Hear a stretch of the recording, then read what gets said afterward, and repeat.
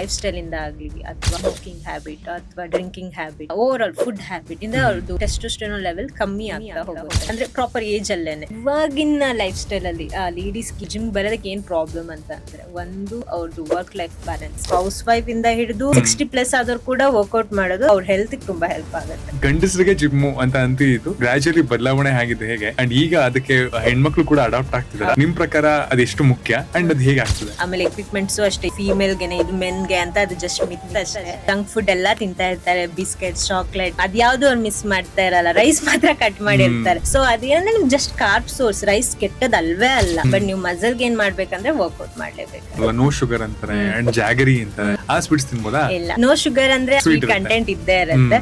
ಅದೆಲ್ಲ just marketing skill ಆಗಿರುತ್ತೆ ಬಿಟ್ರೆ ಅದ್ರಲ್ಲಿ ಶುಗರ್ ಕಂಟೆಂಟ್ ಇದ್ದೇ ಇರುತ್ತೆ. ಅಂದ್ರೆ ಮೆನೋಪಾಸ್ ಟೈಮ್ ಅಲ್ಲಿ ಅಥವಾ ಪೀರಿಯಡ್ಸ್ ಟೈಮ್ ಅಲ್ಲಿ ವರ್ಕೌಟ್ ಮಾಡೋದು ಸೇಫಾ? ಫುಡ್, ಸ್ಲೀಪ್, ಕಾರ್ಡಿಯೋ ಅದೆಲ್ಲ ತುಂಬಾ ಹೆಲ್ಪ್ ಆಗುತ್ತೆ. ನಿಮ್ಗೆ ಸ್ಟಮಕ್ ಪೈನ್ ಎಲ್ಲ ತುಂಬಾ ಇರುತ್ತಲ್ಲ, ಅದೆಲ್ಲ ತುಂಬಾ ರೆಡ್ಯೂಸ್ ಆಗುತ್ತೆ ಆ ಟೈಮ್. ಅಂದ್ರೆ ಪ್ರಾಪರ್ ಲೈಫ್ ಸ್ಟೈಲ್ ಮೇಂಟೈನ್ ಮಾಡುತ್ತೆ. ಸೊ ವರ್ಕೌಟ್ ಮಾಡಬಾರ್ದು ಪ್ರೆಗ್ನೆನ್ಸಿ ಇದ್ದಾಗ ಅನ್ನೋದು ಅದು ರಾಂಗ್. ಫಿಟ್ನೆಸ್ ಕೂಡ ಅಂದ್ರೆ ನ್ಯಾಚುರಲ್ ಬರ್ತ್ ಏನಿದೆ ಅದು ತುಂಬಾ ಹೆಲ್ಪ್ ಮಾಡುತ್ತೆ. ಇವಾಗ ನೋಡಿದ್ರೆ ನ್ಯಾಚುರಲ್ ಬರ್ತ್ ಆಗೋದಕ್ಕೆ ಕೂಡ ಎಷ್ಟೋ ಯೋಗ ಸೆಂಟರ್ಸ್ ಗಳಿರುತ್ತೆ, ಅದಕ್ಕೆ ಬೇರೆ ತರ ವರ್ಕೌಟ್ ಕೂಡ ಮಾಡಿಸ್ತಾರೆ. ಅವಾಗ ಕಲ್ಲಲ್ಲಿ ಹೀಗೆ ಹಿಸೋದು, ಬಾವಿಯ ನೀರ್ ಸೇಯೋದು ಎಲ್ಲದೂ ಮಾಡ್ತಾ ಇದ್ರು. ಏನು ತೋಟ ಜಮೀನ್ ಕೆಲಸ, ಎಷ್ಟು ಹಾರ್ಡ್ ವರ್ಕ್ ಅದು ಕೂಡ ಮಾಡ್ತಾ ಇದ್ರು. ಸೊ ಅದ್ರಿಂದ ಅವ್ರಿಗೆ ಏನು ಹಾರ್ಮ್ ಅಂತ ಇರ್ಲಿಲ್ಲ, ಅದು ತುಂಬಾ ಹೆಲ್ಪ್ ಆಗ್ತದೆ. ಅವಾಗೆಲ್ಲ ಎಲ್ಲಿ ಡಾಕ್ಟರ್ಸ್ ಎಲ್ಲ ಸಿಸೇರಿಯನ್ ಮಾಡೋದೆಲ್ಲ ಕಾನ್ಸೆಪ್ಟೇ ಇರ್ಲಿಲ್ಲ, ಎಲ್ಲ ನ್ಯಾಚುರಲ್ ಬರ್ತ್. ಅದು ಮನೆಯಲ್ಲಿ ಬರ್ತ್ ಆಗ್ತಿತ್ತು, ಹಾಸ್ಪಿಟಲ್ ಕೂಡ ಹೋಗ್ತಾ ಇರ್ತಾರೆ. 1990ರಲ್ಲಿ 1.2% ವುಮೆನ್ ಒಬೆಸಿಟಿ ಇತ್ತಂತೆ. ಈಗ 2025ಗೆ 9.8%. ಕೆಲವರು ಓವರ್ ಈಟಿಂಗ್ ಮಾಡಿ ವೇಟ್ ಗೇನ್, ಕೆಲವರು ಹಾರ್ಮೋನಲ್ ಇಂಬ್ಯಾಲೆನ್ಸ್ ಇಂದ ವೇಟ್ ಗೇನ್ ಆಗ್ತಾರೆ, ಕೆಲವರು PCOD, ಥೈರಾಯ್ಡ್ ಇಂದ, ಇದರ ಬೇರೆ ಬೇರೆ ರೀಸನ್ ಇಂದ ವೇಟ್ ಗೇನ್ ಆಗಿರ್ತಾರೆ. ಪ್ರೆಸೆಂಟ್ ತುಂಬಾ ಜನ ವುಮೆನ್ ಸಫರ್ ಮಾಡ್ತಿರೋದು PCOD ಮತ್ತೆ PCOS ಇಂದ. ಆಕ್ಟಿವ್ ಲೈಫ್ ಸ್ಟೈಲ್ ಇಂದ ಅದನ್ನ ರಿವರ್ಸ್ ಮಾಡಬಹುದು. ಅದು ಕಂಪ್ಲೀಟ್ ಆಗಿ ಅವ್ರದ್ದು ಹಾರ್ಮೋನಲ್ ಇಂಬ್ಯಾಲೆನ್ಸ್ ಇಂದ ಆಗಿರುತ್ತೆ. ಕನ್ಸಿಸ್ಟೆನ್ಸಿ ಇದ್ರೆ ನೀವು 100% ಅಚೀವ್ ಮಾಡೇ ಮಾಡ್ತೀರಾ. ನೀವೇನ್ ಅನ್ಕೊಂಡಿದ್ರೆ ಅದನ್ನ ಅಚೀವ್ ಮಾಡೇ ಮಾಡ್ತೀರಾ.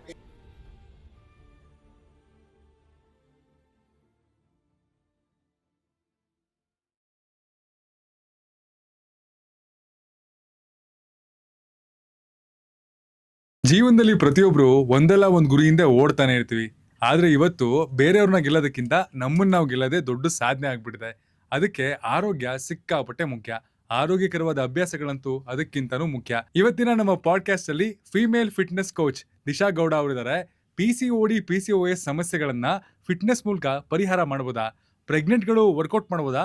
ವರ್ಕೌಟ್ ಮಾಡೋದ್ರಿಂದ ಏನಾದ್ರು ಸಮಸ್ಯೆಗಳಾಗತ್ತಾ? ಮತ್ತೆ ಹೆಣ್ಮಕ್ಳೇ ಸ್ಟ್ರಾಂಗ್ ಗುರು ಅಂತ ವರ್ಕೌಟ್ ಸೆಷನ್ ಮಾಡೋದ್ರಲ್ಲಿ ಯಾವ ರೀತಿಯಲ್ಲಿ ಲೈಫ್ ಸ್ಟೈಲ್ನ ಇಂಪ್ರೂವ್ ಮಾಡ್ಕೋಬಹುದು? ಈ ಎಲ್ಲಾ ಮಾಹಿತಿಗಳನ್ನ ದಿಶಾ ಗೌಡ ಅವರು ಇವತ್ತಿನ ಪಾಡ್ಕಾಸ್ಟ್ ಅಲ್ಲಿ ಮಾತಾಡಿದ್ದಾರೆ. ಇದು ಖಡಕ್ ಟಾಕ್ಸ್, ಬರೀ ಕತೆ ಅಲ್ಲ, ಹೊಸ ಅಧ್ಯಾಯ. ಹಾಯ್ ಮ್ಯಾಮ್, ವೆಲ್ಕಮ್ ಟು ಖಡಕ್ ಟಾಕ್ಸ್. ಹೇಗಿದ್ದೀರಾ? ನಾನು ಸೂಪರ್ ಆಗಿದ್ದೀನಿ. ಹೇಗಾಯ್ತು ಇವತ್ತಿನ ವರ್ಕೌಟ್? ಓಕೆ, ಏನ್ ಯೂಶುವಲ್ ರೂಟೀನ್ ಇರುತ್ತೆ ನಿಮ್ದು? ಯೂಶಲಿ ನಂದೇ ಕಂಪ್ಲೀಟ್ ಕೋಚಿಂಗ್ ಮಾಡ್ತೀನಿ ನಾನು. ಸೊ ಮಾರ್ನಿಂಗ್ ಎದ್ದಿದ ತಕ್ಷಣ ರೆಡಿಯಾಗಿ 6 o'clock ಸ್ಟಾರ್ಟ್ ಆಗುತ್ತೆ ಸೆಷನ್ ಎಲ್ಲ. ಸೊ 6 to 9:30, 10 o'clock ತನಕ ಸೆಷನ್ ಆಗುತ್ತೆ. ಅದಾದ್ಮೇಲೆ ಮತ್ತೆ ಮನೆಗೆ ಬಂದು ನಂದೆಲ್ಲ ವರ್ಕ್ ಇರುತ್ತೆ. ಮತ್ತೆ ಈವ್ನಿಂಗ್ ಅಗೇನ್ ಸೆಷನ್ಸ್. ಯೂಶಲಿ ಅಂದ್ರೆ ಹೌಸ್ ವೈಫ್ಸ್ಗೆ ಅಥವಾ ಮನೇಲಿರೋರ್ಗೆ ಬೆಳಿಗ್ಗೆ ಎದ್ದು ತಿಂಡಿ ಮಾಡೋದು, ಇಲ್ಲ ಮನೆ ಎಲ್ಲ ಒರ್ಸೋದು ಗುಡ್ಸೋದು ಎಲ್ಲ ಇರುತ್ತೆ. ಬೀಯಿಂಗ್ ಪ್ರೊಫೆಷನಲ್, ಬೆಳಿಗ್ಗೆನೆ ಎದ್ದು ಅಂದ್ರೆ ಯಾರು ಹೇಳ್ತಾರೋ ಬಿಡ್ತಾರೋ ನೀವು ಹೋಗಿ ಎದ್ದು ಇರ್ಲೇಬೇಕು. ಅಂಡ್ ಯಾರು ಬರ್ತಾರೋ ಬಿಡಲ್ವೋ ಅವತ್ತಿನ ದಿನ ಜಿಮ್ ಆಕ್ಟಿವಿಟೀಸ್ ನಡಿಲೇಬೇಕು. ಸೊ ಇದಕ್ಕೆ ಮೋಟಿವೇಶನ್ ಅಥವಾ ಇನ್ಸ್ಪಿರೇಷನ್ ಏನು? ಮೋಟಿವೇಶನ್ ಅಂತ ಅಲ್ಲ, ಡಿಸಿಪ್ಲಿನ್ ಕಂಪ್ಲೀಟ್ ಆಗಿ. ಎವ್ರಿ ಡೇ ನಮ್ ಕ್ಲೈಂಟ್ ನಮ್ಗೋಸ್ಕರ ಅಂತಾನೆ ಬಂದಿರ್ತಾರೆ. ಎಲ್ಲಿ ತುಂಬಾ ದೂರದಿಂದ ಎಲ್ಲ ಬರ್ತಾರೆ. ಅಂಡ್ ಬೇರೆ ಕಡೆಯಿಂದ ಬಂದು ಇಲ್ಲಿ ಬ್ಯಾಂಗ್ಳೂರಲ್ಲಿ ರೂಮ್ ಮಾಡ್ಕೊಂಡಿರೋದು, PG ಅಲ್ಲಿ ಇರೋದು, ಆತರ ಎಲ್ಲ ಇರ್ತಾರೆ. ಸೊ ಅವ್ರು ಅಷ್ಟು ನಮ್ ಟ್ರಸ್ಟ್ ಮಾಡಿ ಬಂದಾಗ ನಾವು ನಮ್ ಕಡೆಯಿಂದ 100% ಗಿಂತ ಜಾಸ್ತಿ ಕೊಡ್ಬೇಕಾಗದು ಒಂದು. ಅಂಡ್ ಅದಕ್ಕಿಂತ ಜಾಸ್ತಿ ನಂಗೆ ಕೋಚಿಂಗ್ ಪ್ರೊಫೆಷನ್ ತುಂಬಾ ಇಷ್ಟ ಇದೆ. ನಂಗೆ ವರ್ಕ್ ಅಂತಾನೆ ಅನ್ಸಲ್ಲ, ಇಷ್ಟ ಇದೆ. ಸೊ ಹಂಗಾಗಿ ನನ್ಗೇನು ಅದು ಕಷ್ಟ ಅಂತಾನೆ ಅನ್ಸಲ್ಲ, ಈಸಿ ಆಗೋಗುತ್ತೆ.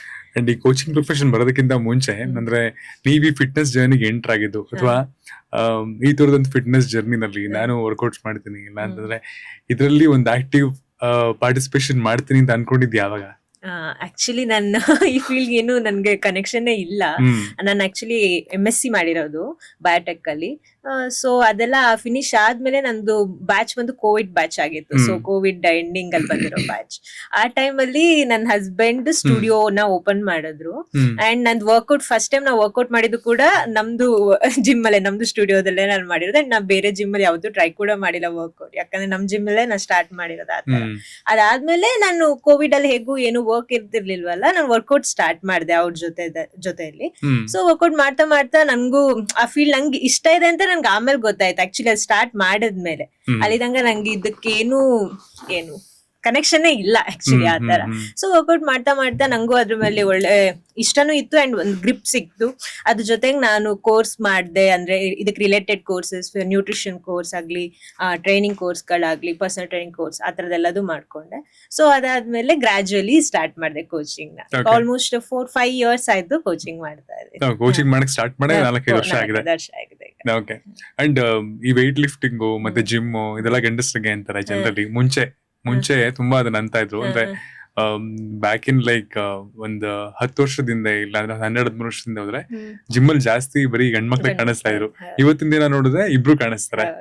ಅಂಡ್ ಗಂಡಸರಿಗೆ ಜಿಮ್ಮು ಅಂತ ಅಂತಿದ್ದು ಗ್ರಾಜುಯಲಿ ಬದಲಾವಣೆ ಆಗಿದೆ ಹೇಗೆ? ಅಂಡ್ ಈಗ ಅದಕ್ಕೆ ಹೆಣ್ಮಕ್ಳು ಕೂಡ ಅಡಾಪ್ಟ್ ಆಗ್ತಿದಾರ. ನಿಮ್ ಪ್ರಕಾರ ಅದೆಷ್ಟು ಮುಖ್ಯ ಅಂಡ್ ಅದ್ ಹೇಗೆ ಆಗ್ತದೆ? ತುಂಬಾ ಒಳ್ಳೇದಾಗ್ತದೆ, ಒಳ್ಳೆ ಪ್ರೋಗ್ರೆಸ್ ಅಂತ ಹೇಳ್ಬೋದು ಇದು ಆಕ್ಚುಲಿ. ಫಿಟ್ನೆಸ್ ಅನ್ನೋದು ಬರೀ ಗಂಡ್ ಮಕ್ಳೇ ಮಾಡ್ಬೇಕು ಅಂತ, ಫಿಟ್ನೆಸ್ ಇಬ್ರಿಗೂನು ಬೇಕು, ಲೈಕ್ ಬ್ಯಾಲೆನ್ಸ್ ಅದು. ಸೊ ಹಂಗಾಗಿ ಲೇಡೀಸ್ ಕೂಡ ಇವಾಗ ಜಿಮ್ಗಳು ಅಥವಾ ಜಿಮ್ ಅಂತಾನೆ ಅಲ್ಲ, ಎಲ್ಲಾ ತರ ಫಿಟ್ನೆಸ್ ಇದ್ರಲ್ಲೂ ಇದ್ದಾರೆ. ಯೋಗ ಮಾಡ್ತಾರೆ, ಜಾಗಿಂಗ್, ಜುಂಬಾ, ಎವ್ರಿಥಿಂಗ್ ಎಲ್ಲದೂ ಮಾಡ್ತಾರೆ. ಅದು ತುಂಬಾ ಒಳ್ಳೇದಂತ ಅವ್ರ ರೆಗ್ಯುಲರ್ ಲೈಫ್ ಸ್ಟೈಲ್ಗೆ. ಅದೇ ಅವ್ರ ಜಿಮ್ಗಂತ ಅಲ್ಲ, ಬೇರೆಯವ್ರಿಗೆ ತೋರ್ಸಕ್ಕಂತ ಅಲ್ಲ, ಅವ್ರದ್ದು ಇನ್ಸೈಡ್ ಅವ್ರ ಹೆಲ್ತ್ಗೆ ತುಂಬಾ ಇಂಪಾರ್ಟೆಂಟ್ ಆಗುತ್ತೆ. ಅವ್ರ ರೆಗ್ಯುಲರ್ ಲೈಫ್ ಸ್ಟೈಲ್ ತುಂಬಾ ಇಂಪಾರ್ಟೆಂಟ್ ಆಗುತ್ತೆ. ಇವನ್ ಸ್ಟೂಡೆಂಟ್ ಇಂದ ಹಿಡಿದು ಹೌಸ್ ವೈಫ್ ಇಂದ ಹಿಡಿದು ಏಜ್ ಆದವ್ರು ಕೂಡ 60+ ಆದವ್ರು ಕೂಡ ವರ್ಕೌಟ್ ಮಾಡೋದು ತುಂಬಾ ಅವ್ರ ಹೆಲ್ತ್ ತುಂಬಾ ಹೆಲ್ಪ್ ಆಗುತ್ತೆ. ಒಳ್ಳೇದೇನೆ ಅದು ಈಗ. ಅಂಡ್ ನೀವು ನೋಡಿರುವಂತಹ ಮೇಜರ್ ಡಿಫ್ರೆನ್ಸಸ್ ಏನು ಅಂದ್ರೆ ಮೇಲ್ ಮತ್ತೆ ಫಿಮೇಲ್ ಇಬ್ರಲ್ಲೂ ಫಿಟ್ನೆಸ್ ಆಕ್ಟಿವಿಟೀಸ್ ಬಂದಾಗ ನೋಡಿರುವಂತಹ ಮೇಜರ್ ಡಿಫ್ರೆನ್ಸ್ ಏನು, ಅಥವಾ ಇಬ್ರಿಗೂ ಅದು ಸೇಮಾ? ಆಕ್ಚುಲಿ ಇಲ್ಲ, ಅದೊಂದು ಮಿತ್. ಫಿಮೇಲ್ ವರ್ಕೌಟ್ ರೊಟೀನೇ ಬೇರೆ ಇರುತ್ತೆ, ಮೇಲ್ ವರ್ಕೌಟ್ ರೊಟೀನೇ ಬೇರೆ ಇರುತ್ತೆ. ಆಮೇಲೆ ಎಕ್ವಿಪ್ಮೆಂಟ್ಸ್ ಅಷ್ಟೇ, ಇದು ಫಿಮೇಲ್ಗೆನೆ, ಈ ಡಂಬಲ್ ಅಷ್ಟೇ ಇದು ಫಿಮೇಲ್ಗೆನೆ, ಇದು ಮೆನ್ಗೆ ಅಂತ. ಅದು ಜಸ್ಟ್ ಮಿತ್ ಅಷ್ಟೇ. ನಿಮ್ದು ಬಾಡಿ ಹೇಗೂ ಮೆನ್ ಮತ್ತೆ ವುಮೆನ್ ಎರಡೂ ಸೇಮ್ ತರನೇ ಇರುತ್ತೆ. ಸೊ ವರ್ಕೌಟ್ ಕೂಡ ಸೇಮೇ ಇರುತ್ತೆ, but depends on their body type. ಅವ್ರಿಗೆ ಏನಾದ್ರು ಇಂಜುರಿ ಇದ್ರೆ, ಹೆಲ್ತ್ ಕಂಡೀಷನ್ ಏನಾದ್ರು ಇದ್ರೆ ಅದ್ರ ಪ್ರಕಾರ ವರ್ಕೌಟ್ ಮಾಡಿಸ್ತೀವಿ. ಬಿಟ್ರೆ ಮೆನ್ಗೆ ಬೇರೆ ವುಮೆನ್ಗೆ ಬೇರೆ ಅಂತ ಹೇಳಿ ವರ್ಕೌಟ್ ಇರೋದಿಲ್ಲ. ಓಕೆ. ನಿಮ್ ಪ್ರಕಾರ ಫಿಟ್ನೆಸ್ ಅನ್ನೋದನ್ನ, ಫಿಟ್ನೆಸ್ ಇಂಪಾರ್ಟೆನ್ಸ್ ಅನ್ನ ಹೀಗೆ ಡಿಫೈನ್ ಮಾಡ್ತೀರಾ? ಅಂದ್ರೆ ಸ್ಟ್ರೆಂತ್ ಟ್ರೈನಿಂಗ್, ಎಂಡೂರೆನ್ಸ್, ಇಲ್ಲ ಬ್ಯೂಟಿ ಸ್ಟ್ಯಾಂಡರ್ಡ್ಸ್ ಅಥವಾ ಲೈಫ್ ಸ್ಟೈಲ್? ಕಂಪ್ಲೀಟ್ ಲೈಫ್ ಸ್ಟೈಲ್ಗೆ ಅಂತ ಹೇಳ್ತೀನಿ. ನಿಮ್ದು ರೆಗ್ಯುಲರ್ ಇವಾಗಿನ ಜನರೇಷನ್ ಅಲ್ಲಿ ನೋಡ್ತಾ ಇದ್ರೆ 20-25 yearsಗೆಲ್ಲ ಕಾರ್ಡಿಯಾಕ್ ಅರೆಸ್ಟ್ ಆಗುತ್ತೆ. ಏನೇನೋ ಬೇರೆ ಬೇರೆ ಹೆಲ್ತ್ ಕಂಡೀಷನ್ ಇಂದ ಇವಾಗ ಎಷ್ಟೋ ಜನ ನಾವು ನೋಡ್ತಾ ಇರ್ತೀವಿ. ಸೊ ನಿಮ್ದು ಒಂದು ಒಳ್ಳೆ ಲೈಫ್ ಸ್ಟೈಲ್ ಇದ್ರೆ, ಲೈಕ್ ಜಿಮ್ ಅಂತ ಅಥವಾ ಫಿಟ್ನೆಸ್ ಅಂತ ಅವ್ರ ಇಂಟ್ರೆಸ್ಟ್ ಇದ್ರೆ, ಅವ್ರಿಗೊಂದು ಡಿಸಿಪ್ಲಿನ್ ಸ್ಟಾರ್ಟಿಂಗ್ ಇಂದಾನೇ ಇರುತ್ತೆ. ಈಗ ಮಕ್ಳನ್ನಾದ್ರೂ ಅಷ್ಟೇನೆ, ಅವ್ರ ಸ್ಪೋರ್ಟ್ಸ್ ರೊಟೀನ್ ಅಲ್ಲಿ ಇದ್ರೆ ಅವ್ರು ಬೇರೆ ಕಡೆ ಡೈವರ್ಟ್ ಆಗಲ್ಲ. ಈ ತರ ಬ್ಯಾಡ್ ಹ್ಯಾಬಿಟ್ಸ್ ಗೆ ಅವ್ರು ಡೈವರ್ಟ್ ಆಗಲ್ಲ. ಸೊ ಅವ್ರಿಗೆ ಒಳ್ಳೆಯದೊಂದು ಡಿಸಿಪ್ಲಿನ್ ಲೈಫ್ ಅಲ್ಲಿ ಅವ್ರು ಹೋಗ್ತಾ ಇರ್ತಾರೆ. ಅದು ತುಂಬಾ ಹೆಲ್ಪ್ ಆಗುತ್ತೆ ಅವ್ರ ಲೈಫ್ ಲಾಂಗ್ ಲೈಫ್ ಸ್ಟೈಲ್ಗೆ ಕೂಡ, ಅಂಡ್ ಅವ್ರದ್ದು ಹೆಲ್ತ್ ಗೆ ಕೂಡ, ಮತ್ತೆ ಅವ್ರ ಸರೌಂಡಿಂಗ್ ಕೂಡ ತುಂಬಾ ಹೆಲ್ಪ್ ಆಗುತ್ತೆ. ಅವರಿಂದ ಬೇರೆಯವ್ರಿಗೆ ಏನು ಡೇಂಜರ್ ಆಗಲ್ಲ, ಆತರ ಹೆಲ್ಪ್ ಆಗುತ್ತೆ. ಅಂಡ್ ನೀವು ಹೇಳಿದ್ರಿ ಹಾರ್ಟ್ ಅಟ್ಯಾಕ್ಸ್ ಅಂತ ಹೇಳಿದ್ರಿ, ಅಂಡ್ ಈವನ್ BP, ಶುಗರ್ ಆಗಿರ್ಬೋದು, ಇತ್ತೀಚಿನ ದಿನ ಅದು ವೆರಿ ಕಾಮನ್. ಅದು ಲೈಫ್ ಸ್ಟೈಲ್ ಡಿಸೀಸ್ ಅಂತ ಕರೀತಾರೆ. ಅಂದ್ರೆ ನಾವು ತಿಂತಿರೋ ಆಹಾರ ಆಗಿರ್ಬೋದು, ಇಲ್ಲಾಂದ್ರೆ ಸ್ಲೀಪ್ ಪ್ಯಾಟರ್ನ್ ಆಗಿರ್ಬೋದು, ಇಲ್ಲ ನಾವು ಮಾಡ್ತಿರೋ ಕೆಲಸ, ಮಾಡ್ತಿರೋ ರೆಸ್ಟ್, ಎಲ್ಲವೂ ಮ್ಯಾಟರ್ ಆಗುತ್ತೆ. ಅಂಡ್ ಜಿಮ್ ಇಂದ ಅಥವಾ ವರ್ಕೌಟ್ ಇಂದ ಫಿಟ್ನೆಸ್ ಆಕ್ಟಿವ್ ಆಗಿರೋದ್ರಿಂದ ಇದ್ರ ಸಂಖ್ಯೆ ಕಮ್ಮಿ ಆಗುತ್ತಾ, ಅಥವಾ ಲೈಫ್ ಸ್ಟೈಲ್ ಬೆಟರ್ ಆಗೋದ್ರಿಂದ ಈ ಪ್ರಮಾಣ ಅಥವಾ ಡಿಸೀಸಸ್ ಅಂತ ಏನ್ ಹೇಳ್ತಿದೀವಲ್ಲ, ಈ ಡಿಸೀಸಸ್ ಗಳು ಬರುವಂತಹ ಸಂಖ್ಯೆ ಕ್ರಮೇಣ ಕಮ್ಮಿ ಆಗುತ್ತಾ? ಕಮ್ಮಿ ಆಗುತ್ತೆ, 100% ಕಮ್ಮಿ ಆಗುತ್ತೆ. ನೀವೊಂದು ಒಳ್ಳೆ ಲೈಕ್ ಫಿಟ್ನೆಸ್ ಅಲ್ಲಿ ಇದೀವಿ ಅಂತಂದ್ರೆ, ಲೈಕ್ ನಾನೇ ಹೇಳೋದು, ಈ ಫಿಟ್ನೆಸ್ ಅಲ್ಲಿ ಇದೀವಿ ಅಂತಂದ್ರೆ ನನ್ಗೆ ಜಿಮ್ದು ತುಂಬಾ ಇಂಟ್ರೆಸ್ಟ್ ಇದೆ. ಸೊ ನಂಗೆ ಈ ಪಾರ್ಟೀಸ್ ಎಲ್ಲ ಅಷ್ಟು ಇಷ್ಟ ಆಗಲ್ಲ, ಲೇಟ್ ನೈಟ್ ಪಾರ್ಟೀಸ್ ನಾವು ಹೋಗಲ್ಲ. ಅಂಡ್ ಹೊರಗಡೆ ಜಂಕ್ ಫುಡ್ ತುಂಬಾ ಅವಾಯ್ಡ್ ಮಾಡ್ತೀವಿ. ಅಂದ್ರೆ ಆದಷ್ಟು ಮನೆ ಫುಡ್ ಪ್ರಿಫರ್ ಮಾಡ್ತೀವಿ. ಜಂಕ್ ಫುಡ್ ಕಂಪ್ಲೀಟ್ ಅವಾಯ್ಡ್, ಬೇರೆ ಹ್ಯಾಬಿಟ್ಸ್ ಎಲ್ಲದು ಕಂಪ್ಲೀಟ್ ಆಗಿ ಅವಾಯ್ಡ್ ಮಾಡ್ತೀವಿ. ಸೊ ಹಿಂಗಿದ್ದಾಗ ಇದೇ ರೊಟೀನ್ ಅಂದ್ರೆ ಡಿಸಿಪ್ಲಿನ್ ರೊಟೀನ್ ಅಲ್ಲಿ ಹೋದಾಗ ನಮ್ಗೆ ಬೇರೆ ಅಂದ್ರೆ ಹೆಲ್ತ್ ಅದ್ರ ಮೇಜರ್ ಹೆಲ್ತ್ ಪ್ರಾಬ್ಲಮ್ ಯಾವ್ದು ಬರಲ್ಲ. ಅಂಡ್ ನಮ್ ಕ್ಲೈಂಟ್ ಕೂಡ ನಾವು ಅದೇ ಸಜೆಸ್ಟ್ ಮಾಡ್ತೀವಿ, ಬಿಕಾಸ್ ಅವರಿಗೆ ಡಯಟ್ ಪ್ಲಾನ್ ನಾವೇ ಕೊಟ್ಟಿರ್ತೀವಿ. ರೊಟೀನ್ ಇದೇ ತರ ಇರ್ಬೇಕು, ಸ್ಲೀಪ್ ಪ್ಯಾಟರ್ನ್ ಇದೇ ತರ ಇರ್ಬೇಕು, ಇಷ್ಟೊತ್ತಿಗೆ ಮಲ್ಗ್ಬೇಕು, ಇಷ್ಟೊತ್ತಿಗೆ ಹೇಳ್ಬೇಕು, ಎವ್ರಿಥಿಂಗ್ ಹೇಳಿರ್ತೀವಿ. ಸೊ ಅವರಿಗೆ 2 months ಕಷ್ಟ ಆಗ್ಬೋದು, 1 month ಕಷ್ಟ ಆಗ್ಬೋದು, ಬಟ್ 3 to 4 months ಅದನ್ನೇ ಕಂಟಿನ್ಯೂ ಆಗಿ ಮಾಡ್ತಾ ಹೋದ್ರೆ ಸೊ ಅವ್ರಿಗೆ ಅದೇ ಒಂದು ರೊಟೀನ್ ಆಗತ್ತೆ. ಅಂದ್ರೆ ಅದೇನು ಕಷ್ಟ ಅಂತಾನೆ ಅನ್ಸಲ್ಲ, ಇಷ್ಟು ಬೇಗ ಮಲಗ್ಬೇಕು ಅದೆಲ್ಲ ಕಷ್ಟ ಅಂತಾನೆ ಅನ್ಸಲ್ಲ. ಸೊ ಅವ್ರದ್ ಲೈಫ್ ಕೂಡ ಚೆನ್ನಾಗಿರುತ್ತೆ ಅಂಡ್ ಅವ್ರ ಫ್ಯಾಮಿಲಿ ಲೈಫ್ ಕೂಡ ಚೆನ್ನಾಗಿರುತ್ತೆ. ಅದು ತುಂಬಾ ಹೆಲ್ಪ್ ಆಗುತ್ತೆ ಅವರಿಗೆ ಆ ತರದಲ್ಲಿ. ಅಂಡ್ ಕೆಲವೊಂದ್ಸಲಿ ಏನಾಗುತ್ತೆ, ಈ ಥ್ರೆಡ್ ಮಿಲ್ ಅಲ್ಲಿ ಓಡ್ತಾ ಇರ್ತಾರೆ, ಪಾಪ ಹೊಸದಾಗಿ ಜಾಯಿನ್ ಆಗಿರೋರು ಬಂದು ಥ್ರೆಡ್ ಮಿಲ್ ಅಲ್ಲಿ ವರ್ಕೌಟ್ ಮಾಡ್ಬೇಕಾದ್ರೆ, ಇಲ್ಲ ಅಂದ್ರೆ ರನ್ನಿಂಗ್ ಮಾಡ್ಬೇಕಾದ್ರೆ ಒಂದ್ 4 ಸ್ಪೀಡ್ ಇಲ್ಲ 5 ಸ್ಪೀಡ್ ಅಲ್ಲಿ ಓಡ್ತಾ ಇರ್ತಾರೆ. ಪಕ್ಕದಲ್ಲಿ ಯಾರೋ ಪ್ರೋ ಲೆವೆಲ್ ಅಲ್ಲಿ ಒಂದ್ 10-12 ಓಡ್ತಾ ಇರ್ತಾರೆ. ಇವ್ರದ್ದು ಮೋಟಿವೇಶನ್ ಹಿಂಗಾಗ್ಬಿಡುತ್ತೆ ಅಂದ್ರೆ, ಬಂದಿದ್ದಿನ ನಾನು ಇಷ್ಟ್ ಸಣ್ಣಗೂ ಇಲ್ಲ, ಇಷ್ಟ್ ಫಿಟ್ ಆಗೂ ಇಲ್ಲ, ನಾನ್ ಹಿಂಗಿದ್ದೀನಲ್ಲ, ಬಂದ್ರೆ ಹೆಂಗಂಗ ಆಗೋದು ಅಂತ ಅನ್ಕೋತಾರೆ. ಅಂದ್ರೆ ಇವರು ಚಾಪ್ಟರ್ 1 ಅಲ್ಲಿ ಇದಾರೆ, ಅವ್ರು ಚಾಪ್ಟರ್ 20 ನಲ್ಲಿ ಇದಾರೆ. ಈ ಕನ್ಸಿಡರೇಷನ್ ಗಳು ಕೆಲವ್ರನ್ನ ಜಿಮ್ಗೆ ಬರೋದಕ್ ಬಿಡಲ್ಲ. ಅಂದ್ರೆ ನನ್ನನ್ನ ಹೇಗ್ ಜಡ್ಜ್ ಮಾಡ್ತಾರೋ, ಅಥವಾ ನನ್ನ ಬ್ಯೂಟಿ ಸ್ಟ್ಯಾಂಡರ್ಡ್ಸ್ ಇಂದ ನನ್ನ ಜಡ್ಜ್ ಮಾಡ್ಬೋದೇನೋ, ಅಥವಾ ನಾನ್ ಸಣ್ಣ ಆಗಕ್ಕೆ ಆಗಲ್ವೇನೋ, ನಂದು ಹೆರಿಡಿಟ್ರಿ ಅಂತ ಮಾತಾಡ್ತಾರೆ, ಹಾರ್ಮೋನಲ್ ಇಂಬ್ಯಾಲೆನ್ಸ್ ಅಂತ ಮಾತಾಡ್ತಾರೆ. ಈ ತರದ್ದು ಹೆಣ್ಮಕ್ಳಲ್ಲಿ ತುಂಬಾ ಇದೆ. ನಾನ್ ಜನರಲಿ ನನ್ನ ಫ್ರೆಂಡ್ಸ್ ಜೊತೆ ಎಲ್ಲ ಮಾತಾಡ್ಬೇಕಾದ್ರೆ ಸ್ವಲ್ಪ ಒಬೇಸ್ ಇದಾರೆ ಅಂದ್ರೆ ದೇ ನಾಟ್ ಕಂಫರ್ಟಬಲ್ ಜಿಮ್ ಹೋಗೋದ್ರಿಂದ. ಹಂಗೆ ಡಯಟ್ ಮಾಡ್ತೀನಿ, ನಾ ಬರೀ ಒಂದ್ ಚಪಾತಿ ತಿಂತೀನಿ, ಇಲ್ಲಾಂದ್ರೆ ಬೆಳಿಗ್ಗೆ ತಿಂಡಿನೇ ತಿನ್ನಲ್ಲ, ಈ ತರದ್ ಒಂದ್ ಬರ್ತಾರೆ. ಬಟ್ ಅದು ಎಷ್ಟ್ರ ಮಟ್ಟಿಗೆ ಕರೆಕ್ಟ್ ಇಲ್ಲ, ಅದು ಅವ್ರಿಗೆ ನೀವು ಏನು ಸ್ಟ್ರೆಂತ್ ಟ್ರೈನಿಂಗ್ ಅನ್ನೋದು ತುಂಬಾ ಇಂಪಾರ್ಟೆಂಟ್ ಆಗುತ್ತೆ. ನಿಮ್ದು ಮಸಲ್ ಸ್ಟ್ರೆಂತ್ ಟ್ರೈನಿಂಗ್ ತುಂಬಾ ಇಂಪಾರ್ಟೆಂಟ್ ಆಗುತ್ತೆ. ನೀವು ಏಜ್ ಒಂದು 30 ಎಲ್ಲ ಆಗ್ತಾ ಹೋದಂಗು ನಿಮ್ದು ವುಮೆನ್ ಅಲ್ಲಾಗ್ಲಿ ಮೆನ್ ಅಲ್ಲಾಗ್ಲಿ ಬೋನ್ ಡೆನ್ಸಿಟಿ ಕಮ್ಮಿ ಆಗ್ತಾ ಬರುತ್ತೆ. ಅವಾಗ ನೀವು ವರ್ಕೌಟ್ ಮಾಡ್ಲೇಬೇಕಾಗತ್ತೆ, ನೀವು ಮಸಲ್ ಇಂಪ್ರೂವ್ ಮಾಡ್ಲೇಬೇಕು. ಮಸಲ್ ಮಾಸ್ ಕೂಡ ಡಿಕ್ರೀಸ್ ಆಗ್ತಾ ಹೋಗುತ್ತೆ ಆಫ್ಟರ್ 30-40 years ಆದ್ಮೇಲೆ. ಸೊ ನೀವು ವರ್ಕೌಟ್ ನ ನೀವು ನಿಮ್ ರೆಗ್ಯುಲರ್ ಲೈಫ್ ಸ್ಟೈಲ್ ಇಟ್ಕೊಬೇಕಾಗತ್ತೆ. ಅಂಡ್ ಹೊರಗಡೆ ಜನ ಏನ್ ಜಡ್ಜ್ ಮಾಡ್ತಾರೆ ಅನ್ನೋದನ್ನ ಅಷ್ಟು ಕಾನ್ಸಂಟ್ರೇಟ್ ಮಾಡಬಾರ್ದು ಅನ್ಕೊಂತೀನಿ. ಬಿಕಾಸ್ ಅವ್ರ ಲೈಫಿಗೋಸ್ಕರ, ಅವ್ರ ಹೆಲ್ತಿಗೋಸ್ಕರ ಮಾಡ್ತಿರುವಾಗ ಬೇರೆಯವ್ರದ್ದು ಏನಂತಾರೆ ಅವ್ರ ವ್ಯೂ ಇವ್ರಿಗೆ ಏನು ಇಂಪಾರ್ಟೆಂಟ್ ಆಗ್ಬಾರ್ದು ಅಂತ ನಂಗೆ ಅನ್ಸುತ್ತೆ. ಅವ್ರ ಮೇಲೆ ವರ್ಕ್ ಮಾಡ್ತಾ ಇರೋದು. ಸೊ ಅವ್ರನ್ನ ಬಿಟ್ಬಿಟ್ಟು ನಿಮ್ದ ಹೆಲ್ತ್ ಮೇಲೆ, ನೀವು ಪ್ರೋಗ್ರೆಸ್ ಮೇಲೆ ನೀವು ಥಿಂಕ್ ಮಾಡ್ಬೇಕು ಅನ್ಸುತ್ತೆ. ಪರ್ಸನಲಿ ನಿಮ್ ಟ್ರಾನ್ಸ್ಫಾರ್ಮೇಶನ್ ತಗೊಂಡ್ರೆ, ಅಂದ್ರೆ ಬಿಫೋರ್ ಜಿಮ್ ಆಫ್ಟರ್ ಜಿಮ್ ಅಂತ ಬಂದ್ರೆ ಏನೇನ್ ವ್ಯಾಲ್ಯೂಬಲಿ ಚೇಂಜ್ ಆಗಿದೆ?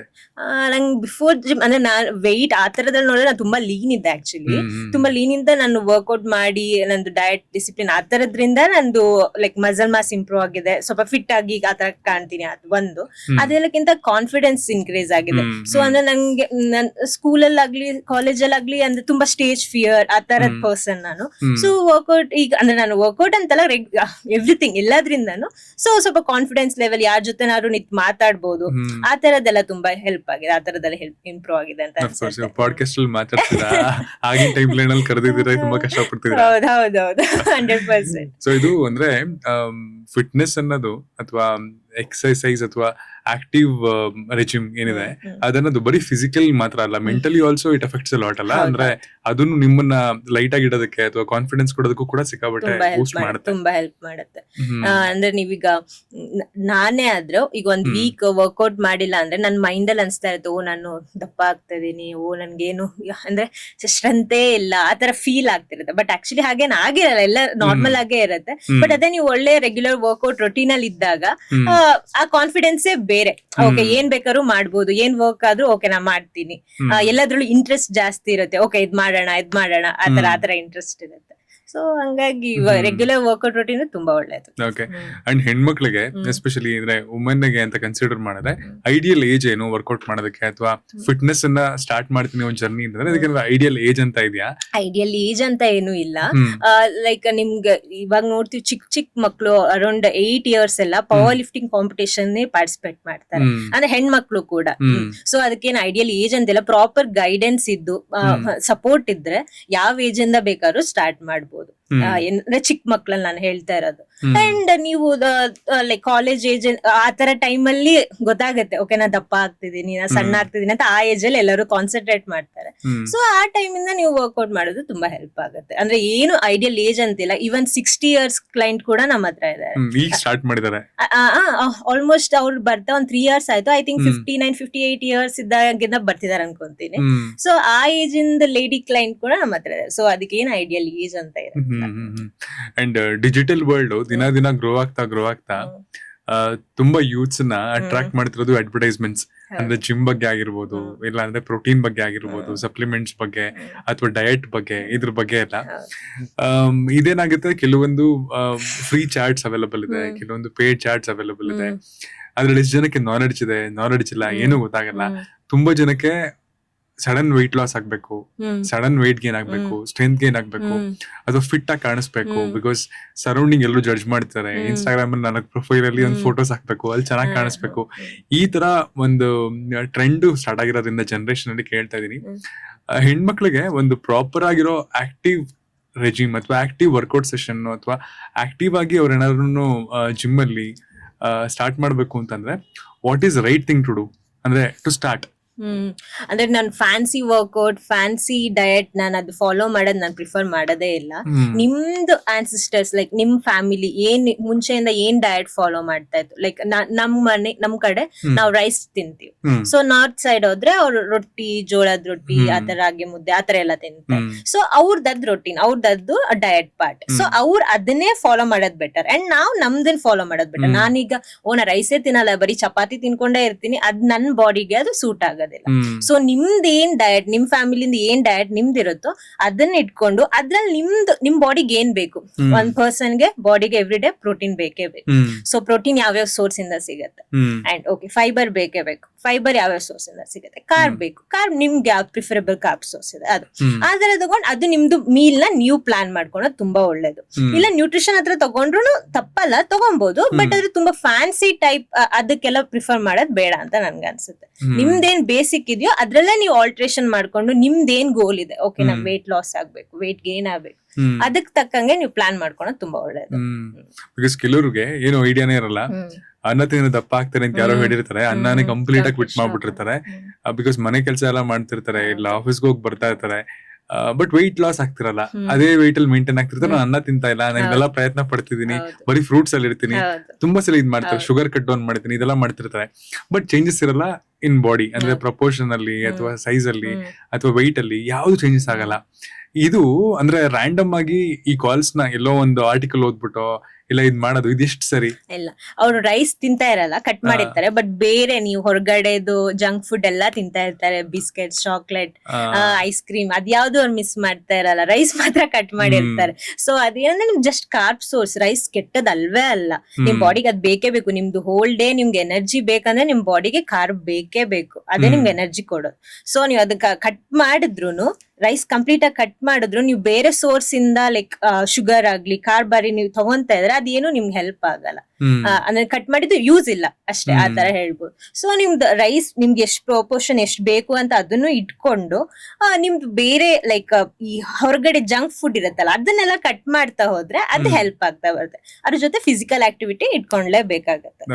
ನೀವು ಫಿಸಿಕಲ್ ಆಕ್ಟಿವಿಟಿ ವಾಕ್ ಆಗ್ಲಿ, ರನ್ ಆಗ್ಲಿ, ಎನಿಥಿಂಗ್, ಯೋಗ ಆಗ್ಲಿ, ಜಿಮ್ ಆಗ್ಲಿ, ಎನಿಥಿಂಗ್ ಯಾವ್ದಾದ್ರು ನೀವು ಇಟ್ಕೊಂಡ್ಲೇ ಬೇಕಾಗತ್ತೆ. ಅವಾಗ ನಿಮ್ ಬಾಡಿ ಟೈಪ್ಗೆ ಹೆಲ್ಪ್ ಆಗ್ತಾ ಹೋಗುತ್ತೆ. ಇದರಲ್ಲಿ ಮೇಲ್ಗೆ ಬೇರೆ ಫಿಮೇಲ್ ಬೇರೆ ಅಂತ ಡಯಟ್ ಅಲ್ಲಿ ತುಂಬಾ ವ್ಯತ್ಯಾಸ ಇರುತ್ತಾ, ಇಲ್ಲ ಅಂದ್ರೆ ಇಟ್ ಇಸ್ ಇಬ್ರಿಗೂ ಕಾಮನ್? ಇಲ್ಲ, ಕಾಮನ್ ಅಂದ್ರೆ ನಿಮ್ದು ಬಾಡಿ ಟೈಪ್ ಮೇಲೆ ನಾನ್ ಏನ್ ಮಾಡ್ತೀನಿ ಯೂಶುವಲಿ ಅಂದ್ರೆ ನಾವು ಫಸ್ಟ್ ಅವ್ರ ಬಾಡಿದು ಬ್ಲಡ್ ಟೆಸ್ಟ್ ತಗೊಂತೀವಿ, ಅವ್ರ ಬಾಡಿ ಕಂಪೋಸಿಷನ್ ಅನಾಲಿಸಿಸ್ ತಗೊಂತೀವಿ. ಸೊ ಆನ್ ದಟ್ ಬೇಸಿಸ್ ನಾವು ಅವ್ರದ್ದು ಡಯಟ್ ಪ್ಲಾನ್ ನ ಮಾಡ್ತೀವಿ. ಸೊ ನಮ್ ಓನ್ ಕ್ಲೈಂಟ್ ಏನ್ ಮಾಡ್ತೀವಿ, ಅವ್ರ 1 ವೀಕ್ ನಮ್ಮ ಹತ್ರ ಬಂದು ಅವ್ರ ವರ್ಕೌಟ್ ಹೇಗ್ ಹೋಗ್ತಿದೆ, ಅವ್ರ ರೊಟೀನ್ ಹೇಗಿದೆ, ಅವ್ರ ಡೈಲಿ ವರ್ಕ್ ಎಷ್ಟೊತ್ತಿಗೆ ಹೋಗ್ತಾರೆ, ಮನೇಲಿ ಎಷ್ಟೊತ್ತಿಗೆ ಇರ್ತಾರೆ, ಫುಡ್ ಎಷ್ಟೊತ್ತಿಗೆ ತಿಂತಾರೆ ಯೂಶುವಲಿ. ಸೊ ಅದ್ರ ಬೇಸಿಸ್ ಮೇಲೆ ಅವ್ರಿಗೆ ಡಯಟ್ ಪ್ಲಾನ್ ಮಾಡಿ ಕೊಡ್ತೀವಿ. ಸೊ ಅವ್ರ ಅದನ್ನ ಫಾಲೋ ಮಾಡ್ತಾ ಹೋಗ್ತಾರೆ. ಅಂದ್ರೆ ಅವರಿಗೆ ತುಂಬಾ ಕಷ್ಟನೂ ಆಗ್ಬಾರ್ದು. ಲೈಕ್ ಕೆಲವರೆಲ್ಲ ನೈಟ್ ಶಿಫ್ಟ್ ಅಲ್ಲಿ ವರ್ಕ್ ಮಾಡೋರು ಇರ್ತಾರೆ, ಅವ್ರಿಗೆ ನಾವು ಅವ್ರದ್ದು ತಕ್ಕಂಗೆ ಡಯಟ್ ಪ್ಲಾನ್ ಕೊಡ್ಬೇಕಾಗತ್ತೆ. ಉಲ್ಟಾ ಕೊಟ್ರೆ ಅವ್ರಿಗೆ ಅದು ಮ್ಯಾನೇಜ್ ಮಾಡಕ್ಕೆ ಆಗಲ್ಲ, ಆ ತರ ಆಗುತ್ತೆ. ಸೊ ಅದ್ ಕಂಪ್ಲೀಟ್ಲಿ ಡಿಪೆಂಡ್, ಅವ್ರ ಮೆನ್ಗೆ ವುಮೆನ್ಗೆ ಬೇರೆ ಬೇರೆ ಅಂತ ಇಲ್ಲ, ಅವ್ರ ಬಾಡಿ ಟೈಪ್ ಮೇಲೆ ಎರಡನ್ನೂ ಪ್ಲಾನ್ ಮಾಡ್ತೀವಿ. ಆ ತರ ಅಂದ್ರೆ ಒಂದ್ ಮೀಲ್ ಅಂತಂದ್ರೆ ಯಾವ ಪರ್ಸೆಂಟೇಜ್ ಎಷ್ಟೆಷ್ಟು ಇರಬೇಕು ಐಡಿಯಲಿ ನಿಮ್ ಪ್ರಕಾರ ಒಂದ್ ಗುಡ್ ಮೀಲ್ ಅಂತ ಅಂದ್ರೆ? ಗುಡ್ ಮೀಲ್ ಅಂತ ಅಂದ್ರೆ ನಿಮ್ಗೆ ಅದು ಕಂಪ್ಲೀಟ್ ಅದು ಅಗೇನ್ ನಿಮ್ದು ಬಾಡಿ ಟೈಪ್ ಮೇಲೆ ಹೋಗುತ್ತೆ ಅಂಡ್ ನಿಮ್ ಗೋಲ್ ಮೇಲೆ ಹೋಗುತ್ತೆ. ನೀವ್ ಏನ್ ಮಾಡ್ತಿದ್ದೀರಾ, ಲೈಕ್ ವೆಯ್ಟ್ ಗೇನ್ ಮಾಡ್ತಿದ್ದೀರಾ ಇಲ್ಲ ಸಣ್ಣ ಆಗ್ತಾ ಇದ್ದೀರಾ, ಅದ್ರ ಮೇಲೆ ಹೋಗುತ್ತೆ. ಅಂದ್ರೆ ಮಸಲ್ ಮಾಸ್ ಇಂಪ್ರೂವ್ ಮಾಡ್ತಿದ್ದೀರಾ ಅಥವಾ ಕಮ್ಮಿ ಮಾಡ್ಕೋತಿದ್ದೀರಾ, ಅದ್ರ ಮೇಲೆ ಹೋಗುತ್ತೆ. ಸೊ ಪ್ರಿಫರಬಲಿ ನಿಮ್ ಕಾರ್ಬ್ ಸೋರ್ಸ್ ಸ್ವಲ್ಪ ಬೇಕೇ ಬೇಕು, ಯಾಕಂದ್ರೆ ನಿಮ್ ಎನರ್ಜಿಗೆ ಅದ್ ಬೇಕೇ ಬೇಕಾಗತ್ತೆ. ಅಂಡ್ ಫೈಬರ್ ಕೂಡ ಬೇಕು, ನಿಮ್ digestion, bowel, gut health, everything ನಿಮ್ಗೆ ಫೈಬರ್ ಬೇಕೇ ಬೇಕಾಗತ್ತೆ. ಫೈಬರ್ ಅಂದ್ರೆ ನಿಮ್ ವೆಜಿಟೇಬಲ್ ಸೋರ್ಸ್ ಎಲ್ಲದು ಬರುತ್ತೆ. ಅಂಡ್ ಪ್ರೋಟೀನ್ ಸೋರ್ಸ್ ನಿಮ್ ಮಸಲ್ಗೆ ಪ್ರೋಟೀನ್ ಬೇಕೇ ಬೇಕಾಗತ್ತೆ, ಮಸಲ್ ಬಿಲ್ಡಪ್ ಆಗುತ್ತೆ. ಸೊ ಪ್ರೋಟೀನ್ ಸೋರ್ಸ್ ಇರ್ಲೇಬೇಕಾಗತ್ತೆ. ಸೊ ಸ್ವಲ್ಪ ಕ್ವಾಂಟಿಟಿಯಲ್ಲಿ ಕಾರ್ಬ್ ಅಂಡ್ ಫೈಬರ್ ಅಂಡ್ ನಿಮ್ದು ಪ್ರೋಟೀನ್ ಸೋರ್ಸ್ ಇರ್ಲೇಬೇಕು. ಈಗ ಹೆಣ್ಮಕ್ಳಿಗೆ ಜನರಲಿ ವರ್ಕೌಟ್ ಮಾಡ್ತಿರಲ್ಲ, ಬಟ್ ಡಯಟ್ ಮಾಡ್ತೀನಿ ಅಂತ ಸುಮ್ಮನೆ ಮಿಸ್ಕನ್ಸೆಪ್ಷನ್ ಅಲ್ಲಿ ಅಥವಾ ರಾಂಗ್ ಇನ್ಫಾರ್ಮೇಶನ್ ತಗೊಂಡಿರೋರ್ಗೆ ಗ್ರೀನ್ ಫ್ಲಾಗ್ಸ್ ಅಂದ್ರೆ ಇದನ್ನ ಮಸ್ಟ್ ಅಥವಾ ಇದನ್ನ ತಿಂದ್ರೆ ತುಂಬಾ ಒಳ್ಳೇದು ಅನ್ನೋದ್ರೆ ಅದನ್ನ ಗ್ರೀನ್ ಫ್ಲಾಗ್ ಅಂತ ಕನ್ಸಿಡರ್ ಮಾಡೋಣ. ಅಂಡ್ ಇದನ್ನ ತಿನ್ಲೇಬಾರ್ದು, ಅವಾಯ್ಡ್ ಮಾಡಿ ಅಂದ್ರೆ ರೆಡ್ ಫ್ಲಾಗ್ ಅಂತ ಕನ್ಸಿಡರ್ ಮಾಡೋಣ. ಆದ್ರೆ ಒಂದ್ ಬೇಸಿಕ್ ಐಡಿಯಾ ಕೊಡ್ಬೋದಾ? Green flag, red flag ladies ಅಂತ ಲೇಡೀಸ್ ಜನರಲ್ ಆಗಿ ಹೇಳ್ತೀನಿ. ಸೊ ನಿಮ್ಗೆ ರೈಸ್ ಎಲ್ಲ ಬಂದು ಗ್ರೀನ್ ಫ್ಲಾಗ್, ಅದೆಲ್ಲ ತಿನ್ಲೇಬಾರ್ದು ಅಂತ ಅನ್ಕೊಂತಾರೆ. ಚಪಾತಿ ಇಸ್ ದ ಬೆಸ್ಟ್ ಅನ್ಕೊಂತಾರೆ, ಅದೆಲ್ಲ ಹಾಗೆಲ್ಲ. ರೈಸ್ ಗ್ರೀನ್ ಫ್ಲಾಗ್ ಬರುತ್ತೆ. And fibre source, vegetables, everything green flag ಬರುತ್ತೆ.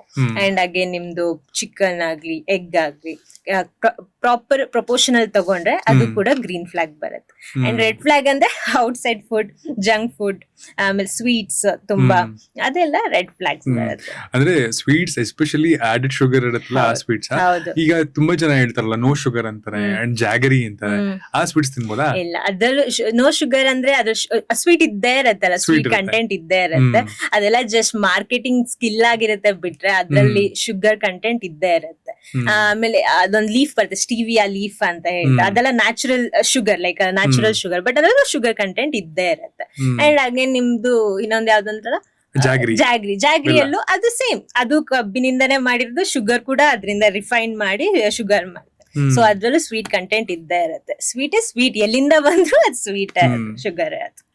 ಸೊ ಎಕ್ಸರ್ಸೈಸ್, ಡಯಟ್, ಸ್ಲೀಪ್, ಈ ಮೂರು 100% ಅಲ್ಲಿ ಡಿವೈಡ್ ಮಾಡೋದಾದ್ರೆ ಒಬ್ಬ ಆಕ್ಟಿವ್ ಪರ್ಸನ್ಗೆ, ವುಮನ್ಗಾಗ್ಲಿ ಮೆನ್ಗಾಗ್ಲಿ, how much it is important? ಎಷ್ಟು ಪರ್ಸೆಂಟೇಜ್ ಡಿವೈಡ್ ಮಾಡ್ತಾರೆ 100% ಅಲ್ಲಿ?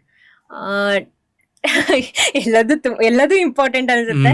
ಸೊ ನಿಮ್ ಸ್ಲೀಪ್ ಕೂಡ ತುಂಬಾನೇ ಇಂಪಾರ್ಟೆಂಟ್. ನಿಮ್ ಸ್ಲೀಪ್ ರೊಟೀನ್ ಕರೆಕ್ಟ್ ಆಗಿ ಇಲ್ಲ ಅಂದ್ರೆ ವೆಯ್ಟ್ ಗೇನ್ ಆಗೋ ಚಾನ್ಸಸ್ ಜಾಸ್ತಿ ಇರುತ್ತೆ. ಅಂಡ್ ನೀವು ವರ್ಕೌಟ್ ಮಾಡ್ತಿದೀನಿ, ಏನು ವೆಯ್ಟ್ ಲಾಸ್ ಆಗ್ತಿಲ್ಲ, ಏನು ಆಗ್ತಿಲ್ಲ ಅಂತಿದ್ರೆ, ನೀವು ಡಯಟೇ ಮಾಡಿಲ್ಲ ಅಂದ್ರೆ ನೀವು ಏನು ವರ್ಕೌಟ್ ಮಾಡಿದ್ರು ಅದು ವೇಸ್ಟ್. ಜಸ್ಟ್ ನಿಮ್ದು ಒಂದ್ ಬಾಡಿ ಆಕ್ಟಿವ್ ಆಗಿರಕ್ ಮಾಡ್ತಿದಾರ ಬಿಟ್ರೆ ನಿಮ್ ವೇಟ್ ಲಾಸ್ ಜರ್ನಿಲಿ ಅದ್ ಹೆಲ್ಪ್ ಆಗಲ್ಲ ನಿಮ್ಗೆ, ಯಾವ್ದು ಡಯಟ್ ಮಾಡ್ತಾ ಇಲ್ಲ ಅಂದ್ರೆ. ಸೊ ಎಲ್ಲದೂ ಇಂಪಾರ್ಟೆಂಟ್ ಅನ್ಸುತ್ತೆ ನಂಗೆ, ಡಿಫ್ರೆನ್ಶಿಯೇಟ್ ಮಾಡಕ್ಕೆ ಗೊತ್ತಾಗ್ತಿಲ್ಲ. ಸೊ ಮೂರು ಕೂಡ ತುಂಬಾನೇ important, same same same. And non ಸ್ಕೂಲಲ್ಲಿ ಒಂದ್ ಕತೆ ಕೇಳಿದ್ದೆ, ನ್ಯೂಟ್ರಿಷನಿಸ್ಟ್ ಬರ್ತಾರಲ್ಲ ಸ್ಕೂಲ್ಗೆ, ಅವಾಗ ಒಂದ್ ಕತೆ ಹೇಳಿದ್ರು. ಅಂದ್ರೆ ಲೈಫ್ ಅಲ್ಲಿ ಎಲ್ಲಾರು ಹುಟ್ಟಿದ ತಕ್ಷಣ 2 ಜಾರ್ಗಳು ಕೊಡ್ತಾರಂತೆ. ಯೂನಿವರ್ಸ್ 2 ಜಾರ್ ಕೊಡುತ್ತಂತೆ ಒಬ್ಬ ಮನುಷ್ಯನ್ಗೆ. ಒಂದು ಜಾರು ಅವನ ಜೀವನ ಆಯುಷ್ಯನ ಅರ್ಧ ಅಂತ, ಅಂದ್ರೆ 80 ವರ್ಷ ಬದುಕ್ತಾನೆ ಅಂದ್ರೆ 40 years. ಸೆಕೆಂಡ್ ಜಾರ್ ಇನ್ನ 40 years ಅಂತೆ. ಇದ್ರೆರಡರಲ್ಲೂ ಮಾರ್ಬಲ್ಸ್ ಇರುತ್ತಂತೆ. ಸೊ ಇದು ಹೆಂಗೆ ಅಂತಂದ್ರೆ, ಈ ಮಾರ್ಬಲ್ಸ್ 40 ವರ್ಷ ಆಗ್ತಾ ಖಾಲಿ ಆಗ್ತಾ ಬರ್ತಾ ಇರುತ್ತೆ, ಈ ಮಾರ್ಬಲ್ಸ್ಗೆ ಹೋಗ್ತಾ ಹೋಗುತ್ತೆ. ಸೊ ಲೈಫ್ ಸ್ಟೈಲ್ ಅನ್ನೋದನ್ನ ತುಂಬಾ ಚೆನ್ನಾಗಿ ಇಟ್ಕೊಡ್ರೆ, ಆಕ್ಟಿವ್ ವರ್ಕೌಟ್ ಸೆಷನ್ಸ್ ಆಗ್ಲಿ, ಇಲ್ಲ ಅಂತಂದ್ರೆ ಫಿಟ್ನೆಸ್ ಆಗ್ಲಿ, ಇದು ಚೆನ್ನಾಗಿತ್ತು ಅಂದ್ರೆ ಇಲ್ಲಿ ಮಾರ್ಬಲ್ಸ್ ಜಾಸ್ತಿ ಆಗತ್ತಂತೆ. ಅದು ಮಾರ್ಬಲ್ಸ್ ಜಾಸ್ತಿ ಆಗೋದು ಎಲ್ಲಿಂದ ಅಂದ್ರೆ ಇಲ್ಲಿರೋ ಮಾರ್ಬಲ್ಸ್ ಇಂದ ಜಾಸ್ತಿ ಆಗತ್ತಂತೆ.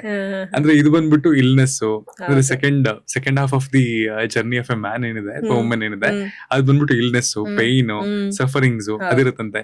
ಮೊದಲ 40 ವರ್ಷ ಜಾಯ್, ಹ್ಯಾಪಿನೆಸ್, ಸ್ಟ್ರೆಂತ್, ಎನರ್ಜಿ ಎಲ್ಲಾನು ಇರುತ್ತಂತೆ. ಇದ್ರ ಮಾರ್ಬಲ್ಸ್ ಜಾಸ್ತಿ ಮಾಡ್ಬೇಕು ಅಂತಂದ್ರೆ ಅಥವಾ ಇದ್ರ ಮಾರ್ಬಲ್ಸ್ ಕಮ್ಮಿ ಮಾಡ್ಬೇಕು ಅಂತಂದ್ರೆ ಲೈಫ್ ಸ್ಟೈಲ್ ಇಂದಾನೆ ಸಾಧ್ಯ. ವರ್ಕೌಟ್ ಆಗಿರ್ಬೋದು, ಇಲ್ಲ ಅಂದ್ರೆ ರೈಟ್ ಈಟಿಂಗ್ ಆಗಿರ್ಬೋದು, ಸ್ಲೀಪ್ ಆಗಿರ್ಬೋದು ಅಂತ ಹೇಳ್ತಾರೆ. ಸೊ ಅದರಿಂದ ಒಂದು ಕ್ವಾಲಿಟಿ ಲೈಫ್ ಅಥವಾ ಜಾಸ್ತಿ ದಿನ ಬದುಕೋದು ಅಂತೆಲ್ಲ ಏನ್ ಹೇಳ್ತಾರೆ, ಅದು ಇದರಿಂದ ಸಾಧ್ಯ ಅಂತ ಹೇಳ್ತಾರೆ. ಅಂಡ್ ನೀವ್ ಅಬ್ಸರ್ವ್ ಮಾಡ್ಕೊಂಡ್ ಬಂದ್ರೆ ಲೈಕ್ 20 years ಇಂದ 10 years ಗ್ಯಾಪ್ ಅಂತ ನೋಡ್ಕೊಂಡ್ ಬಂದ್ರೆ life expectancy of A man ಏನಿದೆ ಅದು ಇವತ್ತಿನ ದಿನ 70 ವರ್ಷಕ್ಕಿಂತ ಕಮ್ಮಿ ಬಂದ್ಬಿಟ್ಟಿದೆ.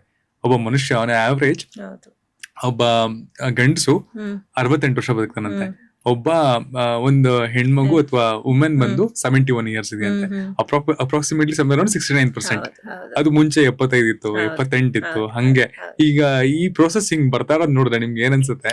ಇಲ್ಲ, ಇದು ಕಂಪ್ಲೀಟ್ ಲೈಫ್ ಸ್ಟೈಲ್ ಇಂದ ಅಂತ ಅನ್ಸುತ್ತೆ. ಬಿಕಾಸ್ ಮುಂಚೆ ಎಲ್ಲ ಮನೇಲಿ ಟಿವಿನೂ ಇರ್ತಾ ಇರ್ಲಿಲ್ಲ. ಒಂದ್ ಏಜ್ ಅಲ್ಲಿ ನೋಡಿದ್ರೆ ಟಿವಿ ಕೂಡ ಇರ್ತಾ ಇರ್ಲಿಲ್ಲ. ಸೊ ಅಂಡ್ ಪವರ್ ಕೂಡ ಇರ್ತಾ ಇರ್ಲಿಲ್ಲ.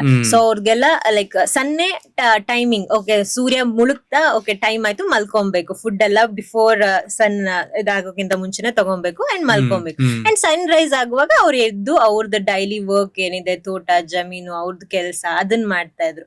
ಅದೇ ಅವ್ರ ಪ್ರಾಪರ್ ಎಕ್ಸರ್ಸೈಸ್ ಆ ತರ ಇರ್ತಿದ್. ಎಲ್ಲ ಹತ್ರನೇ ಇರ್ತದೆ, ಎಲ್ಲಾ ಕಡೆ ವಾಕ್ ಮಾಡ್ಕೊಂಡು ಹೋಗಿ ಎಲ್ಲ ಓಡಾಡಿ ಆ ತರನೇ ಇರ್ತಾ ಇತ್ತು ಕೆಲಸ. ಬಟ್ ಇವಾಗ ಹೆಂಗಾಗಿದೆ, ನಾವು ನೈಟ್ 11 o'clock 12 o'clock ಆದ್ರೂ ನಾರ್ಮಲ್ ರೆಗ್ಯುಲರ್ ಟೈಮ್ ತರಾನೇ ಇರ್ತಾರೆ. ಏನು ಲೈಟ್ ಆಯ್ತು ಮಲ್ಕೊಬೇಕಂತ ಯಾರು ತಿಂಕೆ ಮಾಡಲ್ಲ. ಟಿವಿ ನೈಟ್ 11 o'clock ತನಕನು ನೋಡ್ತಾನೆ ಇರ್ತಾರೆ. ಮಾರ್ನಿಂಗ್ ಲೇಟ್ ಆಗಿ ಎದ್ದೇಳ್ತಾರೆ ಎಷ್ಟೊತ್ ಆದ್ಮೇಲೆ. ಅಂಡ್ ವಾಕ್ ಮಾಡೋದು, ಓಡಾಡೋದು ಇಲ್ವೇ ಅಲ್ಲ. ಎಲ್ಲಿದ್ರು ಟೂ ವೀಲರ್ ಗಾಡಿ ಇದನ್ನೇ ತಗೊಂಡೇ ಹೋಗ್ತಾರೆ. ಸೊ ಅವ್ರಿಗೆ ಏನು ಫಿಸಿಕಲ್ ಆಕ್ಟಿವಿಟಿ ಅನ್ನೋದೇ ಇಲ್ಲ ಆಗಿದೆ ಇವಾಗಿನ ಪ್ರೆಸೆಂಟ್ ಟೈಮ್ ಅಲ್ಲಿ. ಅವ್ರ ಏನಾದ್ರು ಫಿಸಿಕಲ್ ಆಕ್ಟಿವಿಟಿ ಬೇಕಂದ್ರೆ ಅವ್ರ ಏನಾದ್ರು ವರ್ಕ್ಔಟ್, ಫಿಟ್ನೆಸ್ ಈ ರೂಟೀನ್ ಫಾಲೋ ಮಾಡ್ಲೇಬೇಕು. ಇಲ್ಲ ಅಂದ್ರೆ ಏನು ಇಲ್ಲ, ಲೈಫ್ ಅಲ್ಲಿ ಸ್ಟಾಗ್ನೆಂಟ್ ಆಗ್ಬಿಟ್ಟಿದ್ದಾರೆ. ಸೊ ತುಂಬಾ ಮಾಡ್ಲೇಬೇಕಾಗತ್ತೆ, ಫಿಸಿಕಲ್ ಆಕ್ಟಿವಿಟಿ ಬೇಕೇ ಬೇಕು ಇವಾಗಿನ ಜನರೇಷನ್, ಇವಾಗಿನ ಟೈಮ್ಗೆ. ಈಗ ಫಿಸಿಕಲ್ ಆಕ್ಟಿವಿಟಿಗೆ ಕೆಲವರು ಅಂದ್ರೆ ಜಿಮ್ ಅಥವಾ ವರ್ಕೌಟ್ ಮಾಡಕ್ ಇಷ್ಟ ಇಲ್ಲ, ನಮ್ಗೆ ಬ್ಯಾಡ್ಮಿಂಟನ್ ಆಡ್ತೀನಿ, ಇಲ್ಲ ಯೋಗ ಹೋಗ್ತೀನಿ, ಇಲ್ಲ ಯಾವ್ದಾದ್ರು ಒಂದು ಗೇಮ್ ಅಲ್ಲಿ ಇನ್ವಾಲ್ವ್ ಆಗ್ತೀನಿ ಅಂದ್ರೆ ಅದು ಒಳ್ಳೇದೇನಾ? ಒಳ್ಳೇದು. ಫಿಸಿಕಲ್ ಆಕ್ಟಿವಿಟಿ ಹೌದು, ಅದೇನ್ ಕೆಟ್ಟದಂತಲ್ಲ. ಅದನ್ನು ಮಾಡ್ಕೊಂಡು ಅವ್ರ ಬಾಡಿಗೆ ಏನ್ ಬೇಕು, ಮಸಲ್ ಏನ್ ಬೇಕು. ಯಾಕಂದ್ರೆ ಆಫ್ಟರ್ 40-30 ನಾವೇ ಹೇಳ್ದಂಗೆ ಮಸಲ್ ಮಾಸ್ ಡಿಕ್ರೀಸ್ ಆಗ್ತಾ ಹೋಗುತ್ತೆ, ಬೋನ್ ಡೆನ್ಸಿಟಿ ಡಿಕ್ರೀಸ್ ಆಗ್ತಾ ಹೋಗುತ್ತೆ. ಸೊ ಅದನ್ನ ನಾವ್ ಇಂಪ್ರೂವ್ ಮಾಡ್ಕೊಬೇಕು. ಅದಕ್ಕೆ ನೀವು ಸ್ಟ್ರೆಂತ್ ಟ್ರೈನಿಂಗ್ ಮಾಡ್ಲೇಬೇಕು, ಮಸ್ಟ್ ಅಂಡ್ ಶುಡ್. ಅದಕ್ಕೆ ಬೇರೆ ಏನು ಆಪ್ಷನ್ ಇಲ್ಲ. ನೀವು ಬ್ಯಾಡ್ಮಿಂಟನ್ ಆಡೋದೆಲ್ಲದು ಕಾರ್ಡಿಯೋ ತರ ಹೆಲ್ಪ್ ಆಗುತ್ತೆ. ಬಟ್ ನೀವು ಮಸಲ್ಗೆ ಏನ್ ಮಾಡ್ಬೇಕಂದ್ರೆ ವರ್ಕೌಟ್ ಮಾಡ್ಲೇಬೇಕಾಗುತ್ತೆ. ಅಂಡ್ ಸ್ಲೀಪ್ ಪ್ಯಾಟರ್ನ್ ಬಗ್ಗೆ ನೀವ್ ಆಗ್ಲೇ ಹೇಳಿದ್ರಿ, ಇವತ್ತಿನ ದಿನ 11 ಗಂಟೆ 12 ಗಂಟೆಗೆಲ್ಲ ಮಲಗ್ತೀವಿ, ಅಥವಾ ಕೆಲವ್ರಿಗೆ ಅದೇನೆ ಲಾಗಿನ್ ಟೈಮ್ ಆಗಿರುತ್ತೆ, ಈ ತರ ಎಲ್ಲ ಇರುತ್ತೆ. ಫಿಟ್ನೆಸ್ ಕೋಚ್ ಆಗಿ ಸ್ಲೀಪ್ ಪ್ಯಾಟರ್ನ್ ಯಾವ್ದು ಬೆಸ್ಟ್, ಯಾವ್ದು ಐಡಿಯಲ್ ಸ್ಲೀಪ್ ಪ್ಯಾಟರ್ನ್ ಅಂತ ಹೇಳ್ತೀರಾ? ಬಿಫೋರ್ ಇವಾಗ ಈಗ ಪ್ರೆಸೆಂಟ್ ಹೇಳೋದಾದ್ರೆ ಬಿಫೋರ್ 9 o'clock 9:30 ಮಲ್ಗೋದು ತುಂಬಾ ಒಳ್ಳೇದು. ಮಾರ್ನಿಂಗ್ ಸ್ವಲ್ಪ ಅರ್ಲಿ ಹೇಳೋದು ತುಂಬಾ ಒಳ್ಳೇದು. ಅಂದ್ರೆ ನೀವು ಬೇಗ ಎದ್ದೆ ನಿಮ್ದು ಡೇ ಲಾಂಗ್ ಆಗಿರುತ್ತೆ. ನಿಮ್ದು ವರ್ಕ್ಔಟ್ ಫಿನಿಶ್ ಮಾಡ್ಕೊಬಹುದು, ನಿಮ್ ಡೈಲಿ ರೊಟೀನ್ ಎಲ್ಲ ಮಾಡ್ಕೊಬಹುದು, ಮನೆಯದೆಲ್ಲ ನಿಮ್ ವರ್ಕ್ ಎಲ್ಲ ಮಾಡ್ಕೊಬಹುದು. ಆಮೇಲೆ ನಿಮ್ದು ಏನ್ ರೆಗ್ಯುಲರ್ ವರ್ಕ್ ಇದೆಯೋ ಅದನ್ನ ಕೂಡ ನೀವು ಮಾಡೋದು. ನೀವು ಮಾರ್ನಿಂಗ್ ಹೇಳೋದೇ ಲೇಟ್ ಆಗಿದ್ರೆ 8 o'clock, ಈಗ 10 o'clock ಆಫೀಸ್ ಇದೆ ಅಂದ್ರೆ 9 o'clock ಇದ್ರೆ ಏನ್ ಮಾಡಕ್ಕಾಗತ್ತೆ? ಜಸ್ಟ್ ಎದ್ದು ಓಡ್ತಾ ಇರಬೇಕಾಗತ್ತೆ. ನಿಮ್ದು ಏನು ಬೇರೆ ಫಿಸಿಕಲ್ ಆಕ್ಟಿವಿಟಿ ಏನಕ್ಕೂ ಟೈಮ್ ಸಿಗೋದಿಲ್ಲ ನಿಮ್ಗೆ. ಸೊ ಆದಷ್ಟು ನೈಟ್ ಬೇಗ ಮಲಗಿ ಬೆಳಗ್ಗೆನು ಬೇಗ ಹೇಳೋದು ಒಳ್ಳೇದು. ಒಂದು 9 o'clock ಮಲ್ಗ್ತೀರಾ, ಮಾರ್ನಿಂಗ್ ಒಂದು 5 o'clock ಹೇಳೋದು, ಆತರ ಇದ್ರೆ ಬೆಟರ್. ಒಂದು 9 to 8 hours ಮಿನಿಮಮ್ ನಿದ್ದೆ ಮಾಡೋದು ಒಳ್ಳೇದು. ಓಕೆ, ಅಂದ್ರೆ 7 to 8 hours ಐಡಿಯಲ್ ಟೈಮ್ ಬೇಕೇ ಬೇಕು. 7 hours ಗಿಂತ ಒಳಗಡೆ ನಿದ್ದೆ ಮಾಡಿದ್ರೆ ಅದಷ್ಟು ಒಳ್ಳೇದಲ್ಲ. ನಿಮ್ ಬ್ರೈನ್ ಆಕ್ಟಿವಿಟಿನೇ ಪ್ರಾಪರ್ ಆಗಿ ನೀವು ಒಂದು ಅಬ್ಸರ್ವ್ ಮಾಡಿ. ನೀವು ನೈಟ್ ನಿದ್ದೆನೆ ಮಾಡಿರಲ್ಲ ಹಿಂದಿನ ದಿವಸ, ನೆಕ್ಸ್ಟ್ ಡೇ ನೀವು ವರ್ಕ್ ಮಾಡತ್ತಿ, ನಿಮ್ಗೆ ಏನು ಕಾನ್ಸಂಟ್ರೇಟ್ ಮಾಡಕ್ಕೆ ಆಗಲ್ಲ ವರ್ಕ್ ಮೇಲೆ, ಅಂಡ್ ಸುಸ್ತು ತರಾನು ಅನ್ಸ್ತಾ ಇರುತ್ತೆ. ಅದೇ ನೀವು ಪ್ರಾಪರ್ ಆಗಿ ಸ್ಲೀಪ್ ಪ್ಯಾಟರ್ನ್ ಅದೇ ಮಲ್ಗಿದ್ದು ನೆಕ್ಸ್ಟ್ ಡೇ ವರ್ಕ್ ಮಾಡುವಾಗ ಒಳಗಡೆಯಿಂದನೇ ಒಂದು ಚೈತನ್ಯ ಇರುತ್ತೆ. ಸೊ ಸ್ಲೀಪ್ ತುಂಬಾ ಇಂಪಾರ್ಟೆಂಟ್ ಆಗುತ್ತೆ. ಅಂಡ್ ಐಡಿಯಲಿ ಈಗ ಪರ್ಟಿಕ್ಯುಲರ್ಲಿ ವುಮೆನ್ ವರ್ಕೌಟ್ ಗೆ ಇನ್ವಾಲ್ವ್ ಆಗ್ತಾರೆ, ಫಿಟ್ನೆಸ್ ಗೆ ಅಂತಂದ್ರೆ ಐಡಿಯಲ್ ಟೈಮ್ ಯಾವುದು, ಅದೇನಾದ್ರು ಇದೆಯಾ? ಅಂದ್ರೆ ಬೆಳಿಗ್ಗೆ, ಸಂಜೆ ಆತರ ಏನಾದ್ರು ಇದೆಯಾ? ವರ್ಕೌಟ್ ಮಾಡಕ್ ಏನು ಇದೇ ಟೈಮಿಗೆ ಮಾಡ್ಬೇಕು ಅಂತರ ಏನು ಇರಲ್ಲ. ನಿಮ್ ಕಂಫರ್ಟೇಬಲ್ ಟೈಮಿಗೆ ಒಟ್ನಲ್ಲಿ ಡೇದು ಅದೊಂದು ವರ್ಕೌಟ್ ಮಸ್ಟ್ ಅಂಡ್ ಶುಡ್. ಹೇಗೆ ಊಟ ಮಾಡ್ತೀವಿ, ಹೇಗೆ ಬ್ರಷ್ ಮಾಡ್ತೀವಿ, ಆ ತರ ವರ್ಕೌಟ್ ಮಾಡ್ಬೇಕು ಅನ್ನೋ ತರ ಇಟ್ಕೊಬೇಕು. ನಿಮ್ಗೆ ಎನರ್ಜಿ ಯಾವಾಗ ಜಾಸ್ತಿ ಇರುತ್ತೆ, ಲೈಕ್ ಯೂಶಲಿ ಮಾರ್ನಿಂಗ್ ಎಲ್ಲರಿಗೂ ಫ್ರೆಶ್ ಆಗಿರ್ತಾರೆ, ಅವಾಗ ನಿಮ್ಗೆ ವರ್ಕೌಟ್ ಮುಗಿಸ್ಕೊಂಡ್ರೆ ಒಳ್ಳೇದು. ಕೆಲವ್ರಿಗೆ ಓಕೆ ಮಾರ್ನಿಂಗ್ ಬೇಗ ವರ್ಕಿಗೆ ಹೋಗ್ಬೇಕು, ನನ್ಗೆ ಈವ್ನಿಂಗ್ ಟೈಮ್ ಇರುತ್ತೆ, ಈವ್ನಿಂಗ್ ಮಾಡಿದ್ರು ಒಳ್ಳೇದು. ಒಟ್ನಲ್ಲಿ ಅದು ಫಿನಿಶ್ ಮಾಡ್ಬೇಕು, ಬಿಟ್ರೆ ಇದಕ್ಕೆ ಇದೇ ಟೈಮ್ ಅಂತ ಹೇಳಿ ಯಾವ್ದು ಇರಲ್ಲ.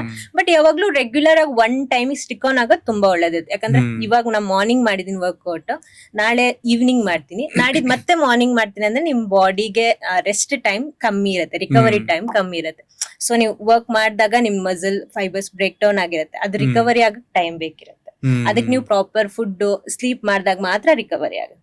ಸೊ ಆ ಟೈಮ್ಗೋಸ್ಕರ ನೀವು ಒಂದ್ ಪ್ರಾಪರ್ ಇವತ್ ಮಾರ್ನಿಂಗ್ ಮಾಡ್ರೆ ಮಾರ್ನಿಂಗ್ ಅದೇ ತರ ಮೇಂಟೈನ್ ಮಾಡೋದು ತುಂಬಾ ಒಳ್ಳೇದು.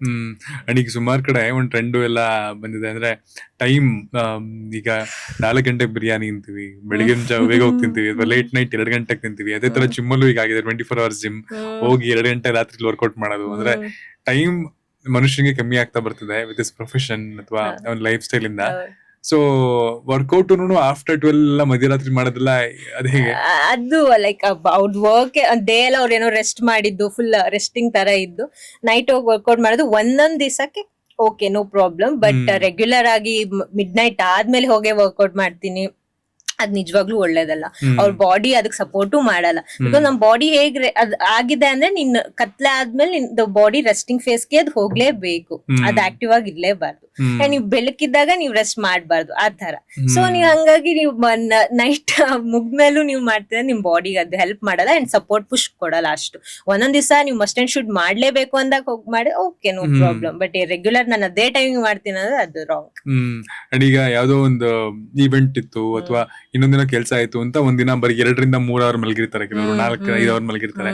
ಆ ಟೈಮಲ್ಲಿ ನೆಕ್ಸ್ಟ್ ಡೇ ವರ್ಕೌಟ್ ಮಾಡೋದು ಒಳ್ಳೇದ? ಇಲ್ಲ, ಅವಾಗ ನೀವು ರೆಸ್ಟ್ ಮಾಡೋದು ತುಂಬಾ ಒಳ್ಳೇದು. ಸೊ ನಿಮ್ ಬಾಡಿ ನೀವು ವರ್ಕೌಟ್ ಮಾಡೋದು ಎಷ್ಟು ಇಂಪಾರ್ಟೆಂಟ್, ರಿಕವರಿ ಕೂಡ ಅಷ್ಟೇ ಇಂಪಾರ್ಟೆಂಟ್ ಇರುತ್ತೆ. ನೀವು ಹಿಂದಿನ ದಿವಸ ನೀವು ಮಲ್ಗೆ ಇಲ್ಲ, ಫುಲ್ ಸುಸ್ತಾಗಿದ್ದೀರಾ ಅಂದಾಗ ನೀವು ರೆಸ್ಟ್ ಮಾಡೋದೇ ಒಳ್ಳೇದು. ನೆಕ್ಸ್ಟ್ ಡೇ ನೀವು ರೆಸ್ಟ್ ಮಾಡಿ, ಅದ್ರ ನೆಕ್ಸ್ಟ್ ಡೇ ವರ್ಕೌಟ್ ಮಾಡಿ. ಒಂದ್ ದಿವಸ ಮಿಸ್ ಆಗಿ ಅದೇನಂತ ಮೇಜರ್ ಇದಾಗಲ್ಲ. ಬಟ್ ನೀವು ಅಲ್ಲಿ ಹೋಗಿ ಆಲ್ರೆಡಿ ಸುಸ್ತಾಗಿದ್ದೀರಾ ಅಂಡ್ ಅಗೇನ್ ಹೋಗಿ ವರ್ಕೌಟ್ ಮಾಡಿದಾಗ ಇನ್ನೂ ರಿಕವರಿ ಸಿಗದೇ ಇಲ್ಲ ಬಾಡಿಗೆ, ಅದೇನು ಹೆಲ್ಪ್ ಕೂಡ ಆಗಲ್ಲ. ಜಸ್ಟ್ ನಿಮ್ ಮೈಂಡ್ ಅಲ್ಲಿ ಓಕೆ ವರ್ಕೌಟ್ ಮಾಡಿದೀನಿ ಅಂತ ಇರುತ್ತೆ, ಬಿಟ್ರೆ ನಿಮ್ ಬಾಡಿಯಿಂದ ಆ ಪುಷ್ ಇರೋದಿಲ್ಲ. ಸೊ ಅವಾಗ ನೀವು ರೆಸ್ಟ್ ಮಾಡೋದೇ ಒಳ್ಳೇದಿರುತ್ತೆ. ಅಂಡ್ ತುಂಬಾ ಜನ ಹೆಣ್ಮಕ್ಳಿಗೆ ಅಥವಾ ವುಮೆನ್ಗೆ ಈ ಕ್ವಶನ್ ಇರುತ್ತೆ, ಪ್ರಾಬ್ಲಿ ಇದನ್ನ ಆನ್ಸರ್ ಮಾಡೋದಕ್ಕೆ ಯಾರು ಪ್ರಾಪರ್ ಚಾನೆಲ್ ಸಿಕ್ಕಿರಲ್ಲ. ಅಂದ್ರೆ ಮೆನೋಪಾಸ್ ಟೈಮ್ ಅಲ್ಲಿ ಅಥವಾ ಪೀರಿಯಡ್ಸ್ ಟೈಮ್ ಅಲ್ಲಿ ವರ್ಕೌಟ್ ಮಾಡೋದು ಸೇಫಾ ಅಥವಾ ಈಗ ರೆಗ್ಯುಲರ್ ಆಗಿ ಮಾಡ್ತಿದ್ದಾರೆ, ಆಗ ನಾನು ಕ್ಯಾನ್ಸಲ್ ಮಾಡ್ಬೇಕಾಗಿತ್ತು, ಮಾಡದೇ ಇರ್ಬೇಕಾ ಅಥವಾ ಮಾಡಬಾರ್ದ? ತುಂಬಾ ಜನ ಗೊತ್ತೇ ಇರಲ್ಲ. ನೀವೇನ್ ಸಜೆಸ್ಟ್ ಮಾಡ್ತೀರಾ ಅದಕ್ಕೆ? ಪೀರಿಯಡ್ಸ್ ಬೇರೆ ಅಂಡ್ ಮೆನೋಪಾಸ್ ಬೇರೆ. ಪೀರಿಯಡ್ಸ್ ಬಂದು ನಿಮ್ಗೆ ರೆಗ್ಯುಲರ್ ಮಂತ್ಲಿ ಬೇಸಿಸ್ ಅಲ್ಲಿ ಆಗ್ತಾ ಇರುವಾಗ ಅದು ನಿಮ್ completely depend on your mind. ಅಂದ್ರೆ ನನ್ಗೆ ಓಕೆ ಮಾಡ್ಬೇಕು ಅನಿಸ್ತಾ ಇದೆ, ನಾನ್ ಮಾಡ್ತೀನಿ, ನನ್ನ ಸ್ಟ್ರೆಂತ್ ಇದೆ ಅಂದಾಗ ನೀವು ವರ್ಕೌಟ್ ಮಾಡೋದು ಒಳ್ಳೇದು. ಓಕೆ ವರ್ಕೌಟ್ ಮಾಡಕ್ ನಂಗೆ ಅನ್ಕಂಫರ್ಟೇಬಲ್ ಇದೆ, ಓಕೆ ಕಾರ್ಡಿಯೋ ಮಾಡಿ, ವಾಕ್ ಮಾಡಿ, ಯೋಗ ಮಾಡಿ, ಸ್ಟ್ರೆಚಸ್ ಮಾಡಿ, ಒಳ್ಳೇದು. ಅದು ಬಂದು ನಿಮ್ದು ಪೀರಿಯಡ್ಸ್ ಟೈಮ್ ಅಲ್ಲಿ ಆಯ್ತು. ಕೆಲವ್ರಿಗೆಲ್ಲ ಇಲ್ಲ ಸ್ಟ್ರೆಂತ್ ಇರುತ್ತೆ, ನಾ ಮಾಡ್ತೀನಿ ಅಂತ ಇರ್ತಾರೆ, ಅವ್ರು ಕೂಡ ಮಾಡೋದು ಒಳ್ಳೇದು. ಯಾಕಂದ್ರೆ ನಾನು ಯೂಶಲಿ ಏನ್ ಮಾಡ್ತೀನಿ, ಕ್ಲೈಂಟ್ಗೆ ಬಂದಾಗ ಕೇಳ್ತೀನಿ, ಅಂದ್ರೆ ಅವ್ರು ಹೇಳ್ತಾರಲ್ಲ ಅವಾಗ ಮಾಡಕ್ ಕಂಫರ್ಟೇಬಲ್ ಇದ್ಯಾ ಅಂತ ಕೇಳ್ತೀನಿ. ಅಂಡ್ ಓಕೆ ಕೆಲವ್ರು ಕಂಫರ್ಟೇಬಲ್ ಇರುತ್ತೆ, ಕೆಲವ್ರು ಇರಲ್ಲ. ಕೆಲವ್ರಿಗೆ ಓಕೆ ಅಪ್ಪ ಬಾಡಿ ವರ್ಕೌಟ್ ಮಾತ್ರ ಮಾಡಿಸ್ತೀವಿ, ಆತರ ಬೇಸಿಸ್ ಅಲ್ಲಿ ಹೋಗೋದು. ಅದು ಕಂಪ್ಲೀಟ್ಲಿ ಕ್ಲೈಂಟ್ ಮೇಲೆ ಡಿಪೆಂಡ್ ಆಗಿರುತ್ತೆ, ಅವ್ರ ಮೇಲೆ ಡಿಪೆಂಡ್ ಆಗಿರುತ್ತೆ. ಬಟ್ ವರ್ಕೌಟ್ ಅಥವಾ ಎಕ್ಸರ್ಸೈಸ್ ಅನ್ನೋದು ಅದಕ್ಕೇನು ಹ್ಯಾಂಪರ್ ಮಾಡಲ್ಲ. ಇಲ್ಲ, ನೀವು ಪ್ರಾಪರ್ ನೀವು ಲೈಫ್ ಸ್ಟೈಲ್ ಇಟ್ಕೊಂಡು ನೀವು ಅಂದ್ರೆ ನಮ್ ಕ್ಲೈಂಟೇ ನಾನು ಹೇಳೋದಾರೆ.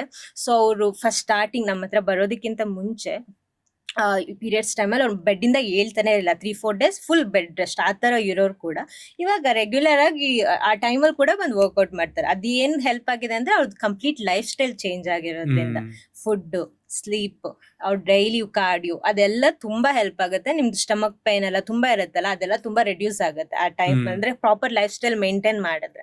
ಸೊ ನಿಮ್ಗೆ ಅದು ಹೆಲ್ಪೇ ಆಗುತ್ತೆ ಒಂದು. ಅಂಡ್ ಮೆನೋಪಾಸ್ ಅಲ್ಲಿ ಮಾಡೋದು ಏನಂದ್ರೆ ನಿಮ್ದು ಹಾರ್ಮೋನಲ್ ಇಂಬ್ಯಾಲೆನ್ಸ್ ಕಂಪ್ಲೀಟ್ ಆಗಿ ಹಾರ್ಮೋನ್ ಚೇಂಜ್ ಆಗ್ತಾ ಇರುತ್ತೆ ಮೆನೋಪಾಸ್ ಟೈಮ್. ಆ ಟೈಮಲ್ಲಿ ನೀವು ವರ್ಕೌಟ್ ಮಾಡೋದು ತುಂಬಾ ಹೆಲ್ಪ್ ಆಗುತ್ತೆ. ಒಂದು ಮೈಂಡ್ ಇಂದ ನಿಮ್ ಕಾನ್ಫಿಡೆನ್ಸ್ ಇಂಪ್ರೂವ್ ಆಗುತ್ತೆ ಒಂದು, ಅಂಡ್ ಮೈಂಡ್ ಕಾಮ್ ಆಗುತ್ತೆ. ತುಂಬಾ ಫ್ಲಕ್ಚುಯೇಟಿಂಗ್ ತರ ಇರ್ತಾರ ಆ ಟೈಮ್ ಅಲ್ಲಿ. ಸೊ ನೀವು ವರ್ಕೌಟ್ ಮಾಡೋದ್ರಿಂದ ರೆಗ್ಯುಲರ್ ಹಾರ್ಮೋನಲ್ ಬ್ಯಾಲೆನ್ಸ್ ಆಗಕ್ ಶುರು ಆಗುತ್ತೆ. ಸೊ 2 ಟೈಮಲ್ಲೂ ವರ್ಕೌಟ್ ಮಾಡೋದು ತುಂಬಾ ಒಳ್ಳೇದು. ಮತ್ತೆ ಹೇಳ್ಬೇಕಂದ್ರೆ ಅದು ಅವ್ರ ಮೇಲೆ ಡಿಪೆಂಡ್ ಆಗಿರುತ್ತೆ. ಕೆಲವರು ಮಾಡಕ್ ಇಷ್ಟ ಅಂದ್ರೆ ಆಗ್ತಾನೆ ಇಲ್ಲ, ಹೇಳಕ್ಕೆ ಆಗ್ತಿಲ್ಲ ಅಂದಾಗ ಏನು ಮಾಡಕ್ ಆಗೋದಿಲ್ಲ. ಮಾಡೋಕೆ ಇಂಟ್ರೆಸ್ಟ್ ಇದೆ, ಓಕೆ ಮಾಡ್ಬೋದು ಅಂತ ಮಾಡ್ಸೋದು ಒಳ್ಳೇದು, ಮಾಡೋದು ಒಳ್ಳೇದೇನೆ. ಅಂಡ್ ಈಗ ಕೆಲವರು ಮಾಡ್ತಿರ್ತಾರೆ, ಪ್ರೆಗ್ನೆನ್ಸಿ ಫೇಸ್ ಬರುತ್ತೆ, ಪ್ರೆಗ್ನೆನ್ಸಿ ಆಗಿರ್ಬೇಕಾದ್ರೆ ವರ್ಕೌಟ್ ಮಾಡೋದು ಒಳ್ಳೇದಾ ಅಥವಾ ಇದಾ ಅಂತ ಗೊತ್ತಿರಲ್ಲ ವಿಷಯ. ಸೊ ಅದಕ್ಕೂ ತುಂಬಾ ಜನಕ್ಕೆ ಆ ವಿಷಯದ ಬಗ್ಗೆ ಅಷ್ಟು ಬೆಳಕಿಲ್ಲ. ಸೊ ಅದ್ರ ಬಗ್ಗೆ ಕೇಳೋದಾದ್ರೆ ಪ್ರೆಗ್ನೆನ್ಸಿ ಪೀರಿಯಡ್ ಅಲ್ಲಿ ಅಥವಾ ಪೋಸ್ಟ್ ಪ್ರೆಗ್ನೆನ್ಸಿ ವರ್ಕೌಟ್ ಎಷ್ಟು ಒಳ್ಳೇದು? ಹೌದು, ಇವಾಗ ಟ್ರೆಂಡ್ ಇದೆ, ಏನು ಜಿಮ್ ಇದೆ, ವಿಡಿಯೋ ಮಾಡ್ತಾರೆ ಪ್ರೆಗ್ನೆನ್ಸಿ. ಬಟ್ ಹಿಂದೆ ನೋಡೋದಾದ್ರೆ ನಮ್ಮ ಅಮ್ಮನ ಕಾಲದಲ್ಲೇ ನೋಡೋದಾದ್ರೆ ತುಂಬಾ ಬ್ಯಾಕು ಬೇಡ, ಅವಾಗ ವಿಡಿಯೋ ಇರ್ಲಿಲ್ಲ, ಜಿಮ್ ಅನ್ನೋ ಕಾನ್ಸೆಪ್ಟ್ ಎಲ್ಲ ಅಷ್ಟಿರ್ಲಿಲ್ಲ. ಸ್ಟಿಲ್ ಅವ್ರು ಪ್ರೆಗ್ನೆಂಟ್ ಆಗಿದಾಗ ಮನೆ ಕೆಲಸ ಎಲ್ಲದೂ ಮಾಡ್ತಾ ಇದ್ರು, ತೋಟದ ಕೆಲಸ, ಏನ್ ಜಮೀನ್ ಕೆಲಸ ಎಲ್ಲದೂ ಮಾಡ್ತಾ ಇದ್ರು. ಸೊ ಅವ್ರಿಗೆ ನಾನ್ ಲಾಸ್ಟ್ ಫ್ಯೂ ಡೇಸ್ ಬ್ರೇಕ್ ಇರ್ತಿತ್ತು ಬಿಟ್ರೆ ಮತ್ತೇನು ಅವ್ರಿಗೇನ್ ಫುಲ್ ಕೂರ್ಸಿಟ್ಟು ಯಾರು ನೋಡ್ಕೊಂತ ಇರ್ಲಿಲ್ಲ, ಅವ್ರ ಕೆಲಸ ಅವರೇ ಮಾಡ್ಕೊಬೇಕಾಗಿ. ಇವಾಗ್ಲೂ ನೋಡಿದ್ರೆ ರೋಡ್ ಸೈಡ್ ಎಲ್ಲ ವರ್ಕ್ ಮಾಡ್ತಿರ್ತಾರಲ್ಲ, ಪ್ರೆಗ್ನೆಂಟ್ ಇರೋ ವುಮನ್ ಕೂಡ ಕೆಲಸ ಮಾಡ್ತಾನೆ ಇರ್ತಾರೆ. ಸೊ ವರ್ಕೌಟ್ ಮಾಡಬಾರ್ದು ಪ್ರೆಗ್ನೆನ್ಸಿ ಇದ್ದಾಗ ಅನ್ನೋದು ಅದು ರಾಂಗ್. ಇವಾಗಿನ ಲೈಫ್ ಸ್ಟೈಲ್ ಇಂದ ಪ್ರೆಗ್ನೆನ್ಸಿ ಅದಾಗೋದೇ ಕಷ್ಟ ಅಂತ ಆತರ ಇರತ್ತಲ್ಲ. ಸೊ ಕೇರ್ಫುಲ್ ಆಗಿರೋದು ತುಂಬಾ ಒಳ್ಳೇದು. ಸೊ ಯಾವ ವರ್ಕೌಟ್ ಮಾಡ್ಬೇಕು, ಯಾವ ವರ್ಕೌಟ್ ಮಾಡಬಾರ್ದು ಅದನ್ನ ವಿತ್ ಗೈಡೆನ್ಸ್ ಅಲ್ಲಿ ಮಾಡೋದು ತುಂಬಾ ಒಳ್ಳೇದಾಗತ್ತೆ. ಯಾರು ಪ್ರೆಗ್ನೆನ್ಸಿ ಇರೋರು ಆಫ್ಟರ್ ಪ್ರೆಗ್ನೆನ್ಸಿ ಮಾಡ್ಲೇಬೇಕಾಗತ್ತೆ. ಬಿಕಾಸ್ ಮೈಂಡ್ ಕಂಪ್ಲೀಟ್ಲಿ ಡೌನ್ ಆಗಿರ್ತಾರೆ. ಹೌದು. ಏನಕ್ಕಂದ್ರೆ ಒಂಥರ ಡಿಪ್ರೆಷನ್ ತರ ಅಂಡ್ ಬಾಡಿ ಚೇಂಜಸ್ ಆಗಿರುತ್ತೆ ತುಂಬಾ. ಸೊ ಅದು ಅವ್ರಿಗೆ ಇನ್ನೂ ಡೌನ್ ಮಾಡ್ತಾ ಇರುತ್ತೆ. ಅಂಡ್ ಬೇಬಿನ ನೋಡ್ಕೊಳೋದು ಫಸ್ಟ್ ಫೇಸ್ ಇರುತ್ತೆ, ಅದು ಕೂಡ ಅವ್ರನ್ನ ಡೌನ್ ಮಾಡ್ತಾ ಇರುತ್ತೆ. ಸೊ ಅಂತ ಟೈಮಲ್ಲಿ ಅವರು ವರ್ಕೌಟ್ ಮಾಡೋದು ತುಂಬಾ ಒಳ್ಳೇದು. ಅಂಡ್ ನೀವು ಅದಕ್ಕೆ ವರ್ಕೌಟ್, ಅದಕ್ಕೆ ಬೇರೆ ತರ ವರ್ಕೌಟ್ ಕೂಡ ಮಾಡಿಸ್ತೀವಿ ನಾವು. ಆಫ್ಟರ್ ಪ್ರೆಗ್ನೆನ್ಸಿ ಕೂಡ ಬೇರೆ ತರ ಅವ್ರ ವೇಟ್ ಲಾಸ್ ಆಗುತ್ತಾ ಅದಕ್ಕೂ ಕೂಡ ವರ್ಕೌಟ್ ಮಾಡಿ. ಸೊ 2 ಟೈಮಲ್ಲಿ ವರ್ಕೌಟ್ ಮಾಡೋದು ತುಂಬಾ ಒಳ್ಳೇದು ವಿತ್ ಗೈಡೆನ್ಸ್. ಓಕೆ. ಅಂದ್ರೆ ನೀವು ಹೇಳ್ದಂಗೆ ಪೋಸ್ಟ್ ಪ್ರೆಗ್ನೆಂಟ್ ಬರ್ತ್ ಆದ್ಮೇಲೆ ಮಗುದು ಆ ಟೈಮಲ್ಲಿ ತುಂಬಾ ದಪ್ಪ ಆಗ್ತಾರೆ ಅಂಡ್ ಅವ್ರು ನೀವ್ ಹೇಳ್ದಂಗೆ ಡಿಪ್ರೆಷನ್ ಆಗ್ತಾರೆ. ಒಂದು the new change in life and ಬಾಡಿನಲ್ಲೂ ತುಂಬಾ ಚೇಂಜ್ ಆಗುತ್ತೆ, ತುಂಬಾ ಕಾನ್ಫಿಡೆನ್ಸ್ ಬಿದ್ದೋಗ್ಬಿಟ್ಟಿರುತ್ತೆ. ತುಂಬಾ ಜನಕ್ಕೆ ಗೊತ್ತಿರಲ್ಲ. ಆದ್ರೆ ಮಿನಿಮಮ್ ಇಷ್ಟು ದಿನ ಆದ್ಮೇಲೆ ವರ್ಕೌಟ್ ಸ್ಟಾರ್ಟ್ ಮಾಡ್ಬೇಕಾ, ಯಾವಾಗ ಮಾಡ್ಬೇಕು, ಮಾಡ್ಬೋದಾ ಇಲ್ವಾ ಅನ್ನೋದು ಗೊತ್ತಿರಲ್ಲ. ಅಟ್ ಲೀಸ್ಟ್ ಎಷ್ಟು ಸಮಯಗಳ ಬೆಡ್ ರೆಸ್ಟ್ ನಂತರ ಸ್ಟಾರ್ಟ್ ಮಾಡೋದು ಒಳ್ಳೇದು? ನಾವು ತುಂಬಾ ಜನ ಪೋಸ್ಟ್ ಪಾರ್ಟಮ್ ಈ ತರ ಫಿಮೇಲ್ಗೆ ಟ್ರೈನ್ ಮಾಡಿದೀವಿ. ಸೊ ನನ್ನ ಫಸ್ಟ್ ಕ್ಲೈಂಟ್ ಒಬ್ರು ಆಫ್ಟರ್ ಬೇಬಿಗೆ ಒಂದು ಸೆಕೆಂಡ್ ಬೇಬಿ 2 or 3 months ಆಗಿತ್ತು ಬೇಬಿ ಅಷ್ಟೇ, ಅವಾಗ ಬಂದು ಅವ್ರು ಜಾಯ್ನ್ ಆಗಿದ್ದು. ಅವ್ರು ಪ್ರಾಪರ್ ಅಂದ್ರೆ ಅವ್ರ ಮೈಂಡ್ ಸೆಟ್ ತುಂಬಾ ಸ್ಟ್ರಾಂಗ್ ಇತ್ತು ಅಂಡ್ ತುಂಬಾ ಚೆನ್ನಾಗಿ ವೇಟ್ ಲಾಸ್ ಕೂಡ ಅವ್ರು ಆದ್ರು. ಸೊ ಅದಕ್ಕೇನು ಪರ್ಟಿಕ್ಯುಲರ್ ಟೈಮಿಂಗ್ ಅಂತಿಲ್ಲ. ಆಫ್ಟರ್ 2-3 months ಕೂಡ ಅವ್ರು ಸ್ಟಾರ್ಟ್ ಮಾಡ್ಬೋದು. ಅದು ಕೂಡ ಅವ್ರ ಮೇಲೆ ಡಿಪೆಂಡ್ ಆಗಿರತ್ತೆ ಅಂಡ್ ಅವ್ರ ಫ್ಯಾಮಿಲಿ ಮೇಲೆ ಕೂಡ ಡಿಪೆಂಡ್ ಆಗಿರುತ್ತೆ. ಅವ್ರು ತುಂಬಾ ಒಳ್ಳೆ ಲೈಕ್ ಅವ್ರ ಹಸ್ಬೆಂಡ್ ಎಲ್ಲ ಪುಷ್ ಮಾಡಿ ಕಳಿಸ್ತಾ ಇದ್ರು. ಸೊ ಆತರ ಇದ್ದಾಗ ಅವರು 1-2-3 months ಕೂಡ ಸ್ಟಾರ್ಟ್ ಮಾಡ್ಬೋದು, ವರ್ಕೌಟ್ ಮಾಡೋ ಸ್ಟಾರ್ಟ್ ಮಾಡ್ಬೋದು. ಡಾಕ್ಟರ್ಸ್ ನ ಕೇಳಿದ್ರು ಈ ಪ್ರೆಗ್ನೆನ್ಸಿ ಟೈಮ್ ಅಲ್ಲೆಲ್ಲ ಚೆನ್ನಾಗಿ ಕೆಲಸ ಮಾಡಿ, ಮನೆ ಚೆನ್ನಾಗಿ ಒರ್ಸಿ ಗುಡ್ಸಿ ರಂಗೋಲಿ ಬಿಡಿ ಅಂತ ಹೇಳ್ತಾರೆ. ಬಿಕಾಸ್ ಏನಕ್ಕೆ ನ್ಯಾಚುರಲ್ ಒಂದು ಬರ್ತ್ ಗೆ ಹೆಲ್ಪ್ ಆಗುತ್ತೆ ಅಂತ. ಇಲ್ಲ ಅಂದ್ರೆ ಆಪರೇಷನ್ ಸಿಸೇರಿಯನ್ ಅಂತೆಲ್ಲ ಮಾಡ್ತಾರೆ. ಸೊ ಈ ಫಿಟ್ನೆಸ್ ಕೂಡ ಅಂದ್ರೆ ನ್ಯಾಚುರಲ್ ಬರ್ತ್ ಏನಿದೆ ಸ್ವಾಭಾವಿಕವಾಗಿ ಆಗೋದು, ಅದು ತುಂಬಾ ಹೆಲ್ಪ್ ಮಾಡುತ್ತೆ. ತುಂಬಾ ಹೆಲ್ಪ್ ಮಾಡುತ್ತೆ. ನೀವು ಇವಾಗ ನೋಡಿದ್ರೆ ನ್ಯಾಚುರಲ್ ಬರ್ತ್ ಆಗೋದಕ್ಕೆ ಕೂಡ ಎಷ್ಟೋ ಯೋಗ ಸೆಂಟರ್ಸ್ ಗಳಿರುತ್ತೆ, ಅದಕ್ಕೆ ಬೇರೆ ತರ ವರ್ಕೌಟ್ ಕೂಡ ಮಾಡಿಸ್ತಾರೆ. ಅಂದ್ರೆ ನ್ಯಾಚುರಲ್ ಬರ್ತ್ ಆಗೋದಕ್ಕೆ, ಈಸಿಯಾಗಿ ಆಗೋದಕ್ಕೆ, ಅದಕ್ಕೋಸ್ಕರ. ಸೊ ನೀವು ವರ್ಕೌಟ್ ಮಾಡೋದು ಆ ಟೈಮಲ್ಲಿ ತುಂಬಾ ಹೆಲ್ಪ್ ಆಗುತ್ತೆ. ಬಿಕಾಸ್ ಅವಾಗ ಈ ಕಲ್ಲಲ್ಲಿ ಹೀಗೆ ಬೀಸೋದು, ಕುಟ್ಟೋದು, ಎವ್ರಿಥಿಂಗ್, ಬಾವಿ ನೀರ್ ಸೇಯೋದು ಎಲ್ಲದೂ ಮಾಡ್ತಾ ಇದ್ರು. ಏನು ತೋಟ ಜಮೀನ್ ಕೆಲಸ, ಎಷ್ಟು ಹಾರ್ಡ್ ವರ್ಕಿಂಗ್, ಅದು ಕೂಡ ಮಾಡ್ತಾ ಇದ್ರು. ಸೊ ಅದರಿಂದ ಅವ್ರಿಗೆ ಏನು ಹಾರ್ಮ್ ಅಂತ ಇರ್ಲಿಲ್ಲ, ಅದು ತುಂಬಾ ಹೆಲ್ಪ್ ಆಗ್ತಿತ್ತು. ಅವಾಗೆಲ್ಲ ಎಲ್ಲಿ ಡಾಕ್ಟರ್ಸ್ ಎಲ್ಲ ಸಿಸೇರಿಯನ್ ಮಾಡೋದೆಲ್ಲ ಕಾನ್ಸೆಪ್ಟೇ ಇರ್ಲಿಲ್ಲ, ಎಲ್ಲ ನ್ಯಾಚುರಲ್ ಬರ್ತ್, ಅದು ಮನೆಯಲ್ಲಿ ಬರ್ತ್ ಆಗ್ತಿತ್ತು, ಹಾಸ್ಪಿಟಲ್ ಕೂಡ ಹೋಗ್ತಾ ಇರ್ಲಿಲ್ಲ ಯಾರು. ಸೊ ಹಂಗಾಗಿ ನೀವು ಕೆಲಸ ಮಾಡೋದು ತುಂಬಾ ಒಳ್ಳೇದು. ಬಟ್ ಅದೇ ಅಗೇನ್ ಇವಾಗಿನ ಲೈಫ್ ಸ್ಟೈಲ್ಗೆ ತುಂಬಾ ಕೇರ್ಫುಲ್ ಆಗಿರೋದು ತುಂಬಾ ಇರ್ಬೇಕು. ಬಿಕಾಸ್ ಏನಕ್ಕೆ ಅಂದ್ರೆ 10 ಜನದಲ್ಲಿ ಪ್ರಾಬಬ್ಲಿ ಸ್ಟಾಟ್ಸ್ ತೆಗೆದು ನೋಡಿದ್ರೆ 5 ಜನಕ್ಕೆ ಮಿನಿಮಮ್ ಸಿಸೇರಿಯನ್. ಅಂದ್ರೆ ಮುಂಚೆ ಎಲ್ಲ ಎಲ್ಲೋ ಒಂದ್ ಕೇಸ್ ಸಿಸೇರಿಯನ್ ಆಗ್ತಿದ್ದು. ದಟ್ ಈಸ್ ಬಿಕಾಸ್ ಏನೋ ಇಂಟರ್ನಲ್ ಚೇಂಜ್ ಇಂದ ಅಥವಾ ಯೂಟ್ರಸ್ ಸಮಸ್ಯೆ ಇದೆ ಹಾಗಾಗಿ ಅಂತ ಹೇಳ್ತಿದ್ರು. ಬಟ್ ಈಗಿನ ಕಾಲದಲ್ಲಿ it more than 5, 10ರಲ್ಲಿ more than 5 ಬಂದ್ಬಿಟ್ಟು ಸಿಸೇರಿಯನ್ ಆಗ್ತದೆ. ನ್ಯಾಚುರಲ್ ಬರ್ತ್ ಅನ್ನೋದು ರೇರ್ ಆಗ್ತಾ ಹೋಗ್ತದೆ. ಬಟ್ ಕೂಡ ಪ್ರೆಗ್ನೆನ್ಸಿ ಕೂಡ ಹೌದು. ಇವಾಗ IVF ಸೆಂಟರ್ ಗಳು ಎಲ್ಲ ರೋಡ್ ಅಲ್ಲಿ ಒಂದ್ 10 ಇರುತ್ತೆ, ಅಷ್ಟಿರುತ್ತೆ. ಸೊ ಹಂಗಾಗಂದ್ರೆ ಅದು ಅಷ್ಟೇನೆ, ಮೆನ್ ಕೂಡ ಅಷ್ಟೇ, ವುಮೆನ್ ಕೂಡ ಅಷ್ಟೇ. ಬ್ಯಾಡ್ ಲೈಫ್ ಸ್ಟೈಲ್, ಅಗೇನ್ ಸ್ಲೀಪ್ ಇರೋದಿಲ್ಲ, ಫುಲ್ ಪಾರ್ಟಿ, ಸ್ಮೋಕಿಂಗ್, ಡ್ರಿಂಕಿಂಗ್ ಎಲ್ಲ. ಫುಡ್ ಅಂತೂ complete outside food, full junk food, ಆ ತರ ಇದ್ದಾಗ ನಿಮ್ದು ಮೆನ್ದಲ್ಲೂ ಕೂಡ ಟೆಸ್ಟೋಸ್ಟೆರಾನ್ ಲೆವೆಲ್ ಕಮ್ಮಿ ಆಗ್ತಾ ಹೋಗುತ್ತೆ, ಆ ಮೊಬಿಲಿಟಿ ಇರೋದಿಲ್ಲ. ಸೊ ಹಂಗಾಗಿ ಕಂಪ್ಲೀಟ್ ಆಗಿ ನೀವು ಓಕೆ ಒಂದು ಪ್ರೆಗ್ನೆನ್ಸಿ ಪ್ಲಾನ್ ಮಾಡ್ತಿದ್ದೀರಾ ಅಂದಾಗ್ಲೂ ಅಟ್ಲೀಸ್ಟ್ 1 or 2 years ಬಿಫೋರ್ ಸ್ವಲ್ಪ ಜಾಗೃತ ಆಗೋದು ಒಳ್ಳೇದು. ಬಿಕಾಸ್ ಒಳ್ಳೆ ಲೈಫ್ ಸ್ಟೈಲಿಗೆ ಹೋಗೋದು ತುಂಬಾ ಹೆಲ್ಪ್ ಆಗುತ್ತೆ. ಅಂಡ್ ಅದಾದ್ಮೇಲೆ ಅಷ್ಟೇ ನಿಮ್ದು ಒಳ್ಳೆ ಬಾಂಡಿಂಗ್ ಇರುತ್ತೆ. ನೀವು ಫಿಸಿಕಲಿ ಫಿಟ್ ಇದ್ರ ಅದು ಮೆಂಟಲಿ ಫಿಟ್ ಆಗೇ ಆಗ್ತೀರಾ. ಸೊ ಅವಾಗ ನಿಮ್ಗೆ ಒಳ್ಳೆ ಬಾಂಡಿಂಗ್ ಇರುತ್ತೆ ಇಬ್ರದೂನು ಕೂಡ. ಅಂಡ್ ಒಳ್ಳೆ ಅಟ್ಮಾಸ್ಫಿಯರ್ ಇದ್ದಾಗ ನಿಮ್ ಬೇಬಿ ಕೂಡ ಒಳ್ಳೆ ಲೈಕ್ ಬ್ರೈನ್ ಕೂಡ ಒಳ್ಳೆ ಗ್ರೋ ಆಗುತ್ತೆ. ಆ ತರ ಅದು ಡಿಪೆಂಡ್ ಆಗುತ್ತೆ. ಅಂದ್ರೆ ದ ಕ್ವಾಲಿಟಿ ಆಫ್ ಬೇಬಿ ಅಥವಾ ಬೇಬಿ ಏನಂತಾರೆ ಹೌ ಹೆಲ್ತಿ ಇಟ್ ಈಸ್ ಅನ್ನೋದು ಖಂಡಿತವಾಗ್ಲೂ ಅಪ್ಪ ಅಮ್ಮ ಎಷ್ಟು ಆಕ್ಟಿವ್ ಆಗಿರ್ತಾರೆ, ಫಿಟ್ ಆಗಿರ್ತಾರೆ, ಅವ್ರ ಸರೌಂಡಿಂಗ್ ಹೇಗಿರುತ್ತೆ, ನಾವು ಎಷ್ಟು ಒಳ್ಳೆ ರೀತಿಯಲ್ಲಿ ಮಾತಾಡ್ತಾ ಇದ್ರೆ ಬೇಬಿಗೂ ಒಳ್ಳೆ ರೀತಿಲಿ ಹೋಗ್ತಾ ಇರುತ್ತೆ. ತುಂಬಾ ನೆಗೆಟಿವಿಟಿ ತುಂಬಾ ಆತರ ಇದ್ದಾಗ ಬೇಬಿಗೂ ಅದಷ್ಟೇ ಇಂಪ್ಯಾಕ್ಟ್ ಆಗುತ್ತೆ. ಸೊ ಒಳ್ಳೆ ಲೈಫ್ ಸ್ಟೈಲ್ ಇರೋದು, ಒಂದು ಒಳ್ಳೆ ಡಿವೈನ್ ಎನ್ವೈರನ್ಮೆಂಟ್ ಅಲ್ಲಿ ಇರೋದು ತುಂಬಾ ಹೆಲ್ಪ್ ಆಗುತ್ತೆ. ಅಂಡ್ ನೀವು ಹೇಳ್ದಂಗೆ ಪ್ರೆಗ್ನೆನ್ಸಿಗೂ ಸಿಕ್ಕಾಪಟ್ಟೆ ಕಷ್ಟ ಆಗ್ತಿದೆ ಅಂತ ಹೇಳಿದ್ರೆ, ಟೆಸ್ಟೋಸ್ಟೆರಾನ್ ಲೆವೆಲ್ಸ್ ತುಂಬಾ ಕಮ್ಮಿ ಇದೆ ಇವತ್ತಿನ ದಿನದಲ್ಲಿ. ಅಂಡ್ ಅದನ್ನ ಪ್ರೊಡ್ಯೂಸ್ ಮಾಡುವಂತಹ ಆಕ್ಟಿವಿಟೀಸ್ ಗಳು ತುಂಬಾ ಕಮ್ಮಿ ಇದೆ. ಸೊ ಆ ತರದ ಆಕ್ಟಿವಿಟೀಸ್ ಅಲ್ಲಿ ಎಕ್ಸರ್ಸೈಸ್ ಕೂಡ ಒಂದು. ಸೆಕ್ಷುಯಲ್ ವೆಲ್ ಬೀಯಿಂಗ್ ಗೆ ಮೆನ್ ಅಂಡ್ ವುಮೆನ್ ಗೆ ಇಬ್ರಿಗೂ ಎಕ್ಸಸೈಸ್ ಅಥವಾ ಆಕ್ಟಿವ್ ಫಿಟ್ನೆಸ್ ಅನ್ನೋದು ಸಿಕ್ಕಾಪಟ್ಟೆ ತುಂಬಾ ಇಂಪಾರ್ಟೆಂಟ್ ತುಂಬಾ ಆಗಿರುತ್ತೆ. ಹೆಲ್ಪ್ ಆಗುತ್ತೆ. ಸೊ ಫಿಟ್ನೆಸ್ ಅನ್ನೋದು ಅಥವಾ ಫಿಸಿಕಲ್ ಆಕ್ಟಿವಿಟಿ, ಎನಿ ಆಕ್ಟಿವಿಟಿ ಎಷ್ಟು ಹೆಲ್ಪ್ ಆಗುತ್ತೆ ನಿಮ್ದು ಪ್ರೆಗ್ನೆನ್ಸಿಗಾಗ್ಲಿ ಅಥವಾ ಸೆಕ್ಷುವಲ್ ವೆಲ್ ಬೀಯಿಂಗಿಗಾಗ್ಲಿ ಅಂತ ಅನ್ನೋದಂದ್ರೆ, ನೀವು ಯೂಶುವಲಿ ಮೆನ್ ಸೊ ಇವ್ರದ್ದು ಲೈಫ್ ಸ್ಟೈಲಿಂದ ಆಗಲಿ ಅಥವಾ ಅವ್ರದ್ದು ಸ್ಮೋಕಿಂಗ್ ಹ್ಯಾಬಿಟ್ ಅಥವಾ drinking habit, over all food habit ಇಂದ ಅವ್ರದ್ದು ಟೆಸ್ಟೋಸ್ಟೆರೋನ್ ಲೆವೆಲ್ ಕಮ್ಮಿ ಆಗ್ತಾ ಹೋಗುತ್ತೆ. ಅಂದ್ರೆ ಪ್ರಾಪರ್ ಏಜ್ ಅಲ್ಲೇನೆ.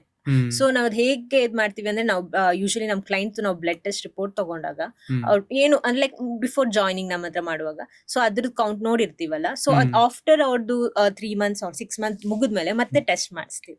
ಸೊ ಅದ್ರಲ್ಲಿ ನಮ್ಗೆ ಡಿಫ್ರೆನ್ಸ್ ಗೊತ್ತಾಗುತ್ತೆ. ನೀವು ಒಳ್ಳೆ ಲೈಫ್ ಸ್ಟೈಲ್ ಅಲ್ಲಿ ಇದ್ದು, ಒಳ್ಳೆ ಫುಡ್ ಹ್ಯಾಬಿಟ್, ಒಳ್ಳೆ ಫಿಸಿಕಲ್ ಆಕ್ಟಿವಿಟಿ, ಎವ್ರಿಥಿಂಗ್ ಪ್ರಾಪರ್ ಆಗಿದ್ರೆ ನಿಮ್ದು ಟೆಸ್ಟೋಸ್ಟೆರೋನ್ ಲೆವೆಲ್ ಪ್ರಾಪರ್ ಆಗಿ ಲೈಕ್ ಎಷ್ಟ್ ಬೇಕೋ ಅದು ಪ್ರಾಪರ್ ಆಗಿ ಆಗತ್ತೆ. ಸೊ ಅದೇ ನೀವು ಏನು ನಿಮ್ ಬಗ್ಗೆ ನಿಮ್ ಕೇರೇ ಇಲ್ಲ ಆ ತರ ಇದ್ದಾಗ ಆಟೋಮೆಟಿಕ್ ಆಗಿ ಡೌನ್ ಆಗ್ತಾ ಬರುತ್ತೆ.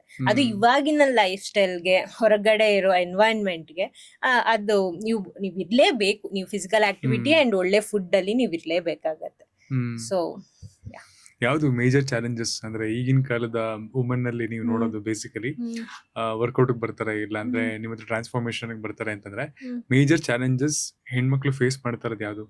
ಇವಾಗಿನ ಲೈಫ್ ಸ್ಟೈಲ್ ಅಲ್ಲಿ ಲೇಡೀಸ್ಗೆ ಏನು ಫಿಟ್ನೆಸ್ ಬರೋದಕ್ಕೆ ಅಥವಾ ಜಿಮ್ ಬರೋದಕ್ಕೆ ಏನ್ ಪ್ರಾಬ್ಲಮ್ ಅಂತ ಅಂದ್ರೆ, ಒಂದು ಬಂದು ಅವ್ರದ್ದು ವರ್ಕ್ ಲೈಫ್ ಬ್ಯಾಲೆನ್ಸ್.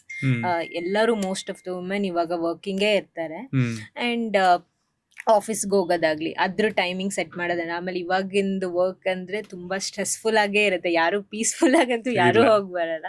ಸೊ ಅವ್ರದ್ದು ವರ್ಕ್ ನ ಮತ್ತೆ ಅವ್ರದ್ದು ಫ್ಯಾಮಿಲಿ ಲೈಫ್ ನ ಎರಡನ್ನೂ ಮರ್ಜ್ ಮಾಡ್ಕೊಂತಾರೆ. ಅದೇ ತುಂಬಾ ಕಾಂಪ್ಲಿಕೇಟೆಡ್ ಆಗುತ್ತೆ. ಒಂದು ಎರಡನೇದಾಗಿ ಫ್ಯಾಮಿಲಿ ಸಪೋರ್ಟ್ ಎಲ್ಲರಿಗೂ ಇರಲ್ಲ. ಬಟ್ ತುಂಬಾ ಜನ ಮನೇಲಿ ಹಸ್ಬೆಂಡ್ ಆಗ್ಲಿ ಅವ್ರ ಫ್ಯಾಮಿಲಿ ಮೆಂಬರ್ಸ್ ಅಲ್ಲಿ ಹೆಲ್ಪ್ ಮಾಡ್ತಾರೆ. ಬಟ್ ತುಂಬಾ ಜನ ಮನೇಲಿ ಇವಾಗ್ಲೂ ಕೂಡ ಅವಾಗಿನ ಹಿಂದಿನ ಕಾಲದ ತರನೇನೆ ವುಮೆನ್ ಹೊರಗಡೆ ಮನೆಯಿಂದ ಆಚೆ ಹೋಗ್ಬಾರ್ದು, ಜಿಮ್ಗೆಲ್ಲ ಹೋಗೋದು ಒಂಥರ ತಪ್ಪು ಅನ್ನೋ ತರ ಆತರ ಮೈಂಡ್ ಸೆಟ್ ಇರೋರು ಕೂಡ ಇದಾರೆ. ಸೊ ಅದು ಇನ್ನೊಂದಂದ್ರೆ ವುಮೆನ್ ಅವ್ರಿಗಾಗೇನೆ ಬರ್ಬೇಕು. ಲೈಕ್ ನನ್ಗೋಸ್ಕರ ನಾನ್ ಮಾಡ್ತಾ ಇದ್ದೀನಿ, ನನ್ನ ಹೊರಗಡೆ ಔಟ್ಲುಕ್ ಸೆಕೆಂಡ್ರಿ, ನನ್ ಇಂಟರ್ನಲ್ ಹೆಲ್ತ್ ಗೋಸ್ಕರ ನಾನ್ ಮಾಡ್ತಿದ್ದೀನಿ ಅಂತ ಆ ಮೈಂಡ್ ಸೆಟ್ ಬಂದ್ರೆ ಅವ್ರು ಪುಷ್ ಮಾಡ್ಬೋದು, ಅವ್ರು ವರ್ಕೌಟ್ ಮಾಡ್ಬೋದು, ಜಿಮ್ ಮಾಡ್ಬೋದು. ಆತರ ಅನ್ಸುತ್ತೆ ನನ್ಗೆ. ಓಕೆ. ಅಂಡ್ ಮನೇಲಿ ಒಂದಷ್ಟು ಚಾಲೆಂಜಸ್ ಫೇಸ್ ಮಾಡ್ತಾರೆ ಹೆಣ್ಮಕ್ಳು ಅಂತ ಹೇಳಿದ್ರಿ.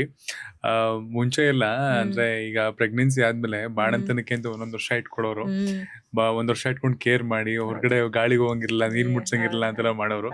ಬಟ್ ಈಗೆಲ್ಲ 1-2 ತಿಂಗಳ ಹಿಂಗ್ ರೆಡಿ ಆಗ್ಬಿಡ್ತಾರೆ, ಆಫೀಸ್ಗೆ ಹೋಗ್ತಾ ಇರ್ತಾರೆ. ಅದಕ್ಕೆ ಫಿಟ್ನೆಸ್ ಅಥವಾ ಲೈಫ್ ಸ್ಟೈಲ್ ಎಷ್ಟು ಇಂಪಾರ್ಟೆಂಟ್ ಆಗುತ್ತೆ? ಸೊ ಊರಲ್ಲಿ ಅಂದ್ರೆ ಅವಾಗಿನ ಕಾಲದಲ್ಲಿ 1 month ಎಲ್ಲ ರೆಸ್ಟ್ ತಗೊಂತಿದ್ರು ಅಂದ್ರೆ, ಸೊ ಅವ್ರಿಗೆ ಅದೇ ತರ ಡಯಟ್ ಮನೇಲೆ ಮಾಡ್ತಾ ಇದ್ರು. ಸೊ ಅದಕ್ಕೆ ಪರ್ಟಿಕ್ಯುಲರ್ ಅವ್ರದ್ದು ಬಾಡಿ ಹೀಲ್ ಆಗೋದಿಕ್ಕೆ. ಆಮೇಲೆ ಮೋಸ್ಟ್ ಆಫ್ ದ ನಾರ್ಮಲ್ ಡೆಲಿವರಿನೇ ಇರ್ತಾ ಇತ್ತು, ಮನೇಲೆ ಮಾಡ್ತಾ ಇದ್ರು ತುಂಬಾ ಚೆನ್ನಾಗಿ ಡೆಲಿವರಿ. ಅಂಡ್ ಅದಕ್ಕೆ ತಕ್ಕಾಗೆ ಡಯಟ್ ಅವರೇ ಪ್ರಿಪೇರ್ ಮಾಡ್ತಾ ಇದ್ರು. ಅವ್ರಿಗೆ ತಗೊಳಕ್ ಕಷ್ಟ ಆದ್ರೂನು ಅವ್ರಿಗೆ ಆತರ ಫುಡ್ ಕೊಡ್ತಾ ಇದ್ರು. ಆಮೇಲೆ ಫುಲ್ ಬೆಡ್ಶೀಟ್ ಎಲ್ಲ ಹೊಜ್ಜಿ ಫುಲ್ ಶಕೆ ಮಾಡೋದು ಅವರಿಗೆ ಆತರ. ಅಂಡ್ ಬಟ್ಟೆ ಸುತ್ತೋದು ಹೊಟ್ಟೆಗೆ, ಅಂದ್ರೆ ಹೊಟ್ಟೆ ಕಮ್ಮಿ ಆಗ್ಲಿ ಅಂತ ಆತರ ಇರ್ತಾ ಇತ್ತು. ಆದ್ರೆ ಆ ಪಾರ್ಟ್ ನೋಡೋದಾದ್ರೆ ಇವಾಗ ಏನಕ್ಕಂತಂದ್ರೆ, ಇವಾಗೆಲ್ಲ most of the delivery hospital ಅಲ್ಲೇ ಆಗುತ್ತೆ. ಅಂಡ್ ಡಾಕ್ಟರ್ ಅದಕ್ಕೆ ಏನ್ ಬೇಕು ಹೀಲಿಂಗ್ ಎವ್ರಿಥಿಂಗ್ ಮೆಡಿಸಿನ್ ಅವರೇ ಕೊಡ್ತಾರೆ. ಅಂಡ್ ರಿಕವರಿ ಟೈಮ್ ಕೂಡ ಅದಕ್ಕೆ ಅಂದ್ರೆ ಇಂಗ್ಲಿಷ್ ಮೆಡಿಸಿನ್ ಆಗಿರೋದ್ರಿಂದ ಬೇಗನೆ ರಿಕವರಿ ಕೂಡ ಆಗುತ್ತೆ. ಸೊ ಹಂಗಾಗಿ ಇವಾಗ ಬೇಗ 1 2 months 3 months ಗೆಲ್ಲ ನಾರ್ಮಲ್ ಅವ್ರ ರೆಗ್ಯುಲರ್ ಲೈಫ್ ಸ್ಟೈಲ್ಗೆ ಮೂವ್ ಆಗ್ತಾರೆ. ಅಂಡ್ ಮಾಡ್ಲೇಬೇಕಲ್ವಾ, ಲೈಕ್ ಅವ್ರ ಲೈಫ್ ಬೇಬಿನ ನೋಡ್ಕೊಬೇಕು ಅಂದ್ರೆ ಅಮೌಂಟ್ ದುಡ್ಡು ಬೇಕೇ ಬೇಕಾಗುತ್ತೆ, ವರ್ಕ್ ಮಾಡ್ಲೇಬೇಕಾಗತ್ತೆ. ಸೊ ಹಂಗಾಗಿ ಇವಾಗೆಲ್ಲ ಈ ತರ ಲೈಫ್ ಸ್ಟೈಲ್ ಚೇಂಜ್ ಮಾಡ್ಕೊಂಡ್ಬಿಟ್ಟಿದ್ದಾರೆ ಆತರ. ಅಂಡ್ ಇವತ್ತಿನ ದಿನ ಪ್ರಸ್ತುತ ಪ್ರೆಸೆಂಟ್ ಡೇ ತುಂಬಾ ಜನ ವುಮೆನ್ ಸಫರ್ ಮಾಡ್ತಿರೋದು PCOD ಮತ್ತೆ PCOS ಇಂದ. ತುಂಬಾ ಜನ ಅದನ್ನ ಗೂಗಲ್ ಕೂಡ ಮಾಡಿದ್ದಾರೆ, ತುಂಬಾ ಜನ ಕೇಳ್ತಿರ್ತಾರೆ, ಪ್ರಾಬ್ಲಮ್ ನಿಮ್ನು ಕೇಳಿರ್ತಾರೆ ಅನ್ಸುತ್ತೆ. ಎಕ್ಸರ್ಸೈಸ್ ಅಥವಾ ಫಿಟ್ನೆಸ್ ಅಥವಾ ಒಂದು ಆಕ್ಟಿವ್ ಲೈಫ್ ಸ್ಟೈಲ್ ಇಂದ ಅದನ್ನ ರಿವರ್ಸ್ ಮಾಡಬಹುದು. ಅದು ಕಂಪ್ಲೀಟ್ ಆಗಿ ಅವ್ರದ್ದು ಹಾರ್ಮೋನಲ್ ಇಂಬ್ಯಾಲೆನ್ಸ್ ಇಂದ ಆಗಿರುತ್ತೆ. ಅಂಡ್ ಅದಕ್ಕೆ ಅವ್ರದ್ದು ಲಾಂಗ್ ಟರ್ಮ್ ಇಂದ ಅವ್ರ ಒಂದು ಹೆರಿಡಿಟಿನೂ ಇರುತ್ತೆ ರೀಸನ್. ಅಂದ್ರೆ ಅವ್ರ ಮಮ್ಮಿಗಾಗ್ಲಿ ಅವ್ರ ಫ್ಯಾಮಿಲಿಲಿ ಯಾರಿಗಾರು ಆತರ ಇರುತ್ತೆ, ಅದೊಂದು. ಮತ್ತೆ ಅವ್ರ ಲೈಫ್ ಸ್ಟೈಲ್, ಫುಡ್ ಹ್ಯಾಬಿಟ್, ಅದೆಲ್ಲದು ಅದಕ್ಕೆ ರೀಸನ್ ಆಗಿರುತ್ತೆ. ನೀವು ಒಳ್ಳೆ ರೆಗ್ಯುಲರ್ ಲೈಫ್ ಸ್ಟೈಲ್ ಮಾಡ್ಕೊಂಡ್ರೆ, ಒಂದು ಪ್ರಾಪರ್ ಆಗಿ ಸ್ಲೀಪ್ ಪ್ಯಾಟರ್ನ್ ಆಗ್ಲಿ, ಫುಡ್ ಆಗ್ಲಿ, ವರ್ಕ್ಔಟ್, ಫಿಸಿಕಲ್ ಆಕ್ಟಿವಿಟಿ ಏನಾದ್ರು ಅದು ಅವಾಗ ರಿವರ್ಸ್ ಆಗಕ್ಕೆ ಅದು ಶುರು ಆಗತ್ತೆ. ಅಂದ್ರೆ ಲಾಂಗ್ ಟೈಮ್ ಬೇಕು. ಇನ್ ಸಡನ್ ಆಗಿ 1 month 2 month ಅಲ್ಲಿ ಚೇಂಜ್ ಮಾಡಕ್ ಕಷ್ಟನೇ. ಬಟ್ ಅವರಿಗೆ ಡಿಫ್ರೆನ್ಸ್ ಗೊತ್ತಾಗತ್ತೆ. ಅವ್ರು ಮುಂಚೆ ಹೇಗೆ ಅದರಿಂದ ಸಫರ್ ಮಾಡ್ತಾ ಇದ್ರು, ನಾರ್ಮಲ್ ಒಳ್ಳೆ ಲೈಫ್ ಸ್ಟೈಲ್ ಬಂದ್ಮೇಲೆ ಅವ್ರು ಹೇಗೆ ಅದರಿಂದ ರಿಕವರಿ ಆಗ್ತಿದೆ ಅಂತ ಅವ್ರಿಗೆ ಗೊತ್ತಾಗತ್ತೆ. ಸೊ ಹಂಗಿದ್ದಾಗ ಅವ್ರು ಮತ್ತೆ ಬ್ಯಾಕ್ ಟು ಆ ಲೈಫ್ ಸ್ಟೈಲಿಗೆ ಹೋಗಕ್ ಅವ್ರು ಇಷ್ಟಪಡೋದಿಲ್ಲ. ಹ್ಮ್ ನಾರ್ಮಲ್ ಒಳ್ಳೆ ಲೈಫ್ ಸ್ಟೈಲ್ ಇದ್ದಾಗ ಅದ್ರ ರಿಕವರಿ ರೇಟ್ ಕೂಡ ಜಾಸ್ತಿ ಇರುತ್ತೆ. ಓಕೆ. ಅಂದ್ರೆ ಅಂದಾಜು ನಿಮ್ಗೂ ತುಂಬಾ ಜನ ಕ್ಲೈಂಟ್ಸ್ ಹೌದು, ಬರ್ತಿರ್ತಾರೆ, ಹೌದು. ಈ ಒಂದು ವಿಷಯಕ್ಕೆ ತುಂಬಾ ಜನ ಬರ್ತಾರ? ತುಂಬಾ ಜನ ಬರ್ತಾರೆ. ಅಂದ್ರೆ ಇದು ಈ ವಿಷಯಕ್ಕನ್ನಕ್ಕಿಂತ ಅವ್ರು ಸಫರ್ ಮಾಡೋದ್ ನಾವು ನೋಡಿರ್ತೀವಿ. ಫಸ್ಟ್ ಮಂತ್ ಎಲ್ಲ ಬಂದಾಗ ಮ್ಯಾಮ್ ನಂಗೆ ಕಾಲ್ ಮಾಡಿ ಹೇಳ್ತಾರೆ, ನನ್ಗೆ ಹೀಗೆ ಸ್ಟಮಕ್ ಪೇನ್ ಇದೆ, ನಾ ಬರಲ್ಲ ಇವತ್ತು ವರ್ಕೌಟ್ಗೆ, ಆತರ ಎಲ್ಲ ಹೇಳಿರ್ತಾರೆ. ಬಟ್ ಅದೇ 1-2 ಮಂತ್ 3 ಮಂತ್ ಆದ್ಮೇಲೆ ಬರ್ತಾರೆ, ವರ್ಕೌಟ್ ಬರ್ತಾರೆ. ಫಸ್ಟ್ ಮಂತ್ ಅವ್ರ ಲೆವೆಲ್ಗೆ ಎಷ್ಟಾಗುತ್ತೋ ಅಷ್ಟು ವರ್ಕೌಟ್ ಮಾಡ್ತಾರೆ. ಅದೇ 3 ಮಂತ್ 4 ಮಂತ್ ಎಲ್ಲ ರೆಗ್ಯುಲರ್ 1 year 2 year ಎಲ್ಲ ಮಾಡ್ತಿರೋರು ನಮ್ಮ ಹತ್ರ ಇದಾರೆ. ಅವ್ರಿಗೆಲ್ಲ ಏನು ಡಿಫ್ರೆನ್ಸೇ ಇಲ್ಲ, ನಾರ್ಮಲ್ ಎಲ್ಲ ದಿನ ತರ 5 ದಿನ ಅಷ್ಟೇ ನಾರ್ಮಲ್ ಆಗಿ ಬರ್ತಾರೆ. ಅವ್ರ ವರ್ಕ್ ಕೂಡ ಅವ್ರು ಮಾಡ್ತಾರೆ, ವರ್ಕೌಟ್ ಕೂಡ ಮಾಡ್ತಾರೆ, ಮನೇನು ಕೂಡ ನಿಭಾಯಿಸ್ತಾರೆ. ಸೊ ಆತರ. ಸೊ ಇದು ನಿಮ್ಗೆ ತುಂಬಾ ಲಾಂಗ್ ಟರ್ಮ್ ಅಲ್ಲಿ ನೀವು ಒಳ್ಳೆ ಲೈಫ್ ಸ್ಟೈಲ್ ಇಟ್ಕೊಂಡಿದ್ರೆ ಈ ಪ್ರಾಬ್ಲಮ್ ಎಲ್ಲ ಹೋಗುತ್ತೆ. ನೋಡಿ, ಅಂದ್ರೆ ಇದಕ್ಕೆ ಸೊಲ್ಯೂಷನ್ ಕೈಯಲ್ಲೇ ಇದೆ. ಬಟ್ ಸ್ಟಿಲ್ ಟ್ಯಾಬ್ಲೆಟ್ಸ್ ಗೆ ಅಥವಾ ಇನ್ನೊಂದು ಕೆಮಿಕಲ್ ಒಂದು ಸಬ್ಸ್ಟೆನ್ಸ್ ಗೆ ಹೋಗಿ ಅದ್ರದ್ದೊಂದು ಪರ್ಮನೆಂಟ್ ಸೊಲ್ಯೂಷನ್ ತಗೊಳ್ದೆ ಒಂದು ಟೆಂಪರರಿ ಸೊಲ್ಯೂಷನ್ ಇಂದ ಹೋಗ್ತಾರೆ. ಬಿಕಾಸ್ ಏನಕ್ಕೆ ಅಂದ್ರೆ ಸ್ಟಾಟ್ಸ್ ಹೇಳುತ್ತೆ, ಇಂಡಿಯಾದಲ್ಲಿ 1 in 25 ಪೀಪಲ್ ಅಂದ್ರೆ 25 ಹೆಣ್ಮಕ್ಳಲ್ಲಿ 1 ಹೆಣ್ಮಗು ಮಾತ್ರ ವರ್ಕೌಟ್ ಮಾಡ್ತಾರೆ ಅಂತ. ವರ್ಕೌಟ್ ಅಂತಲ್ಲ, ಸಾರಿ, ಆಕ್ಟಿವ್ ಲೈಫ್ ಸ್ಟೈಲ್ ಇರೋದು. ಮಿನಿಮಮ್ ರಿಕ್ವೈರ್ಮೆಂಟ್ ಏನಿದೆ ಒಂದು ಡೇ ಟು ಡೇ ಲೈಫ್ ಅಲ್ಲಿ ಒಂದು ಎಕ್ಸಸೈಸ್ಗೆ 25 ಜನದಲ್ಲಿ ಒಬ್ರು ಮಾಡ್ತಿರೋದಂತೆ. ಅದು 3.9% ಇಂಡಿಯನ್ಸ್ ಅಲ್ಲಿ. ಅದೇನೆ ಇನ್ ಕೇಸ್ ಆಫ್ US ಅಥವಾ ವೆಸ್ಟರ್ನ್ ಗೆ ಅಂತ ಬಂದ್ರೆ ಅಲ್ಲಿ 20% ಇದೆಯಂತೆ.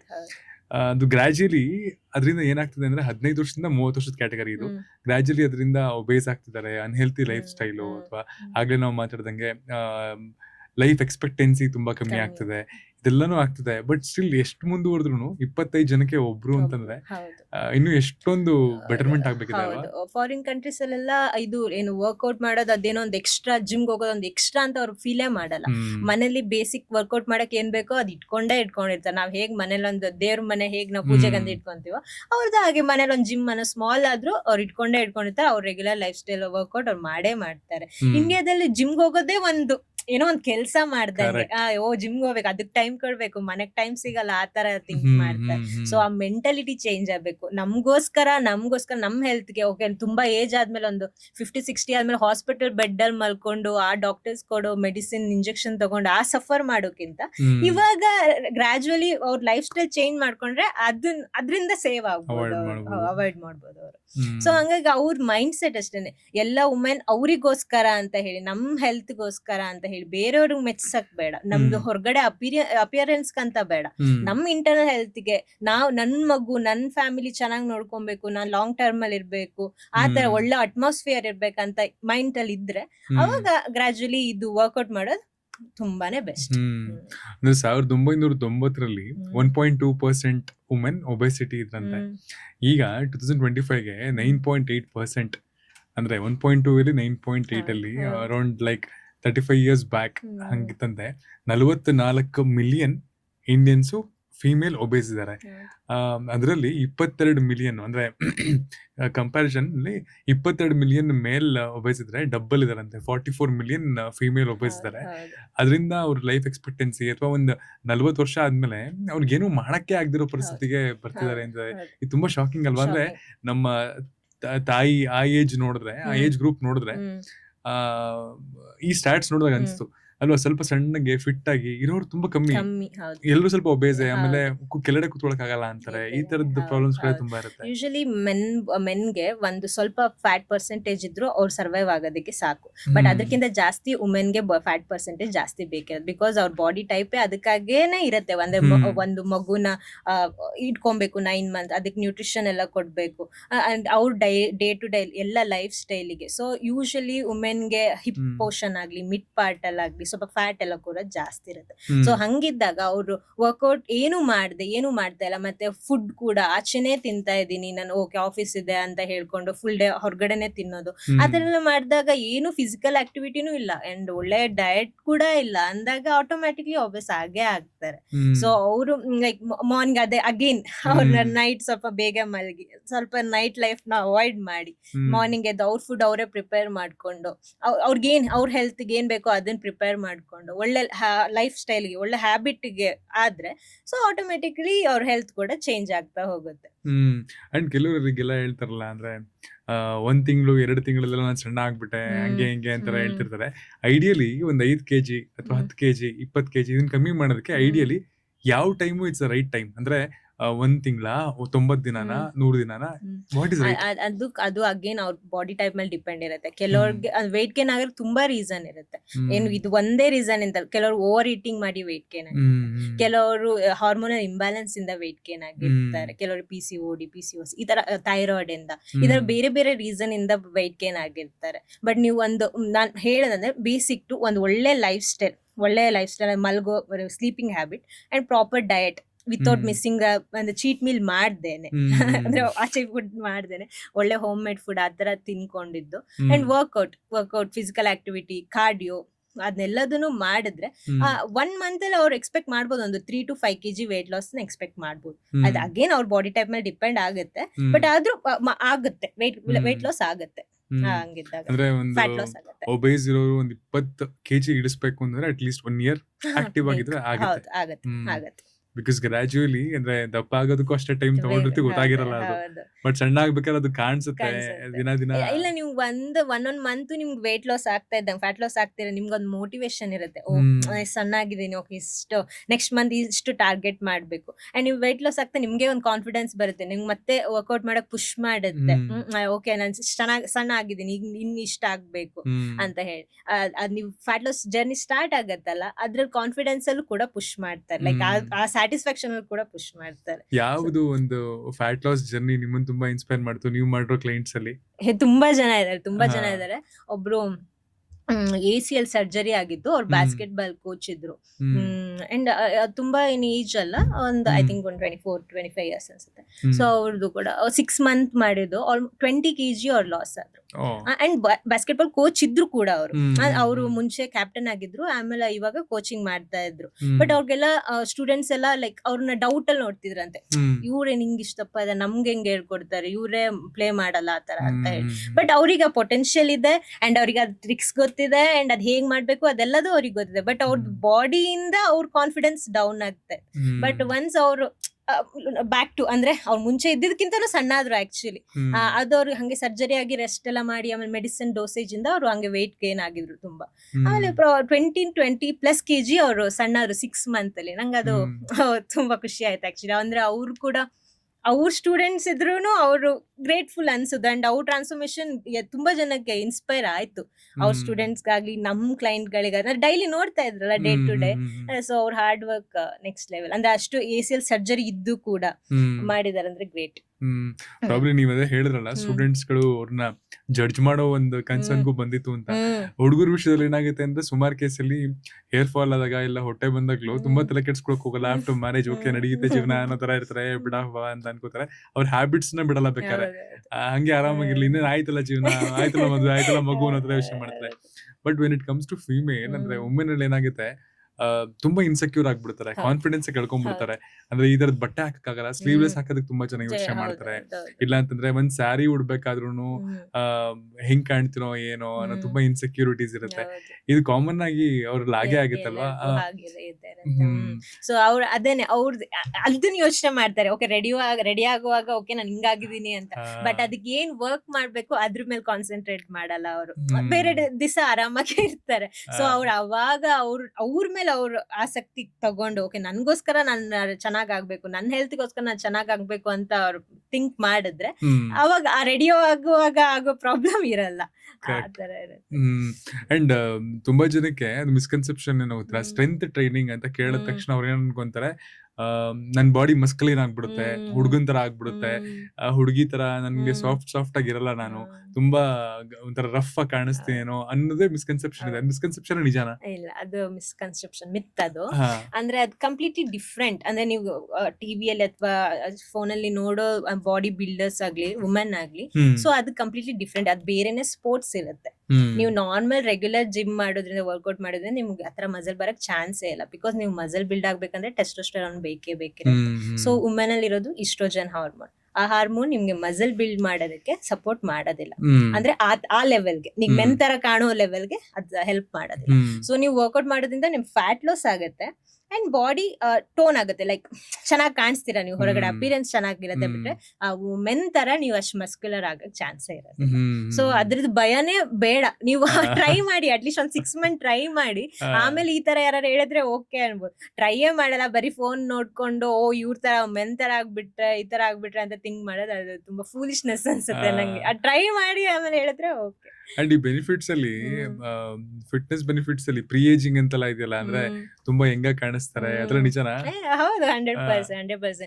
ನಿಮ್ಗೆ ಒಳಗಡೆ ನೀವ್ ಹೇಗ್ ಫೀಲ್ ಮಾಡ್ತಿರೋ ಅದೇ ನಿಮ್ ಅಪಿಯರೆನ್ಸ್ ಅಲ್ಲಿ ಕಾಣುತ್ತೆ. ನೀವು ಒಳಗಡೆಯಿಂದ ಫುಲ್ ಸ್ಯಾಡ್ ಇದ್ದು ನೀವು ಹೊರಗಡೆ ಹೇಗೆ ಹ್ಯಾಪಿ ಆಗಿರಕ್ ಸಾಧ್ಯ, ಲೈಕ್ ಹೆಂಗಾಗಿ ಆತರ ಹೇಗಿರಕ್ ಅದೇ ನೀವು ಒಳಗಡೆಯಿಂದ ಕಾನ್ಫಿಡೆನ್ಸ್ ಆಗಿದ್ದು ಚೆನ್ನಾಗಿದ್ರೆ ಹೊರಗಡೆ ಕೂಡ ಅದೇ ಹಾಗೆ ಅಪಿಯರೆನ್ಸ್ ಕೂಡ ಹಾಗೆ ಇರುತ್ತೆ. ಅಂಡ್ ಏಜಿಂಗ್ ಹೌದು, ಸ್ಕಿನ್ ತುಂಬಾ ಬ್ರೈಟ್ ಆಗುತ್ತೆ.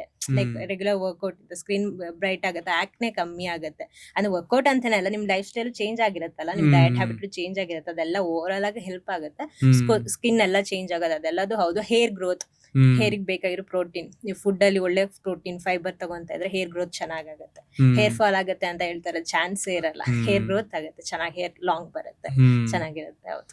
ಅಂಡ್ ತುಂಬಾ ಜನ ಏನ್ ಮಾಡ್ಕೋತಾರೆ, ಇದನ್ನ ಬ್ಯೂಟಿ ಸ್ಟ್ಯಾಂಡರ್ಡ್ಸ್ ಬಿಟ್ಬಿಟ್ಟಿದ್ದಾರೆ.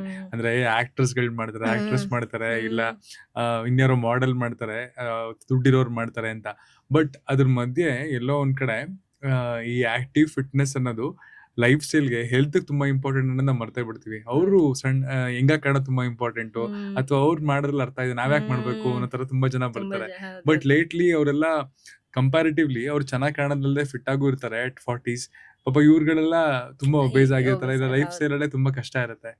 ಹೌದು, ಅದು ಕಂಪ್ಲೀಟ್ಲಿ ಅವ್ರದ್ದು ಏನಂದ್ರೆ ಅವ್ರ ಮೈಂಡ್ ಇಂದಾನೆ ಅದು. ಓಕೆ, ನಾವ್ ಯಾಕೆ ಮಾಡ್ಬೇಕು ವರ್ಕೌಟ್, ಅವ್ರಾದ್ರೆ ಓಕೆ ಸ್ಕ್ರೀನ್ ಅಲ್ಲಿ ಕಾಣಿಸ್ತಾರೆ, ನಾವ್ ಮಾಡಿ ಏನ್ ಪ್ರಯೋಜನ? ಓಕೆ ಲೈಫ್ ಮಗು ಆಗಿದೆ, ಮದ್ವೆ ಆಗಿದೆ, ಓಕೆ ಏನಿದೆ ಲೈಫ್ ಮುಗೀತು ಅಂತ ಥಿಂಕ್ ಮಾಡ್ಕೊಂತಾರೆ. ಅದು ತುಂಬಾ ರಾಂಗ್. ಅದು ಅದೇ ಹೇಳ, ಅಪಿಯರೆನ್ಸ್ ಬೇರೆನೆ. ಓಕೆ ನಿನ್ನ ಚೆನ್ನಾಗಿ ಕಾಣಿಸಿಲ್ಲ ಅಂದ್ರೂ ಪರವಾಗಿಲ್ಲ, ಬಟ್ ನಿನ್ಗೆ ಒಳಗಡೆಯಿಂದ ಸ್ಟ್ರೆಂತ್ ಗೊತ್ತಾಗತ್ತಲ್ಲ. ನಿನ್ ಡೇ ಟು ಡೇ ಲೈಫ್ ನಿಂಗೆ ಓಕೆ ಒಂದು ಮಾರ್ಕೆಟ್ ಇಂದ ಒಂದು ಬ್ಯಾಗ್ ತಗೊಂಡ್ ಬರ್ಬೇಕಂದ್ರು ಬೇರೆಯವ್ರ ಹೆಲ್ಪ್ ಬೇಡ, ನಿನ್ ಸ್ಟ್ರೆಂತ್ ನೀನ್ ಯೂಸ್ ಮಾಡಿ ನೀನ್ ತಗೊಂಡ್ಬರ್ಬೋದು, ನಿನ್ ಕೆಲಸ ನೀ ಮಾಡ್ಕೊಬೋದು, ಬೇರೆಯವ್ರ ಮೇಲೆ ಡಿಪೆಂಡ್ ಆಗೋದಿರಲ್ಲ. ಇವನ್ ಒಂದು ಸಿಲಿಂಡರ್ ಎತ್ತಿ ಬೇರೆಯವ್ರದ್ ಫಿಕ್ಸ್ ಮಾಡಕ್ಕಾದ್ರೂ ಹಸ್ಬೆಂಡೇ ಬರ್ಬೇಕು, ಬೇರೆಯವರೇ ಬರ್ಬೇಕು ಅನ್ನೋದು ಬೇಡ, ಅವ್ರ ಕೆಲಸ ಅವ್ರು ಮಾಡ್ಕೊಬೋದು, ಬೇರೆಯವ್ರ ಮೇಲೆ ಡಿಪೆಂಡ್ ಆಗತ್ತಪ್ಪತ್ತಲ್ಲ. ಸೊ ಹಂಗಾಗಿ ಇದು ಈ ಫೇಸ್ ಅಲ್ಲಿ ಆದ್ರೆ ಸ್ವಲ್ಪ ಏಜ್ ಆಗ್ತಾ ಇದೆ, ಹಾಸ್ಪಿಟಲ್ ಹೋಗಿ ಆ ಸಫರ್ ಮಾಡೋಕ್ಕಿಂತ ಅವ್ರ ಲೈಕ್ ನಾರ್ಮಲ್ ಮನೆ ಫುಡ್ ಅಲ್ಲೇನೆ, ಮನೆ ವರ್ಕೌಟ್ ಅಲ್ಲೇನೆ ಅವ್ರು ಆರಾಮಾಗಿ ಹೆಲ್ತಿ ಆಗಿರ್ಬೋದಲ್ಲ ಲಾಂಗ್ ಟರ್ಮ್ ಅಲ್ಲಿ, ಬೇರೆಯವ್ರ ಮೇಲೆ ಡಿಪೆಂಡ್ ಆಗದೆ. ಅದು ತುಂಬಾ ಇಂಪಾರ್ಟೆಂಟ್ ಆಗುತ್ತೆ. ಈಗ ಡಿಫ್ರೆಂಟ್ ಏಜ್ ಗ್ರೂಪ್ 16 to 60 ಇದಾರೆ ಅಂತಂದ್ರೆ, ಸೊ ಅವ್ರಿಗೆಲ್ಲರಿಗೂ ವರ್ಕೌಟ್ ಪ್ಯಾಟರ್ನ್ ಪ್ಲಾನ್ ಎಲ್ಲ ಬೇರೆ ಬೇರೆ ತರ ಇರುತ್ತೆ. ಎಲ್ರಿಗೂ ಸೇಮ್ ಅಂತ ಯಾವ್ದು ಜನರಲೈಸ್ ಆಗಲ್ಲ. ಅದಂದ್ರೆ ಅವ್ರು ಹೇಗ್ ಬಾಡಿ ಅವ್ರದ್ದು ಹೇಗ್ ರಿಯಾಕ್ಟ್ ಮಾಡುತ್ತೆ ಅನ್ನೋದು ಒಂದಾಗಿರುತ್ತೆ. ಅಂಡ್ ಅವ್ರು ಹೇಗ್ ವರ್ಕೌಟ್ ಪರ್ಫಾರ್ಮೆನ್ಸ್ ಹೇಗ್ ಮಾಡ್ತಿದಾರೆ ಅನ್ನೋದು ಕೂಡ ಇಂಪಾರ್ಟೆಂಟ್ ಆಗುತ್ತೆ.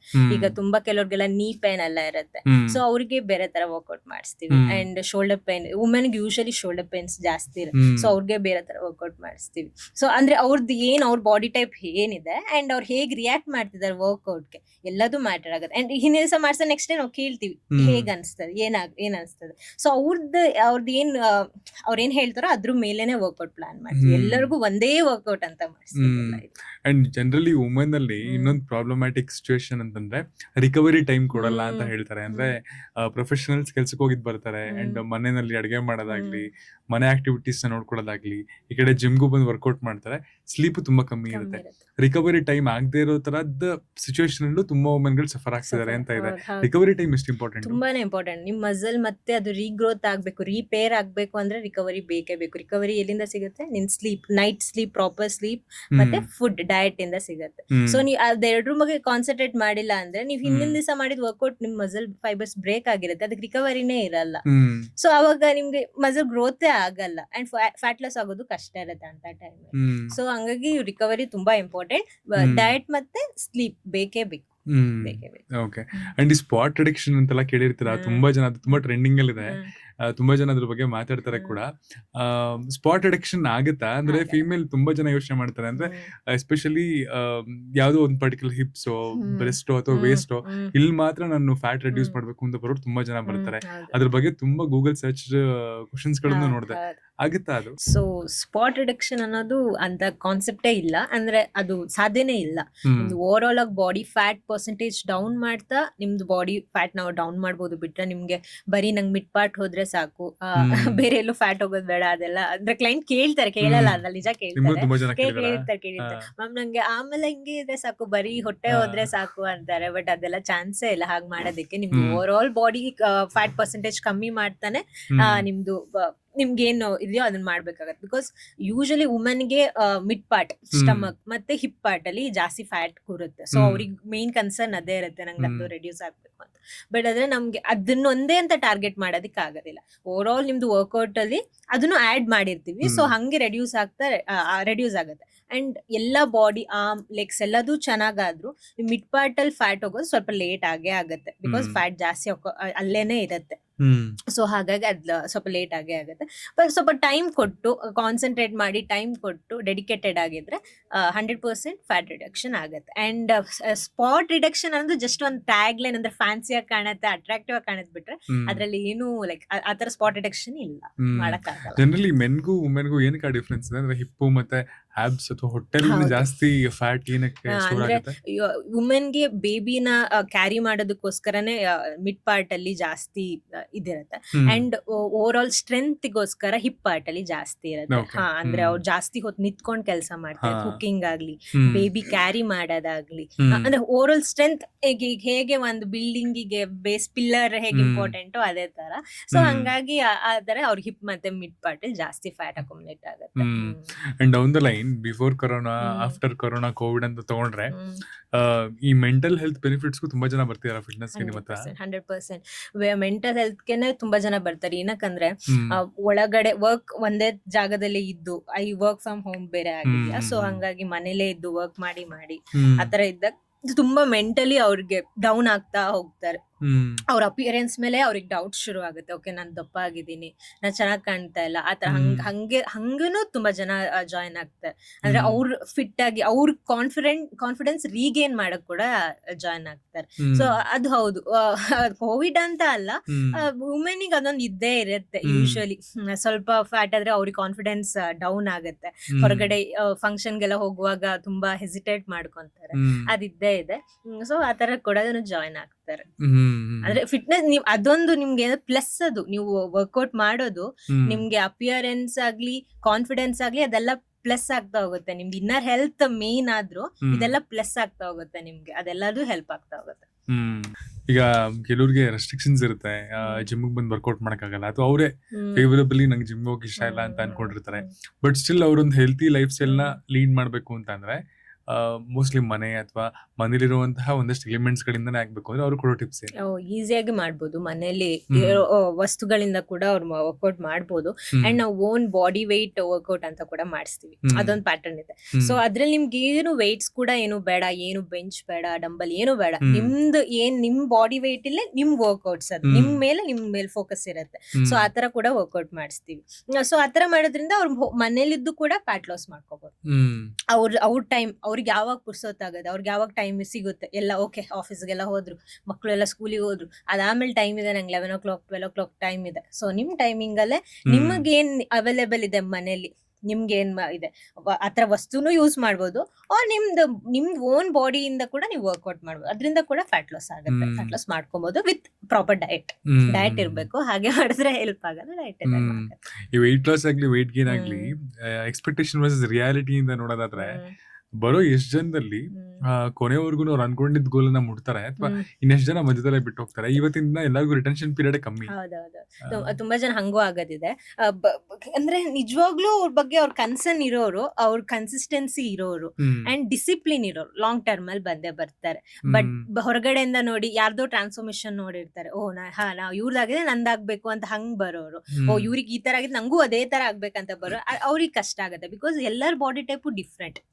ದೇವ್ರು ಒಂದೇ ತರ ಎಲ್ಲರೂ ಮಾಡಿಲ್ಲ. ಅವ್ರವ್ರ ಬಾಡಿ ಟೈಪ್ ಡಿಫ್ರೆಂಟ್, ಅದು ಅವ್ರ ಜೆನೆಟಿಕ್ ಮೇಲೆ ತುಂಬಾ ಡಿಪೆಂಡ್ ಆಗಿರುತ್ತೆ. ಅವ್ರ ಹೆರಿಡಿಟಿ ಹೇಗ್ ಬಂದ ಅದ್ರ ಮೇಲೆ ಡಿಪೆಂಡ್ ಆಗಿರುತ್ತೆ. ಅಂಡ್ ಅವ್ರ ಲೈಫ್ ಸ್ಟೈಲ್, ಅವ್ರು ಎಲ್ಲಿಂದ ಯಾವ ಪರಿಸರದಿಂದ ಬೆಳೆದ್ ಬಂದಿದ್ದಾರೆ ಅದೆಲ್ಲದೂ ಇಂಪಾರ್ಟೆಂಟ್ ಡಿಪೆಂಡ್ ಆಗಿರುತ್ತೆ. ಸೊ ಹಂಗೆ ಅವ್ರ ಫ್ಯಾಟ್ ಲಾಸ್ ಆಗತ್ತೆ, ಆತರ ಅವ್ರ ವೇಟ್ ಲಾಸ್ ಜರ್ನಿ ಹಂಗ್ ಹೋಗುತ್ತೆ. ಸೊ ಹಂಗಾಗಿ ಕೆಲವರು ಖುಷಿ ಪಟ್ಟು ಲೈಕ್ 1 ಮಂತ್ಗೆ ಫ್ಯಾಟ್ ಡೌನ್ ಆದಾಗ ಖುಷಿ ಪಟ್ಟು ಓಕೆ ಇನ್ನೂ ಚೆನ್ನಾಗಿ ಮಾಡೋಣ ಅಂತ ತುಂಬಾ ಕ್ಲೈಂಟ್ ಹಂಗೆ ಇರ್ತಾರೆ. ಬಿಕಾಸ್ ನಮ್ಮ ಹತ್ರ ಬರುವಾಗ 1 ಮಂತ್ಗೆ ಅವ್ರಿಗೆ ಒಂದು minimum amount of fat loss ನಾವು ಮಾಡಿಸ್ತೀವಿ. ಸೊ ಅಂದ್ರೆ ನಾವು ಫುಲ್ ಟ್ರ್ಯಾಕ್ ಇಟ್ಟಿರ್ತೀವಿ, ಯಾಕಂದ್ರೆ ಅವ್ರು ಡಯಟ್ ಮನೆಗೆ ಹೋದ್ಮೇಲೂ ಏನ್ ಫುಡ್ ತಿನ್ಬೇಕು ಅದು ಟ್ರ್ಯಾಕ್ ಇರುತ್ತೆ. ಅಂಡ್ ಅವ್ರು ನಮ್ಗೆ ಅದ್ರದ್ದು ಹೇಗೆ ವರ್ಕ್ ಆಗುತ್ತೆ ಅದು ನಮ್ದೊಂದು ಪ್ಯಾಟರ್ನ್ ಇರುತ್ತೆ, ಅದ್ರ ಪ್ರಕಾರ ಅದು ವರ್ಕ್ ಆಗ್ತಾ ಇರುತ್ತೆ. ಅಂಡ್ ಜಿಮ್ ಅಂತ ಬಂದಾಗ 100% ನಾವು ಏನ್ ವರ್ಕೌಟ್ ಪ್ಲಾನ್ ಮಾಡಿರ್ತೀವಿ ಅದನ್ನ ಮಾಡಿಸ್ತೀವಿ. ಅದೇನೇ ಇದ್ರು ಮಾಡಿಸ್ತೀವಿ. ಕರೆಕ್ಟ್ ಆಗಿ ಕನ್ಸಿಸ್ಟೆನ್ಸಿಯಲ್ಲಿ ಅದು ಹೋಗ್ತಾನೆ ಅದು. ಹಂಗಿದ್ದಾಗ ಅಫ್ಕೋರ್ಸ್ ಫ್ಯಾಟ್ ಲಾಸ್ ಆಗೇ ಆಗುತ್ತೆ 1 ಮಂತ್ಗೆ. ಅಂಡ್ ಅವರಿಗೆ ಅದು ಕಾನ್ಫಿಡೆನ್ಸ್ ರೀಗೇನ್ ಆಗುತ್ತೆ. ಓಕೆ ನಾನು ಮತ್ತೆ ಬ್ಯಾಕ್ ಟು ಫ್ಯಾಟ್ ಲಾಸ್ ಆಗ್ತಾ ಇದೆ, ನಾನು ಇನ್ನು ಚೆನ್ನಾಗಿ ಆಗ್ಬೋದು ಅಂತ ಆತರ ಕಂಟಿನ್ಯೂ ಮಾಡ್ತಾರೆ. ಬಟ್ ಮಿಡಲ್ ಅಲ್ಲಿ ಗಿವ್ ಅಪ್ ಮಾಡೋರು ಯಾರು ಅಂದ್ರೆ ಲೈಕ್ ಸ್ಯಾಟಿಸ್ಫ್ಯಾಕ್ಷನ್ ಇರಲ್ಲ ಇಷ್ಟೇ ಆದ್ರೂ. ಇದು ಏನು 1 ನೈಟ್ ಪ್ರೋಸೆಸ್ ಅಲ್ಲ, ನಿಮ್ಗೆ ತುಂಬಾ ಇಷ್ಟು ವರ್ಷ ಸೇರಿ ನೀವು ಅಷ್ಟು ಫ್ಯಾಟ್ ಆಗಿದ್ದೀರಾ ಅಂದ್ರೆ ಅಷ್ಟೇ ಟೈಮ್ ಬೇಕಲ್ಲ ಫ್ಯಾಟ್ ಲಾಸ್ ಆಗೋದಕ್ಕೆ ಕೂಡ. ಸ್ವಲ್ಪ ಪೇಷನ್ಸ್ ಇರ್ಲೇಬೇಕಾಗತ್ತೆ. ಅಂಡ್ ಲಾಂಗ್ ಟರ್ಮ್ ಅಲ್ಲಿ ಇಟ್ಕೊಂಡಾಗ್ಲೇನೆ ನಿಮ್ಗೆ ಅದು ಹೆಲ್ಪ್ ಆಗುತ್ತೆ. ಬರೀ ಅದೇ ಅಗೇನ್ ಮೋಟಿವೇಶನ್ಗೂ ಡಿಸಿಪ್ಲಿನ್ಗೂ ತುಂಬಾ ಡಿಫ್ರೆನ್ಸ್ ಇದೆ. ಸೊ ಮೋಟಿವೇಶನ್ ಇದ್ರೆ ನೀವು ಸ್ವಲ್ಪ ದಿವಸ ಬರ್ತೀರಾ ಆಮೇಲೆ ಬಿಡ್ತೀರಾ, ಡಿಸಿಪ್ಲಿನ್ ಇದ್ರೆ ಲಾಂಗ್ ಟರ್ಮ್ ಅಲ್ಲಿ ನಿಮ್ಗೆ ತುಂಬಾ ಹೆಲ್ಪ್ ಆಗುತ್ತೆ. ಅಂಡ್ ಥ್ರೆಡ್ಮಿಲ್ ಅಲ್ಲಿ ಓಡೋದು ಇದನ್ನ ಕಂಟಿನ್ಯೂಸ್ ಆಗಿ ಥ್ರೆಡ್ಮಿಲ್ ಯೂಸ್ ಮಾಡೋದ್ರಿಂದ ಇಟ್ ಸ್ಲೋಲಿ ಕಿಲ್ಸ್ ಮೆಟಬಾಲಿಸಮ್ ಅಂತೆಲ್ಲ ಅಂತಾರೆ ಕೆಲವರು. ಅದು ಡಿಬೇಟಬಲ್ ಟಾಪಿಕ್, ಎಷ್ಟು ನಿಜ ಎಷ್ಟು ಸುಳ್ಳೋದು? ನಾವು ಏನು ಥ್ರೆಡ್ಮಿಲ್ ನ ಪ್ರಿಫರ್ ಮಾಡಲ್ಲ. ನಾವು ಎಲ್ಲರಿಗೂ ಹೊರಗಡೆ ನ್ಯಾಚುರಲ್ ವಾಕೆ ಮಾಡಕ್ ಹೇಳ್ತೀವಿ. ಬಿಕಾಸ್ ಥ್ರೆಡ್ಮಿಲ್ ಎಲ್ಲ ಇವಾಗ ಬಂದಿರೋದು, ಲೈಕ್ ಈಗ ಲೈಫ್ ಸ್ಟೈಲ್ಗೆ ಅದನ್ನ ಸೆಟ್ ಮಾಡ್ತಾ ಇರೋದು. ಬಟ್ ನ್ಯಾಚುರಲ್ ವಾಕ್ ನಮ್ ಆನ್ಸೆಸ್ಟರ್ ಇಂದನೂ ಅದೇ ತರಾನೇ ಮಾಡ್ಕೊಂಡ್ ಬಂದಿರೋದು. ನೀವ್ ಒಂದೇ ಪ್ಲೇಸ್ ಅಲ್ಲಿ ನಿಂತು ಅದೇ ಥ್ರೆಡ್ಮಿಲ್ ಮಾಡ್ತೀವಿ, ಅದ್ ನೀ ಕೂಡ ಸ್ವಲ್ಪ ಪೇನ್ ಬರೋ ಚಾನ್ಸಸ್ ಇರುತ್ತೆ. ಅಂದ್ರೆ ಎಲ್ಲರಿಗೂ ಅಂತ ಹೇಳಲ್ಲ, ಸಮ್ ಚಾನ್ಸಸ್ ಕೂಡ ಇರುತ್ತೆ. ಸೊ ಹಂಗಾಗಿ ನಾವು ಹೊರಗಡೆ ವಾಕ್ ನೇ ಜಾಸ್ತಿ ಪ್ರಿಫರ್ ಮಾಡ್ತೀವಿ. ಎಲ್ಲ ಪಾರ್ಕ್ ಅಲ್ಲಿ ಆಗ್ಲಿ, ನಿಮ್ ಮನೆ ಹತ್ರ ಒಳ್ಳೆ ನೇಚರ್ ಇರೋ ಜಾಗದಲ್ಲಿ ಮಾಡಿದ್ರೆ ಆಕ್ಸಿಜನ್ ಸಪ್ಲೈ ಕೂಡ ಚೆನ್ನಾಗಿರುತ್ತೆ. ಸೊ ಅದ್ ನಿಮ್ಗೆ ಒಂಥರ ಮೆಂಟಲಿನೂ ಕೂಡ ಫ್ರೆಶ್ ಅನ್ಸುತ್ತೆ, ಓಪನ್ ಅಪ್ ಆಗುತ್ತೆ ಮೈಂಡ್. ಹಂಗೆ ನೀವು ಹೊರಗಡೆ ವಾಕ್ ಮಾಡೋದು ಯಾವಾಗ್ಲೂ ಬೆಸ್ಟ್ ಥ್ರೆಡ್ಮಿಲ್ಗಿಂತ. ಅಂಡ್ ಒಂದು ವುಮೆನ್ಗೆ on an average day, on an ideal day ಎಷ್ಟು ಸ್ಟೆಪ್ಸ್ ಅಥವಾ ಎಷ್ಟು ವಾಕ್ ಮಾಡೋದು ಒಳ್ಳೇದು? ಅದು ಡಿಪೆಂಡ್ಸ್ ಅಗೇನ್. ಅವ್ರಿಗೆ ತುಂಬಾ ಓವರ್ ವೇಟ್ ಇರ್ತಾರೆ, ಅಂದ್ರೆ ಅವ್ರ ಬಾಡಿಗಿಂತನೂ ತುಂಬಾ ವೇಟ್ ಇರ್ತಾರೆ. ಅವ್ರಿಗೆ ಎಷ್ಟಿರ್ಬೇಕು ಅದಕ್ಕಿಂತ ಜಾಸ್ತಿ ಇರ್ತಾರೆ. ಅವರು ತುಂಬಾ ವಾಕ್ ಮಾಡಿದ್ರು ಪ್ರಾಬ್ಲಮ್, ಬಿಕಾಸ್ ನೀ ಪೇನ್ ಬರುತ್ತೆ, ಆಂಕಲ್ ಪೇನ್ ಬರುತ್ತೆ, ಅದೆಲ್ಲ ನೋಡ್ಕೊಬೇಕಾಗತ್ತೆ.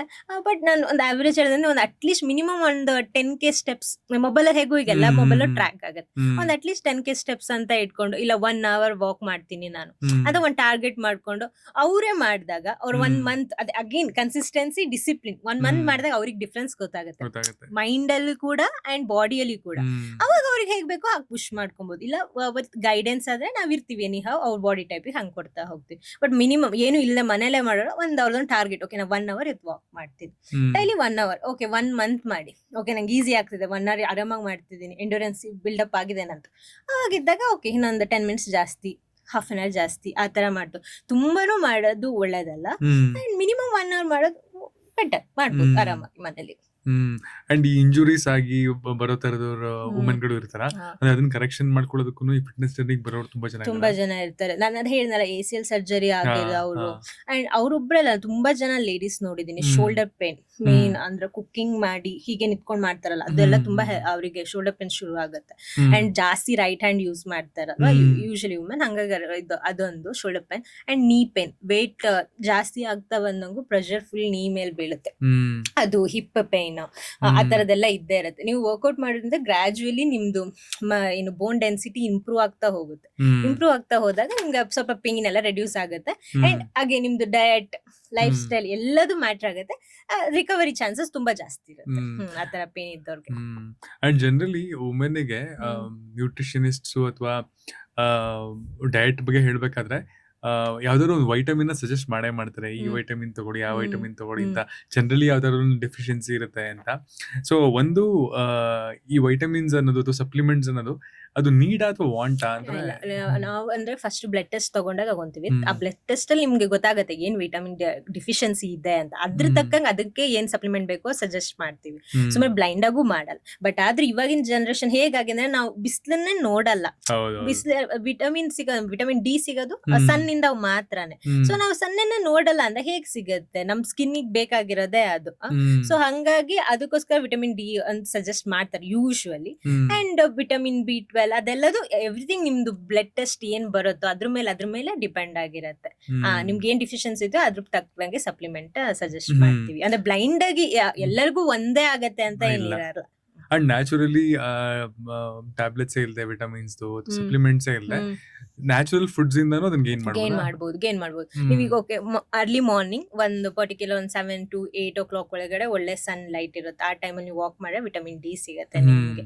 And orange fruits like citrics fruits use ಮಾಡಿದ್ರೆ ಅದರ ವಿಟಮಿನ್ ಸಿ ಸಿಗುತ್ತೆ ನಿಮ್ಗೆ. ಆ ತರ ವಿಟಮಿನ್ B12 ಎಲ್ಲ ವಿಟಮಿನ್ಗೂ ಅದಕ್ಕೆ ಅಂದ್ರೆ ವೆಜಿಟೇಬಲ್ಸ್ ಅಲ್ಲಿ, ಫ್ರೂಟ್ಸ್ ಅಲ್ಲಿ, ಅಂಡ್ ನಮ್ದು ಸೀಡ್ಸ್ ಅಲ್ಲಿ, ಗ್ರೇನ್ಸ್ ಅಲ್ಲಿ ಎಲ್ಲದ್ರಲ್ಲೂ ನ್ಯೂಟ್ರಿಷನ್ ಇದ್ದೇ ಇರತ್ತೆ. ಸೊ ನೀವು ನಾವು ಅದನ್ನ ಹೇಗೆ ಪ್ರಾಪರ್ ಆಗಿ ಎಷ್ಟು ಕ್ವಾಂಟಿಟಿ ತಗೊಬೇಕಂತ ಗೊತ್ತಿರೋದಿಲ್ಲ usually. So supplement easy. Supplement is ಅದೇ ಅಲ್ವಾ, ನಮ್ ಬಾಡಿಗೆ ಏನ್ ಸಿಕ್ತಿಲ್ಲೋ ಅದನ್ನ ಎಕ್ಸ್ಟ್ರಾ ತಗೊಳೋದೇ ಸಪ್ಲಿಮೆಂಟ್. ಸೊ ಹಂಗಾಗಿ ನಿಮ್ಗೆ ಬ್ಲಡ್ ಟೆಸ್ಟ್ ಎಲ್ಲ ನೋಡಿದಾಗ ಬ್ಲಡ್ ವರ್ಕ್ ಅಲ್ಲಿ ನಿಮ್ಗೆ ಗೊತ್ತಾಗತ್ತೆ ಏನ್ ನಂಗೆ ಡಿಫಿಷಿಯನ್ಸಿ ಇದೆ ಏನು ಅಂತ ಹೇಳಿ. ಸೊ ಅದಕ್ಕೆ ತಕ್ಕಾಗಿ ಎಷ್ಟು ಬೇಕು ಅದಕ್ಕೆ ಅದು ಒಂದು ಡ್ಯೂರೇಷನ್ ಕೋರ್ಸ್ ಅಂತ ಇರತ್ತೆ, ಅದಿಷ್ಟು ತಗೊಂಡ್ರೆ ಹೆಲ್ಪ್ ಆಗತ್ತೆ. ಅದು ಅದ್ರಲ್ಲೂ ಕೂಡ ನಿಮ್ ವಿಟಮಿನ್ ಡಿಫಿಷಿಯನ್ ಅದು ಕೂಡ ನಿಮ್ fat loss like fat gain ಆಗೋ ಕೂಡ ಕಾರಣ ಆಗಿರುತ್ತೆ ವಿಟಮಿನ್ ಡಿಫಿಷಿಯನ್ಸಿ ಇರೋದು. ಸೊ ನೀವು 6 months ಒನ್ಸ್ ಬ್ಲಡ್ ಟೆಸ್ಟ್ ಮಾಡ್ಸೋದು ತುಂಬಾ ಒಳ್ಳೇದು. ಎವ್ರಿಥಿಂಗ್ ನಿಮ್ದು ಏನ್ ಡಿಫಿಷಿಯನ್ಸಿ ಇದೆ, ಏನ್ ಬೇಕು ನಿಮ್ ಬಾಡಿಗೆ, ಅದೆಲ್ಲದು ನೀವು 6 months ಮಾಡಿಸಿ ಅದಕ್ಕೆ ತಕ್ಕನಾಗೆ ನೀವು ಸಪ್ಲಿಮೆಂಟ್ ತಗೊಂಡು ಒಳ್ಳೇದು. ಸಪ್ಲಿಮೆಂಟ್ ಅವ್ರು ನಿಮ್ ಫುಡ್ ಪ್ಯಾಟರ್ನ್ ಚೇಂಜ್ ಮಾಡ್ಕೊಳೋದು ಒಳ್ಳೇದು. So supplement, nutrition, food, fruits, vegetables ಅಂತೆಲ್ಲ ಮಾತಾಡ್ತಿದ್ವಿ. ಇದ್ರ ಬಗ್ಗೆ ಎಲ್ಲ ಮಾತಾಡ್ತಾ ಅಷ್ಟೇ ಫೇಕ್ ಪ್ರಾಡಕ್ಟ್ಸ್ಗಳು ಕೂಡ ಇದ್ರಲ್ಲಿ ಎಲ್ಲಾದ್ರಲ್ಲೂ ಇದೆ. ಅಂದ್ರೆ ಇವಾಗ ಒಂದು ಡಯಟ್ ಪ್ಲಾನ್ ಬರ್ಕೊಡ್ತೀರಾ, ಒಂದ್ ಪ್ರಾಪರ್ ಆಗಿರೋ ಚಿಕನ್, ಪ್ರಾಪರ್ ಆಗಿರೋ ಮೊಟ್ಟೆ, ಪ್ರಾಪರ್ ಆಗಿರೋ ನ್ಯೂಟ್ರಿಷನ್, ತುಂಬಾ ಕಂಪನೀಸ್ ಇದೆ. ಅದ್ರಲ್ಲೆಲ್ಲ ಇವತ್ತು ದಿನ ಫುಡ್ ಬರ್ತಿರೋದೇ ತುಂಬಾ ಫೇಕ್ ಅಂತ ಪ್ರಾಡಕ್ಟ್ಸ್ ಅಂತ ಕೇಳ್ಪಡ್ತಾ ಇದ್ವಿ. ಆರ್ಗ್ಯಾನಿಕ್ ಆಗಿ ಯಾವ್ದಾದ್ರು ಒಂದು ಪ್ರಾಡಕ್ಟ್ಸ್ ತಗೋಬೇಕು ಅಂದ್ರೂ ಅದಕ್ಕೆ ಅದ್ರ ಬಗ್ಗೆ ಜನಕ್ಕೆ ನಾಲೆಡ್ಜ್ ಇರಲ್ಲ. ಸೊ ಇವತ್ತಿನ ಅದೊಂಥರ ಮೆಡಿಸಿನ್ ತರ ಆಗ್ತಿದೆ ನಮ್ಗೆ. ಅಂದ್ರೆ ನಾವು ಕೆಮಿಕಲ್ಸ್ ತಿಂತಾ ತರ ಆಗ್ತಿದ್ಯಾ ಅಂತ ಅನ್ಸುತ್ತೆ. ಇವನ್ ಒಂದು ಫ್ರೂಟ್ಸ್ ಆಗ್ಲಿ, ಅದು ಜಾಸ್ತಿ ಅದು ಶೆಲ್ಫ್ ಲೈಫ್ ಇಂಪ್ರೂವ್ ಮಾಡೋದಕ್ಕೆ ಅದಕ್ಕೆ ಸ್ಪ್ರೇ ಮಾಡ್ತಾರೆ, ಕಲರ್ ಮಾಡ್ತಾರೆ. ಅಂಡ್ ಆರ್ಗ್ಯಾನಿಕಲಿ ನಾವೇ ಗ್ರೋನ್ ಮಾಡಿ ತಗೊಂಡ್ರೇನೆ ಬೆಸ್ಟ್ ಅನ್ಸುತ್ತೆ. ಬಟ್ ಆದ್ರೆ ಈಗ ಇವಾಗಿನ ಜನಕ್ಕೆ ಟೈಮು ಇಲ್ಲ ಅಂಡ್ ಆ ಸ್ಪೇಸು ಇಲ್ಲ ಆ ತರ. ಬಟ್ ಇರೋದ್ರಲ್ಲೇನೆ ಬೆಸ್ಟ್ ಅಂತ ಹುಡುಕಿ ತಗೊಳೋದು ತುಂಬಾ ಒಳ್ಳೇದು. ಅಂಡ್ ತುಂಬಾ ಕೇರ್ಫುಲ್ ಆಗಿರೋದು ತುಂಬಾ ಒಳ್ಳೇದು. ಬಿಕಾಸ್ ಚಿಕನ್ಗಾಗ್ಲಿ, ಎಗ್ಗಾಗ್ಲಿ ಎಲ್ಲದಕ್ಕೂ ಅದ್ರ ಟೈಮ್ ಡ್ಯೂರೇಷನ್ ಜಾಸ್ತಿ ಆಗೋದಕ್ಕೆ ಪೆಸ್ಟಿಸೈಡ್ಸ್ ಆಗ್ಲಿ ಅದಕ್ಕೆ ಇಂಪ್ರೂವ್ ಮಾಡೋದಕ್ಕೆ ಎಲ್ಲದಕ್ಕೂ ಹಾಕ್ತಾರೆ. ಅಂಡ್ ಫ್ರೂಟ್ಸಿಗೆ ಮೇನ್ಲಿ ನಾವೇ ನೋಡ್ತೇವೆ ವೆಜಿಟೇಬಲ್ಸ್ಗೆ ಕೆಮಿಕಲ್ಸ್ ಅದ್ದಿ ಇಡ್ತಾ ಇರ್ತಾರೆ ಫ್ರೆಶ್ ಆಗಿ ಕಾಣೋದಿಕ್ಕೆ ಅಂತ ಹೇಳಿ. ಸೊ ಹಂಗಾಗಿ ತುಂಬಾ ಕೇರ್ಫುಲ್ ಆಗಿರೋದು ಒಳ್ಳೇದು. ಅಂಡ್ ಆದಷ್ಟು ನಿಮ್ ಮನೆಯಲ್ಲೇ ಇದ್ರೆ ಮನೆ ಪಾಟ್ ಅಲ್ಲೇ ನಿಮಗ್ ಬೇಕಾಗಿರೋ ವೆಜಿಟೇಬಲ್ಸ್, ನಿಮ್ ಮನೆಗ್ ಬೇಕಾಗಿರೋ ವೆಜಿಟೇಬಲ್, ನಿಮ್ಗೆ ಬೇಕಾಗಿರೋದು ಅದನ್ನ ಬೆಳ್ಕೊಳೋದು ಇನ್ನೂ ಒಳ್ಳೇದು. ನಿಮ್ಗೂ ಒಂದು ಹಾಬಿ ತರ ಇರತ್ತೆ. ಅಂಡ್ ಆರ್ಗ್ಯಾನಿಕಲಿ ನಿಮ್ಗೆ ಏನ್ ಬೇಕೋ ಮನೇಲಾಗೋ ಕಿಚನ್ ವೇಸ್ಟ್ ಇಂದಾನೇ ನೀವು ಗ್ರೋ ಮಾಡ್ಬೋದು. ನಾವ್ ಮನೇಲಿ ಯೂಸ್ ಮಾಡೋ ಈ ತರಕಾರಿ ಸಿಪ್ಪೆ, ಸ್ವಲ್ಪ ಇದು ಕೋಪಿ ಅದೆಲ್ಲ ಹಾಕಿದ್ರೆ ಆರಾಮಾಗಿ ವೆಜಿಟೇಬಲ್ಸ್, ಸೊಪ್ಪು ಅದೆಲ್ಲ ಬೆಳ್ಕೋಬಹುದು. ಎಸ್ಪೆಷಲಿ ನಾನ್ ವೆಜ್ ಅಲ್ಲಂತೂ ಇವತ್ತಿನ ದಿನ ಹೊರಗಡೆ ತಿನ್ನೋದಕ್ಕೆ ಹೋದ್ರಂತೂ ಯಾವ ಚಿಕನ್ ಯೂಸ್ ಮಾಡಿರ್ತಾರೋ ಅಂತ ಗೊತ್ತಿಲ್ಲ. ಅಥವಾ ನಾವು ಮೀಟ್ ತಗೊಂಡ್ಬರ್ಬೇಕು ಅಂತಂದ್ರೂ ಯಾವ್ದು ಟ್ರಸ್ಟೆಡ್ ಸೋರ್ಸ್ ಅಂತಾನೆ ಹೇಳಕ್ಕಾಗಲ್ಲ. ಬಟ್ ಒಂದ್ ಥಿಂಗ್ ಏನಂದ್ರೆ ಯಾವ್ದನ್ನೇ ಆಗ್ಲಿ ಕುಕ್ ಮಾಡಾದ್ಮೇಲೆ ಅದ್ರಲ್ಲಿರುವಂತ ಬ್ಯಾಡ್ ಥಿಂಗ್ಸ್ ಏನೇನಿದೆಯೋ ಅದೆಲ್ಲದು ಡಿಕೆ ಆಗತ್ತೆ. ಅಂದ್ರೆ ಕುಕ್ ಹೀಟ್ ಟೆಂಪರೇಚರ್ಗೆ ಸೊ ಅದೆಲ್ಲ ಡಿಕೆ ಆಗತ್ತೆ. ಅಂತ ಮೇಜರ್ ಪ್ರಾಬ್ಲಮ್ ಅಂತ ಇರೋದಿಲ್ಲ. ಬಟ್ ಅದ್ರ ನಮ್ ಕೇರ್ಫುಲ್ ಆಗಿ ನಾವಿರೋದು ತುಂಬಾ ಒಳ್ಳೇದು. ಈಗ ಎಗ್ ಕೂಡ, ಚಿಕನ್ ಕೂಡ ಬಾಯ್ಲ್ ಮಾಡಿದಾಗ ಅದ್ರಲ್ಲಿ ಏನ ಸೈಡ್ ಎಫೆಕ್ಟ್ಸ್ ಏನೇನ್ ಹಾಕಿರ್ತಾರಲ್ಲ ಅದೆಲ್ಲ ಡಿಜನರೇಟ್ ಆಗುತ್ತೆ ಕುಕ್ ಮಾಡಾದ್ಮೇಲೆ. ಸೊ ಅಂತದಲ್ಲ, ಬಟ್ ಕೇರ್ಫುಲ್ ಆಗಿರೋದು ತುಂಬಾ ಒಳ್ಳೇದು. ಅಂಡ್ ಜನರಲಿ ವೆಜಿಟೇರಿಯನ್ ವುಮೆನ್ ಅಥವಾ ನಾನ್ ವೆಜಿಟೇರಿಯನ್ ವುಮೆನ್ ಇಬ್ರದೂನು ಕನ್ಸಿಡರೇಷನ್ ತಗೊಂಡು ಒಂದು ಫಿಟ್ನೆಸ್ ಜರ್ನಿ ಸ್ಟಾರ್ಟ್ ಮಾಡ್ತಾರೆ ಅಂತಂದ್ರೆ, ಸೊ ವೆಜಿಟೇರಿಯನ್ ವುಮೆನ್ಸ್ ಗೆ ಜನರಲಿ ಹೇಳುವಾಗ ಸ್ವಲ್ಪ ಕಷ್ಟ ಇದೆ ಕಂಪೇರ್ ಟು ನಾನ್ ವೆಜ್. ಸ್ವಲ್ಪ ಕಷ್ಟ ಇದೆ ಬಿಕಾಸ್ ವೆಜಿಟೇಬಲ್ಸ್ ಅಲ್ಲಿ ಪ್ರೋಟೀನ್ ಇಲ್ಲ ಅಂತ ಅಲ್ಲ, ಇದೆ. ಬಟ್ ಆದ್ರೆ ಕ್ಯಾಲರಿ ಜಾಸ್ತಿ ಇರುತ್ತೆ. ಈಗ ನಾವ್ ಈ ಗ್ರೇನ್ಸ್ ಏನ್ ತಗೊಂತೀವಿ, ಈಗ ಮೂಂಗ್ ದಾಲ್ ಎಲ್ಲ ತಗೊಂತೀವಿ, ಮೂಂಗ್ ದಾಲ್ ಎಲ್ಲ ಪ್ರೋಟೀನ್ ಸೋರ್ಸ್, ಒಳ್ಳೆ ಪ್ರೋಟೀನ್ ಸೋರ್ಸ್. ಬಟ್ ಆದ್ರೆ ಅದ್ರಲ್ಲಿ ಕ್ಯಾಲರಿ ಕಂಟೆಂಟ್ ಜಾಸ್ತಿ ಇರುತ್ತೆ. ಬಟ್ ಅದೇ ನಮ್ ಚಿಕನ್ ಬ್ರೆಸ್ಟ್ ಅಲ್ಲಿ ಕ್ಯಾಲರಿ ಕಮ್ಮಿ ಇರುತ್ತೆ, ಪ್ರೋಟೀನ್ ಕಂಟೆಂಟ್ ನಮ್ಗೆ ಎಷ್ಟು ಬೇಕೋ ಅಷ್ಟೇ ಇರುತ್ತೆ. ನೀವೀಗ ಚಿಕನ್ ಒಂದೀಗ 100 ಗ್ರಾಮ್ ತಗೊಂತಿದ್ದೀರಾ ಅಂದ್ರೆ ಮೂಂಗ್ ದಾಲ್ ಈಗ 200-250 ಗ್ರಾಮ್ ಅಷ್ಟು ಜಾಸ್ತಿ ಅಂದ್ರೆ ಅದೇ ಪ್ರೋಟೀನ್ ಬ್ಯಾಲೆನ್ಸ್ ಮಾಡ್ಬೇಕು ಅಂತ ಅಂದ್ರೆ ಜಾಸ್ತಿ ತಗೊಬೇಕಾಗತ್ತೆ. ಅಂಡ್ ಅಷ್ಟು ಕನ್ಸ್ಯೂಮ್ ಮಾಡೋಕೆ ಒಂದು ಕಷ್ಟ, ಅಷ್ಟು ಹೇಗ್ ತಿನ್ನಕ್ಕಾಗತ್ತೆ ಒಂದು. ಅಂಡ್ ಅಗೇನ್ ಅಷ್ಟು ಪ್ರೋಟೀನ್ ಅವ್ರಿಗೆ ಅದ್ರಲ್ಲಿ ಸಿಗ್ತಾ ಇರೋದಿಲ್ಲ. ಸೊ ಹಂಗಾಗಿ ಸ್ವಲ್ಪ ವುಮೆನ್ಗೂ ಅಂದ್ರೆ ವೆಜ್ ಮತ್ತೆ ನಾನ್ ವೆಜಿಟೇರಿಯನ್ಗೆ ಸ್ವಲ್ಪ ಆ ತರ ಡಿಫ್ರೆನ್ಸ್ ಇದೆ. ಅದು ವೆಜ್ ಡಯಟ್ ಮಾಡ್ತಾ ಇರ್ತಾರೆ, ಅವ್ರು ನಾನ್ ವೆಜ್ ಶಿಫ್ಟ್ ಆಗೋದು ಕಷ್ಟನೇ. ಅಂಡ್ ಅದು ಬಾಡಿ ಕೂಡ ಸಪೋರ್ಟ್ ಮಾಡಲ್ಲ. ಈಗ ನಾನ್ ವೆಜ್ ಡಯಟ್ ಇದ್ದವ್ರು ವೆಜ್ ಶಿಫ್ಟ್ ಆಗೋದು ಬಾಡಿ ಸಪೋರ್ಟ್ ಮಾಡಲ್ಲ, ಬಿಕಾಸ್ ನಿಮ್ ಬಾಡಿ ಮುಂಚೆಯಿಂದನೂ ನಾನ್ ವೆಜ್ಗೆ ಆಗಿರತ್ತೆ, ಅದು ಬಿಲ್ಟ್ ಆಗಿರೋದೇ ಹಾಗೆ, ನಿಮ್ ಜೆನೆಟಿಕಲ್ಲೂ ಅದೇ ಬಂದಿರುತ್ತೆ. ನೀವೀಗ ವೆಜ್ಜಿಗೆ ಆದ್ರೆ ನಿಮ್ ಬಾಡಿ ಇಲ್ಲಿ ವೆಜಿಟೇಬಲ್ ಸೋರ್ಸ್ ಇಂದ ಸಿಗೋ ಸಪ್ಲಿಮೆಂಟ್ ಲೈಕ್ ಪ್ರೋಟೀನ್ ಸೋರ್ಸ್ ಅದಕ್ಕೆ ಸಾಕಾಗಲ್ಲ, ಆ ತರ ಆಗತ್ತೆ. ಸೊ ಅದೇ ಎರಡಕ್ಕೂ ಡಿಫ್ರೆನ್ಸ್ ಇದೆ. ನೀವು ವೆಜಿಟೇರಿಯನ್ ವುಮೆನ್ ಯಾವ್ದೇನಾದ್ರೂ ಟ್ರಾನ್ಸ್ಫಾರ್ಮೇಶನ್ ಮಾಡಿರೋದು ಚಾಲೆಂಜಿಂಗ್ ಅಂತ ಅನ್ಸುತ್ತಾ? ಚಾಲೆಂಜಿಂಗ್ ಇದೆ, ತುಂಬಾ ಇದೆ. ಯಾಕಂದ್ರೆ ಅವ್ರಿಗೆ ಕೆಲವ್ರಿಗೆ ಇದು ಏನಾದ್ರು ಬ್ಲಾಟ್ ಆಗತ್ತೆ, ಗ್ರೈನ್ಸ್ ಎಲ್ಲ ಇರತ್ತಲ್ಲ ಅದೆಲ್ಲ ಸ್ವಲ್ಪ ಅಸಿಡಿಕ್ ಇರುತ್ತೆ ಅನ್ಸುತ್ತೆ, ಸ್ವಲ್ಪ ಬ್ಲಾಟಿಂಗ್ ಇಶ್ಯೂಸ್ ಎಲ್ಲ ಜಾಸ್ತಿ ಇರುತ್ತೆ. ಬಟ್ ಚಿಕನ್ ಆಗ್ಲಿ, ಫಿಶ್ ಆಗ್ಲಿ, ಎಗ್ ಆಗ್ಲಿ ಇದ್ರೆಲ್ಲ ಅಷ್ಟು ಇರೋದಿಲ್ಲ, ಅದು ಕಂಪೇರ್ ಮಾಡಿದಷ್ಟೇನ್ ಇರೋದಿಲ್ಲ, ಬಾಡಿ ಹಂಗೆ ಅಡ್ಜಸ್ಟ್ ಆಗತ್ತೆ. ಬಟ್ ಇದು ನೀವ್ ಎಷ್ಟೇ ದಿವಸ ತಗೊಂಡ್ರು ನಿಮ್ಗೆ ಬ್ಲಾಟಿಂಗ್ ಇಶ್ಯೂಸ್ ಎಲ್ಲ ಇದ್ದೇ ಇರತ್ತೆ, ಅದು ಗ್ರೈನ್ಸ್ ಅಲ್ಲಿ. ಹಂಗಾಗಿ ಸ್ವಲ್ಪ ವೆಜ್ ಡಯಟ್ ಇದ್ದವ್ರಿಗೆ ಸ್ವಲ್ಪ ಡಯಟ್ ಕೊಡೋದು ಸ್ವಲ್ಪ ಕಷ್ಟ ಇರುತ್ತೆ. ಅಂಡ್ ಟೇಸ್ಟ್ ವೈಸ್ ನೋಡಿದ್ರು ಅಷ್ಟೇನೆ, ಚಿಕನ್ ಅಲ್ಲ ಎಗ್ ಅಲ್ಲಾದ್ರೆ ನೀವು ವೆರೈಟಿ ಏನ್ ಬೇಕಾದ್ರೂ ಮಾಡ್ಕೊಬಹುದು, ಜಾಸ್ತಿ ಆಪ್ಷನ್ಸ್ ಇರುತ್ತೆ. ಬಟ್ ವೆಜ್ ಅಲ್ಲಿ ಅಷ್ಟು ಆಪ್ಷನ್ಸ್ ಅವ್ರಿಗೆ ಇರಲ್ಲ. ಸೋಯಾ ಅಂದ್ರೆ ಅಯ್ಯೋ ಅದನ್ನೇ ತಿನ್ಬೇಕಾ ಅನ್ಸುತ್ತೆ, ಹಿಂಗೆ ಗ್ರೈನ್ಸ್ ಅಂದ್ರೆ ಅಯ್ಯೋ ಇದೇ ತಿನ್ಬೇಕಾ ಅಂತಾರೆ. ಅಂಡ್ ಪನ್ನೀರ್ ಎಲ್ಲ ಮೋಸ್ಟ್ಲಿ ಅದು ಫ್ಯಾಟ್ ಸೋರ್ಸ್ ಆಗಿರುತ್ತೆ, ಜಾಸ್ತಿ ಪ್ರೋಟೀನ್ ಸೋರ್ಸ್ ಗಿಂತ ಫ್ಯಾಟ್ ಜಾಸ್ತಿ ಇರುತ್ತೆ ಕಂಟೆಂಟ್. ಸೊ ಹಂಗಾಗಿ ಅದನ್ನು ನಾವು ಫುಲ್ ಅದೇನೆ ಅಂತ ಹೇಳಕ್ಕೂ ಆಗಲ್ಲ. ಸೊ ಎಲ್ಲದನ್ನು ಮಿಕ್ಸ್ ಮಾಡಿ ಡಯಟ್ ಪ್ಲಾನ್ ಕೊಟ್ಟಿರ್ತೀವಿ ಅವರಿಗೆ, ಆದ್ರೂ ಸ್ವಲ್ಪ ಕಷ್ಟ ಆಗುತ್ತೆ ವೆಜ್ ಡಯಟ್ ಇರೋರಿಗೆ. ಈ ಫಿಟ್ನೆಸ್ ಮೇಂಟೈನ್ ಮಾಡೋದ್ರ ಜೊತೆಗೆ ಈ ಜಿಮ್ ಮೆಂಬರ್ಶಿಪ್ ತಗೋತಾರಲ್ಲ ವುಮೆನ್ ಎಸ್ಪೆಷಲಿ, 53% ಜನ ಇಂಡಿಯಾದಲ್ಲಿ ವಾಪಸ್ 1 ವರ್ಷಕ್ಕೆ ತಗೊಂಡವರು ತಿರುಗಿ ನೋಡಲ್ಲಂತೆ. ಅದು ಅಗೇನ್ ಜಾನ್ವರಿ 1 ಬಂದ್ರೆ ಎಲ್ಲರಿಗೂ ಒಂದು ನಾನು ಈ ಸಲ ಫಿಟ್ ಆಗಿರ್ಬೇಕು ಈ ಇಯರ್ ಅಂತ ಜಾಯಿನ್ ಆಗ್ತಾರೆ. ಅದೇ ಅದು ಹಾಗೇನೆ ಆಗತ್ತೆ ಅವರಿಗೆ. ಡಿಸೆಂಬರ್ ಖಾಲಿ ಹೊಡಿತಿರದ, ಡಿಸೆಂಬರ್ ಫುಲ್ ಖಾಲಿ ಇರುತ್ತೆ. ಹೌದು, ಫುಲ್ ಹಬ್ಬ ಎಲ್ಲ ಬರುತ್ತೆ. ಅಂಡ್ ಎಲ್ಲ ಹೊರಗಡೆ ಹೋಗೋದು, ಮಕ್ಳಿಗೆಲ್ಲ ಹಾಲಿಡೇ ಎಲ್ಲ ಅದೇ ಮಂತ್ ಇರುತ್ತೆ. ಸೊ ಹಂಗಾಗಿ ಎಲ್ಲ ಫುಲ್ ಫ್ರೀ ಅವಾಗ December month. And January okay full start ಮಾಡೋಣ ಫಸ್ಟ್ ಇಂದ ಅಂತ ಶುರು ಮಾಡ್ತಾರೆ. 1 ಮಂತ್ ಕಷ್ಟಪಟ್ಟು ಬರ್ತಾರೆ. ಅಗೇನ್ ಡಿಸಿಪ್ಲಿನ್, ಮೋಟಿವೇಶನ್, ಅಲ್ಲಿ ಮೋಟಿವೇಶನ್ ಅಲ್ಲಿ ಜಾಯಿನ್ ಆಗಿರ್ತಾರೆ. ಸ್ವಲ್ಪ ದಿವಸಕ್ಕೆ ಸುಸ್ತಾಗ್ತಾರೆ, ಅಂದ್ರೆ ಲೈಕ್ ಬಾಡಿ ಸಪೋರ್ಟ್ ಮಾಡಲ್ಲ ಅನ್ಸುತ್ತೆ ಅವರಿಗೆ, ಆ ಕನ್ಸಿಸ್ಟೆನ್ಸಿ ಮೇಂಟೈನ್ ಮಾಡೋಕ್ಕೂ ಕಷ್ಟ ಆಗುತ್ತೆ. ಸೊ ಹಂಗಾಗಿ ಅಲ್ಲಿಗೆ ಸ್ಟಾಪ್ ಮಾಡ್ತಾರೆ, ಆ ತರ ಆಗತ್ತೆ. ಅವ್ರು ಫಸ್ಟ್ ಮಂತ್ ಬರೋದೇ ಕಷ್ಟ, ಇನ್ನು ಉಳಿದಿರೋ 11 ಮಂತ್ ಹೇಗ್ ಬರ್ತಾರೆ, ಹಂಗಾಗಿ ಕಷ್ಟ. And one piece of advice, ಇವತ್ತು ಪ್ರಾಬ್ಲಿ ನಿಮ್ ವಿಡಿಯೋ ನೋಡಿ ಯಾವ್ದಾದ್ರು ಹೆಣ್ಮಗು ಅಥವಾ ಒಂದ್ ವುಮೆನ್ ಫಿಟ್ನೆಸ್ ಜರ್ನಿನ ಸ್ಟಾರ್ಟ್ ಮಾಡ್ತಿದ್ದಾರೆ ಅಂದ್ರೆ ಅವರಿಗೆ ಮೇನ್ ಕನ್ಸಿಸ್ಟೆನ್ಸಿ ಇದ್ರೆ ನೀವು 100% ಅಚೀವ್ ಮಾಡೇ ಮಾಡ್ತೀರಾ. ನೀವೇನ್ ಅನ್ಕೊಂಡಿದ್ರೆ ಅದನ್ನ ಅಚೀವ್ ಮಾಡೇ ಮಾಡ್ತೀರಾ. ನೀವು ಮೋಟಿವೇಶನ್ ಇಂದ, ಬೇರೆಯವ್ರ ವಿಡಿಯೋ ಇಂದ, ಓಕೆ ಇವ್ರ ವಿಡಿಯೋ ಇಂದ ನಾನು ಹೋಗ್ತೀನಿ, ಓಕೆ ಇವ್ರ ಬಾಡಿ ಹೀಗಾಗಿದೆ, ಅಲ್ಲಿ ವಿಡಿಯೋದಲ್ಲಿ ಹೀಗೆ ಕಾಣ್ತಿದೆ, ನಾವು ವಿಡಿಯೋಗೂ ರಿಯಾಲಿಟಿಗೂ ತುಂಬಾನೇ ಡಿಫ್ರೆನ್ಸ್ ಇರುತ್ತೆ. ನೀವು ವಿಡಿಯೋದಲ್ಲಿ ಕಾಣೋ ಓಕೆ ಫಿಟ್ ಆಗಿದ್ದಾರೆ ಅಂತ ಕಾಣಿಸೋರು ಕೂಡ ಅಷ್ಟು ಫಿಟ್ ಆಗಿರಕ್ ಚಾನ್ಸ್ ಇರಲ್ಲ. Every day same body maintain ಮಾಡೋದು ತುಂಬಾ ಕಷ್ಟ ಇರುತ್ತೆ. ಅದು ವಿಡಿಯೋ ಮಾತ್ರ ಆಗಿರುತ್ತೆ ಅಷ್ಟೇ. ಸೊ ನೀವು ಅದ್ರ ಬಗ್ಗೆ ವರಿ ಮಾಡ್ಬಿಡಿ, ಓಕೆ ಅವರೆಲ್ಲ ಅಷ್ಟು ಫಿಟ್ ಆಗಿದ್ದಾರೆ, ನಾನು ಹಿಂಗಿದ್ದೀನಿ ಅಂತ. ಅವ್ರ ರಿಯಲ್ ಲೈಫ್ ಯಾರು ಅದೇ ತರ ಇರಲ್ಲ. ಒಂದು ಅಂಡ್ ನಿಮ್ ಕನ್ಸಿಸ್ಟೆನ್ಸಿ, ನಿಮ್ ಡಿಸಿಪ್ಲಿನ್ ಇಟ್ಕೊಳ್ಳಿ ಲೈಫ್ ಅಲ್ಲಿ. ನನ್ಗೋಸ್ಕರ ನಾನ್ ಮಾಡ್ತೀನಿ, ನನ್ ಫ್ಯಾಮಿಲಿ, ನನ್ ಸರೌಂಡಿಂಗ್ ಗೋಸ್ಕರ, ನನ್ ಲಾಂಗ್ ಟರ್ಮ್, ನಾನ್ ಯಾವತ್ತು ಹಾಸ್ಪಿಟಲೈಸ್ ಆಗದೆ ಆರಾಮಾಗಿ ಲೈಕ್ ಸಾಯೋ ತನಕ ಆರಾಮಾಗಿ ಓಡಾಡ್ಕೊಂಡು ನನ್ ಮೇಲೆ ನಾನ್ ಡಿಪೆಂಡ್ ಆಗಿರ್ತೀನಿ, ಬೇರೆಯವ್ರ ಮೇಲೆ ಆಗಿರಲ್ಲ. ಹಂಗಿದ್ದಾಗ ನೀವು ಆರಾಮಾಗಿ ಮಾಡ್ಬೋದು. ಜಿಮ್ ಮಾಡಿ ಬನ್ನಿ, ಫಿಟ್ನೆಸ್ ಇಟ್ಕೊಳ್ಳಿ ನಿಮ್ ಲೈಫಲ್ಲಿ ಒಂದು ಪಾರ್ಟ್ ಆಫ್ ಲೈಫ್. ನಿಮ್ದು ಫಿಟ್ನೆಸ್ ಇಟ್ಕೊಳ್ಳಿ. ಎವ್ರಿ ಡೇ 1 ಅವರ್ ನಿಮ್ಗೋಸ್ಕರ ನೀವು ಕೊಟ್ಕೊಳ್ಳಿ ಅಂತ ಹೇಳ್ತೀನಿ ಅಷ್ಟೇ. 1 ಅವರ್ ಸಾಕು, ಜಾಸ್ತಿ ಅಲ್ಲ. ಇರೋ 24 ಅವರಲ್ಲಿ ಬೇರೆ ಎಲ್ಲದಕ್ಕೂ ಕೊಡ್ತೀರಾ ನೀವು.